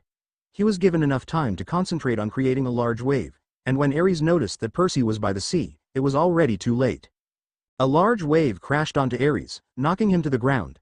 Before he could even get back up to retaliate, Percy was already by him and using Riptide, he stabbed the sword into Aries' ankle, releasing a large amount of his golden blood. "Oh, you fucking brat," howled Aries. Percy quickly ran back a couple meters because he noticed that Aries was glowing brightly and was releasing a large amount of power. "You dare to injure a god? I will end you once and for all. Behold my godly form and may you burn to ashes because of it." Glowing brightly, Aries was about to transform into his godly form before a hand slammed his head into the sand, interrupting his transformation. Tisk. Tisk. "Aries, what are you doing in front of a demigod? You realize that you are in trouble, right? Surely you don't want to fade now." Using his power to get rid of the arm, Aries slightly groaned from the impact and turned to face the offender to see Naruto looking straight at him. "Naruto. Fuck off," growled Aries, before he screamed again and felt his entire body burning. Black fire was slowly surrounding his entire body, and Aries felt himself screaming in pain for what seemed to be an eternity, before seeing dark. While Aries was screaming, Percy, Annabeth, and Grover were confused as to why he was screaming because nothing was happening to him, and it looked like he was in agonizing pain before going unconscious. "Naruto. What are you doing here?" questioned Percy. Naruto, however, didn't answer his question as he was focused on the downed body of Aries. Going up towards the body, Naruto crouched down and searched the jacket of Aries, before feeling something and reached for it. Grabbing it, Naruto took it out and lo and behold, it was the Helm of Darkness. "How did he fit this helm in his jacket?" murmured Naruto, before looking up to see Percy going towards him, and look behind him. He also noticed Annabeth and Grover coming towards him. "Oh, hey guys. Great job fighting Aries, Percy. You're pretty good for an inexperienced fighter," grinned Naruto. You didn't answer my question. What are you doing here?" repeated Percy. Annabeth and Grover heard what Percy said and were also curious as to why he was here. "Wow. No thank you. You kids are so mean." Mock cried Naruto, earning blank looks from the three of them. Kids these days were so rude and couldn't say thank you to their elders. Clearing his throat, Naruto grinned at them. "Well, the great Naruto has come to save you demigods from the evil threat of Aries the Ugly. Like Aries said, you would have actually been burnt to ashes if you were to stare directly into Aries' true form." Percy, who was still unfamiliar with the Greek world, widened his eyes in shock. So Aries was actually telling the truth and he would have died had it not been for Naruto saving him. Annabeth, however, stared at Naruto with her cold, calculating eyes and thought about how he knew what Aries was telling Percy, and less. Ahem. Gaining the attention of the three males, Annabeth focused her attention on Naruto. "How did you hear what Aries told Percy? Were you actually watching the fight between the two?" The two questions also made Percy and Grover realize what she was implying and turned to glare at Naruto, who was nervously smiling at them. Were you actually watching the fight? Why didn't you help me fight Aries? Help would have been grateful. Nearly screamed Percy, before a hand to his face stopped his rant to see Naruto look at him with a serious face. You are a demigod, and the son of Poseidon as well. If I interfered and helped you fight Aries, then you would never know how to fight for yourself and understand that there aren't always people there to help you. I didn't interfere because you are going to be the main target for powerful enemies in the future because of your godly parent in the prophecy. You need to gain experience quickly and Aries just so happened to be a good one. Explained Naruto, getting a mix of shock and understanding from Percy, a nod from Grover, and a calculated look from Annabeth. Annabeth, right. Getting a nod, he continued. Why are you looking at me like that? Did I do something? Annabeth, who listened to his explanation, decided to ask the elephant in the room. Who are you exactly? I've never read anything in the books about a person named Naruto, and since you seem to know so much about our background, then you must be someone important. You also are on good terms with Hades and Persephone and easily defeated Aries. Said God was still by the foot of Naruto, unconscious. Child of Athena, huh? I swear that all of you think exactly like her, muttered Naruto. Looking at Annabeth, Naruto gave his straightforward answer. Well, I guess I am someone important. Or maybe I'm just that awesome that I know Greek mythology. Still getting a cold and calculative gaze aimed at his face, Naruto cleared his throat again. Maybe he needed some water. Look, if you want some answers, then just ask your mother. She knows a lot about me and I don't have the time to tell you no, and neither do you three. Remember? The solstice is today, so you need to get to Olympus as fast as possible. Annabeth, Grover, and Percy widened their eyes in shock, completely forgetting that the solstice was today. They needed to get to Olympus as fast as possible, or a war would break out. Hey, can you take us there? I'm sure that you have some fast speed or teleportation spell. There was no way you could have gotten here without one or the other, asked Annabeth.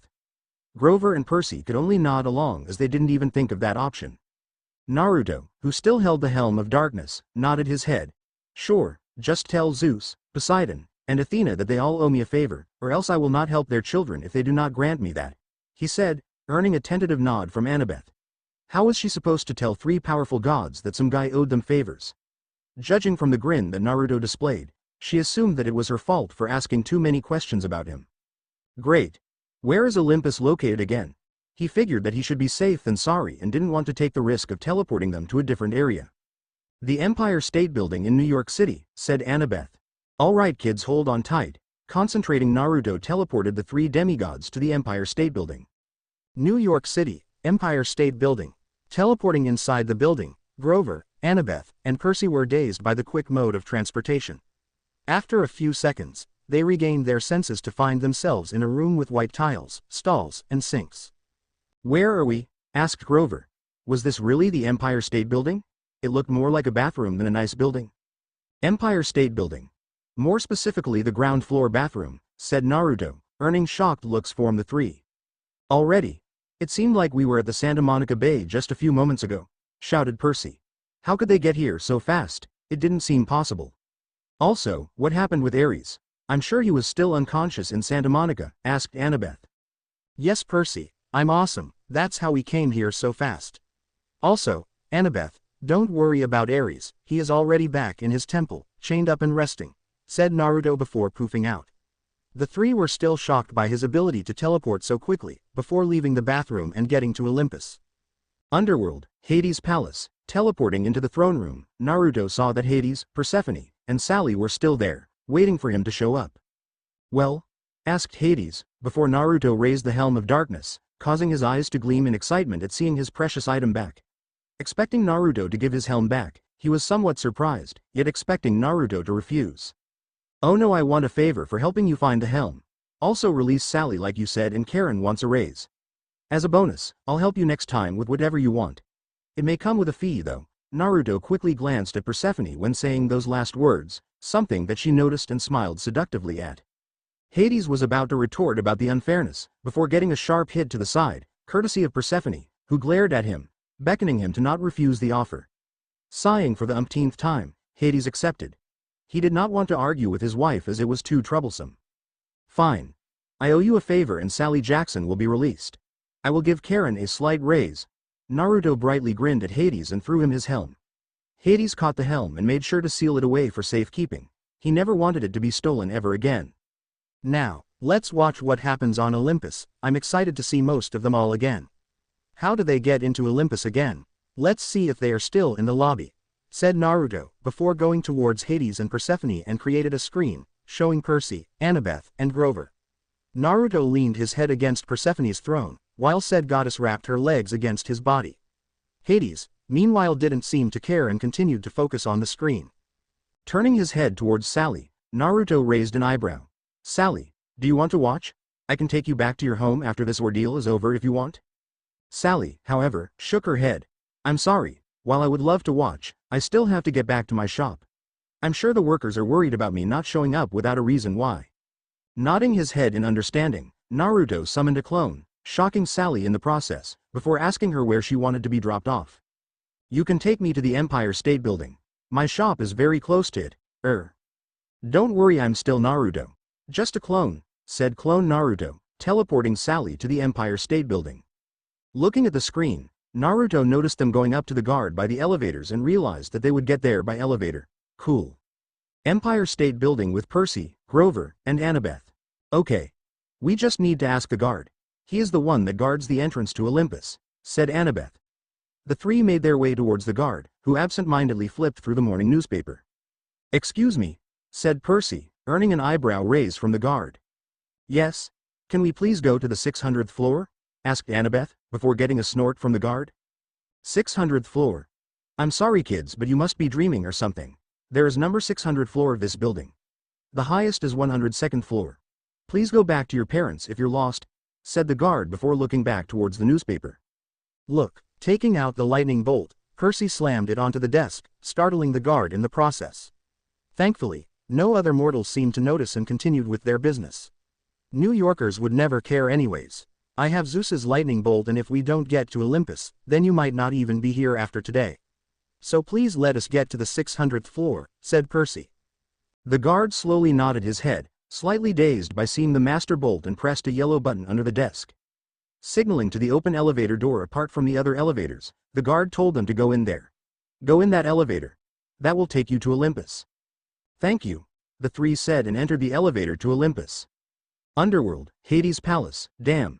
They showed that guard, whistled Naruto, earning a giggle from Persephone and snort from Hades. Looking at the screen and seeing the three going up the elevator, Naruto smiled, and further hugged Persephone's legs, lightly caressing it, earning a shiver from the goddess. He knows that Annabeth will mention his name during the meeting because of being a child of Athena and wonders how they will react from his name. He can't wait to show himself in front of them again. Damn. They showed that guard, whistled Naruto, earning a giggle from Persephone and snort from Hades. Looking at the screen and seeing the three going up the elevator, Naruto smiled, and further hugged Persephone's legs, lightly caressing it, earning a shiver from the goddess. He knows that Annabeth will mention his name during the meeting because of being a child of Athena and wonders how they will react from his name. He can't wait to show himself in front of them again. Present, 600th floor, Olympus, ding, the elevator doors opened and Grover, Annabeth, and Percy stepped out. Wow, said Percy as he took in the sight of the beautiful scene in front of him. Blue sky could be seen for as far as the eye could take him, and the marble floors, white pillars and beautiful white temples surrounded him. All Percy could do was stare in amazement. Giggling, Annabeth dragged Percy to the direction of the throne room. Every demigod has that reaction when they first enter Olympus. It really is a beautiful place to be in and designed by my mother herself, said Annabeth, puffing her chest out in pride with the mention of her mother.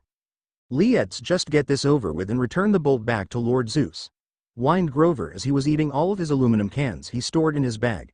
Meeting with the king of Olympus with such an important task was making Grover very nervous. Breaking out of his stupor, Percy nodded his head and followed Annabeth to the throne room, which was the largest building in all of Olympus, sat in the heart of it. Reaching the doors to the throne room, the three teens took a deep breath and after nodding to each other, pushed the large white doors open where the Olympians resided for their return. Just as they opened the doors, the throne room suddenly became very quiet, as 12 Olympians, Aries still unconscious and in his temple, looked towards the door to see who opened them. Percy, who never saw any of the Olympians before, looked around and remembered from Chiron's lecture about the U-shaped council, with Zeus in the middle.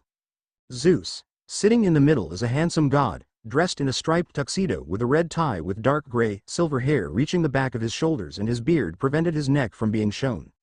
The tuxedo is a snug fit that complemented his bulky form, giving off a regal sensation. Hera, who is on his left, is a stunning goddess with beautiful black hair that reached the small of her back, striking black eyes, and a beautiful pale complexion. She is dressed in a white toga that strained against her large bust, bust, and hugged her large hips. Over her is a beautiful cape made out of peacock feathers, representing her symbol. Demeter, who sat left of Hera, is another gorgeous goddess with breathtaking golden hair that reached down to her hips and striking hazel eyes. She is currently wearing a bright green dress that showed the top portion of her large breasts, bust, followed with a dark cape. Dionysus, sitting to the left of Demeter, is a chubby-faced god with a red nose and black curly hair. He is currently wearing a leopard print shirt with shorts and running shoes, making it seem like he came from a trailer park or was homeless. Athena, following the pattern, sat to the left of Demeter. She has a beautiful shade of brown hair that flows just below her shoulders and has storm gray eyes that were full of energy. She is currently wearing a long white dress that hugged her curves, bust. Artemis, who sat at the end of the left half of the council, has shoulder-length raven black hair and striking silver gray eyes that enhanced her divine features. Currently, she is also wearing a long white dress, like Athena accentuated her curves, bust, that made her look breathtaking. Poseidon, sitting at Zeus's right, is a handsome god with black hair, a neatly trimmed beard, deep tan, and powerful sea green eyes. Currently he sported a Tommy Bahama shirt with coconuts and parrots displayed on the shirt, khaki Bermuda shorts, and leather sandals. Aries, who sat to the right of Poseidon, was absent due to the fight with Naruto a couple hours before. Aphrodite, who sat to the right of Aries, is the most beautiful goddess on Olympus, capable of changing her form to bring the utmost satisfaction to the being directed towards. Currently, her form on Olympus is beautiful golden locks that was neatly put into a bun with a golden crown resting on her head. She wore a white dress that strained against her bust, and a golden pendant with a beautiful sapphire resting in between her mounds. Hephaestus, following the trend, is a huge god with shoulders at different heights, misshapen head, bushy eyebrows, a wild brown beard, and his leg in a steel brace. However, he is also very muscular from always working in the forges. Apollo, following the trend, is an extremely handsome god, with bright blonde hair, bright blue eyes, and a bronzed complexion. His figure is enhanced with him wearing a Greek robe lined with gold. Hermes, sitting at the end of the right half of the council, has an athletic, slim figure with curly black hair, blue eyes, and elfish features. He is currently wearing a white toga and winged shoes. I got a lot of this information from the Percy Jackson fandom page, and I also suck with describing appearances. As Percy was looking at each god, Annabeth nudged him to get him back to reality and slightly pushed him to move forward. Annabeth and Grover quickly took a knee and bowed their heads low, with Percy looking on confused until he saw the glare Annabeth sent his way. "Kneel down and bow before Lord Zeus," quietly hissed Annabeth. Percy quickly followed her commands and kneeled on one knee beside her and Grover. "Lord Zeus, we have returned from the mission to retrieve the Master Bolt and have obtained it successfully," said Annabeth. A beautiful goddess with silvery gray hair and streaks of golden smiled at Annabeth. "Rise," said Zeus. The three rose and stood up to look at the god before them, who had silver hair, a silver beard, and a figure that exuded authority and dominance. Zeus held out his hand, and Percy, who left the bolt in his bag, took it out and extended his hand out. The bolt quickly flew over to Zeus's hand, who proceeded to inspect the bolt that was in the tube. He made the bolt disappear and looked back towards the two demigods and one satyr. "You three have done a great deed towards Olympus, and I will proceed to reward you with your lives, even if one of you are Poseidon's spawn," said Zeus, muttering the last sentence at the end, and directed his glare towards Percy, who flinched at it. The rest of the gods rolled their eyes at the reward. Zeus and his paranoia at its finest. "Peace, brother. After all, my son did after all retrieved your bolt. So you should be thankful to him, and to extend me as well," said a man with black hair with a crown on top, brown beard, and a Hawaiian shirt with beach-themed shorts. This man is Poseidon, rule of the sea and part of the Big Three, along with Zeus and Hades. Sorry for my horrible description of the Greek gods. Zeus sent a glare towards Poseidon, who in turn gave him a smug grin, before turning back to the three. "Very well. Tell us what happened during your quest." With that, Annabeth proceeded to tell the entire story about their journey. As Annabeth talked about how Kronos could have been involved in Percy voicing his dreams, Annabeth suddenly remembered that she didn't include any parts that included the strange blonde-haired man that appeared before them during their confrontation with Hades and with Aries. "If I may, Lord Zeus, may I ask my mother a question?" asked Annabeth. Zeus nodded his head with approval, causing Annabeth to turn towards Athena. "Mother, do you by any chance know a person named Naruto?"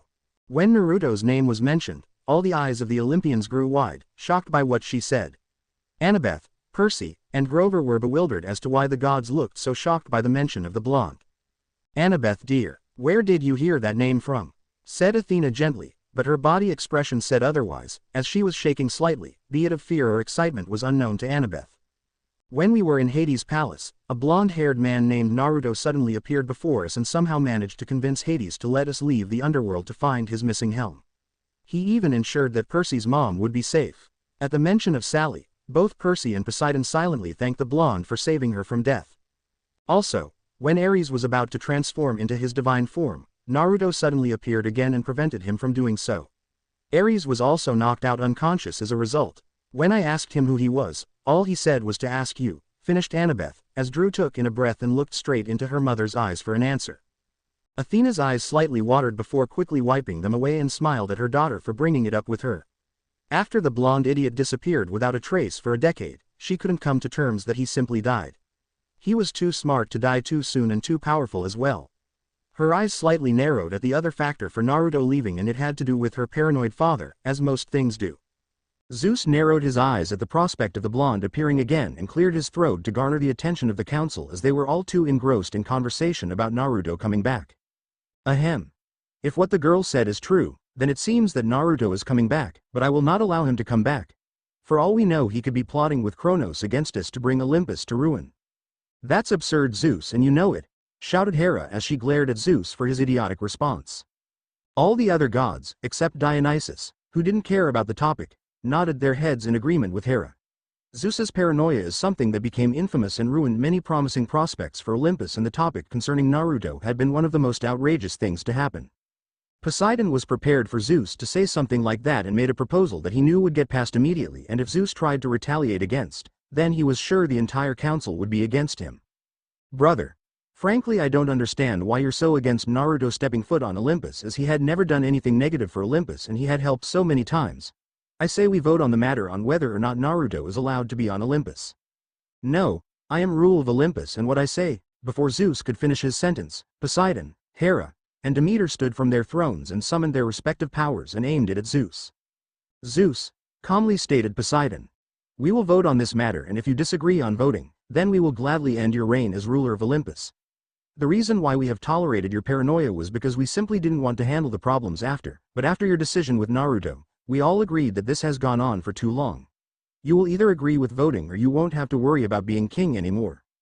Annabeth, Percy, and Grover were staring at the scene in shock because they never expected the other gods to gang up on Zeus and put him in his place. Percy was shocked that a fight could break out, but Annabeth and Grover never expected that Zeus's paranoia caused something that created a rift in the council. Thinking back to what she just said, Annabeth, with her Athena brain, was going through the history that she remembered and tried to find it in her about any mention of Naruto. However, she couldn't recall any mention of him in name in general. Was this person only known to the gods and closed off from the demigods? Was he friend or foe, judging from the reactions of the gods? "He did save us and helped our quest. Mom also seemed to be happy when I mentioned his name, and so did the rest of the gods in general, except for Zeus and Dionysus. But I guess that should be expected from the two of them," thought Annabeth as she continued to watch the scene before her. Glaring at Poseidon, Hera, and Demeter, Zeus eventually relented, seeing that the three of them would not back down from this decision, and he quickly looked past them to see that none of the other gods, goddesses were going to do anything about it. "Fine," growled Zeus as the three went back to their respective thrones to wait for the upcoming vote. "We will now take a vote on the matter of allowing Naruto Uzumaki to be allowed to set foot on Olympus. Raise your hands if you agree he should be allowed." 10 out of the 12 gods and goddesses raised their hands in favor, with the two exceptions being Dionysus and Zeus. Dionysus didn't care for the matter and was just sleeping through the topic, and Zeus, with his paranoia, didn't want Naruto back. Looking at the rest of the council, Zeus glared at the rest of the Olympians and gave out his judgment. Based on the council decision, Naruto will be allowed to step back on Olympus until he does something wrong, angrily said Zeus before he quickly flashed out. The rest of the council, save for Dionysus, who flashed out as well, stayed behind and were now discussing ways to track down Naruto. "Wow.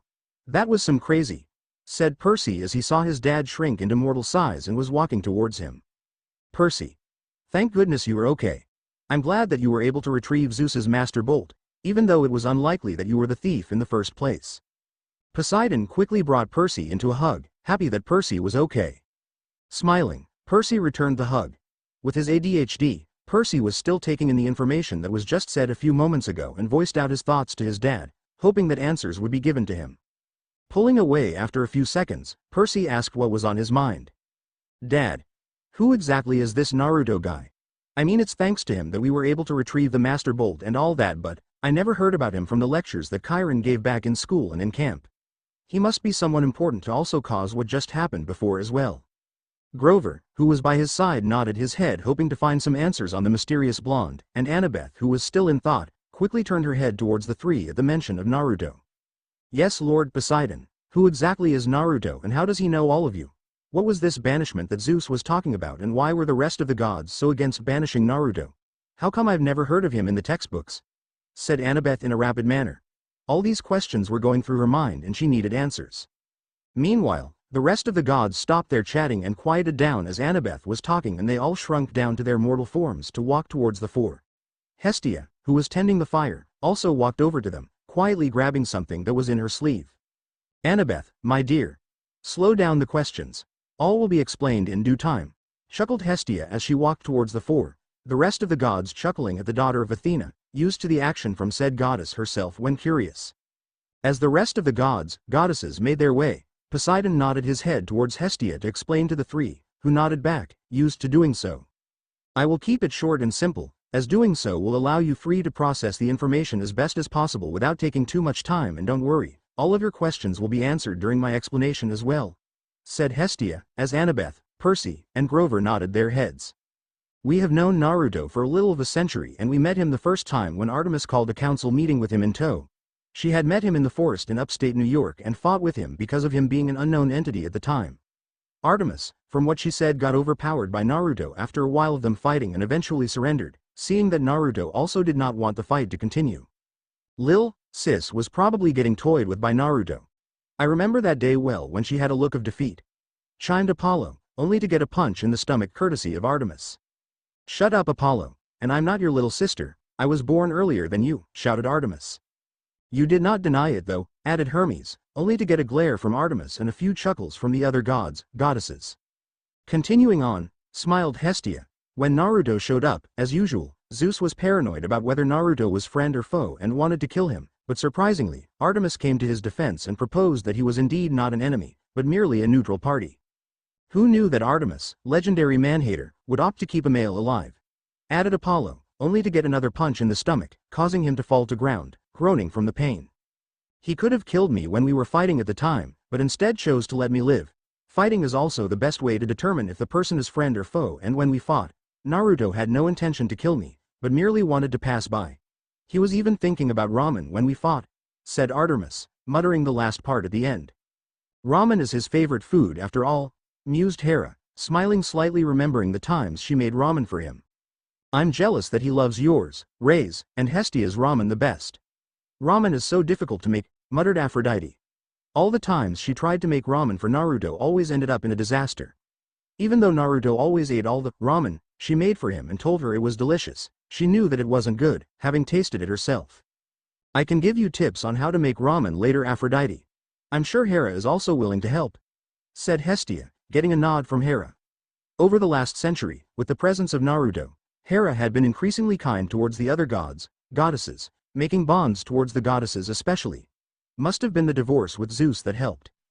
Coughing slightly, Hestia gave a look towards the gods, goddesses, silently telling them not to interrupt anymore. Now, hopefully we get no more interruptions so we can finish this. Zeus listened to Artemis and told her to keep an eye on him to make sure that he didn't do anything suspicious that would threaten Olympus. As time went on, Naruto really integrated well with this and even conquered the hearts of many women. Hestia's end comment caused the rest of the goddesses in the room to blush at the implication. Approximately a decade ago, Hera ended her marriage with Zeus, having enough of him cheating on her, and Zeus suspected that Hera broke up with him because of Naruto. After all, being around Naruto for 90 years caused Hera to stop being with Zeus, and she opted to be around Naruto more.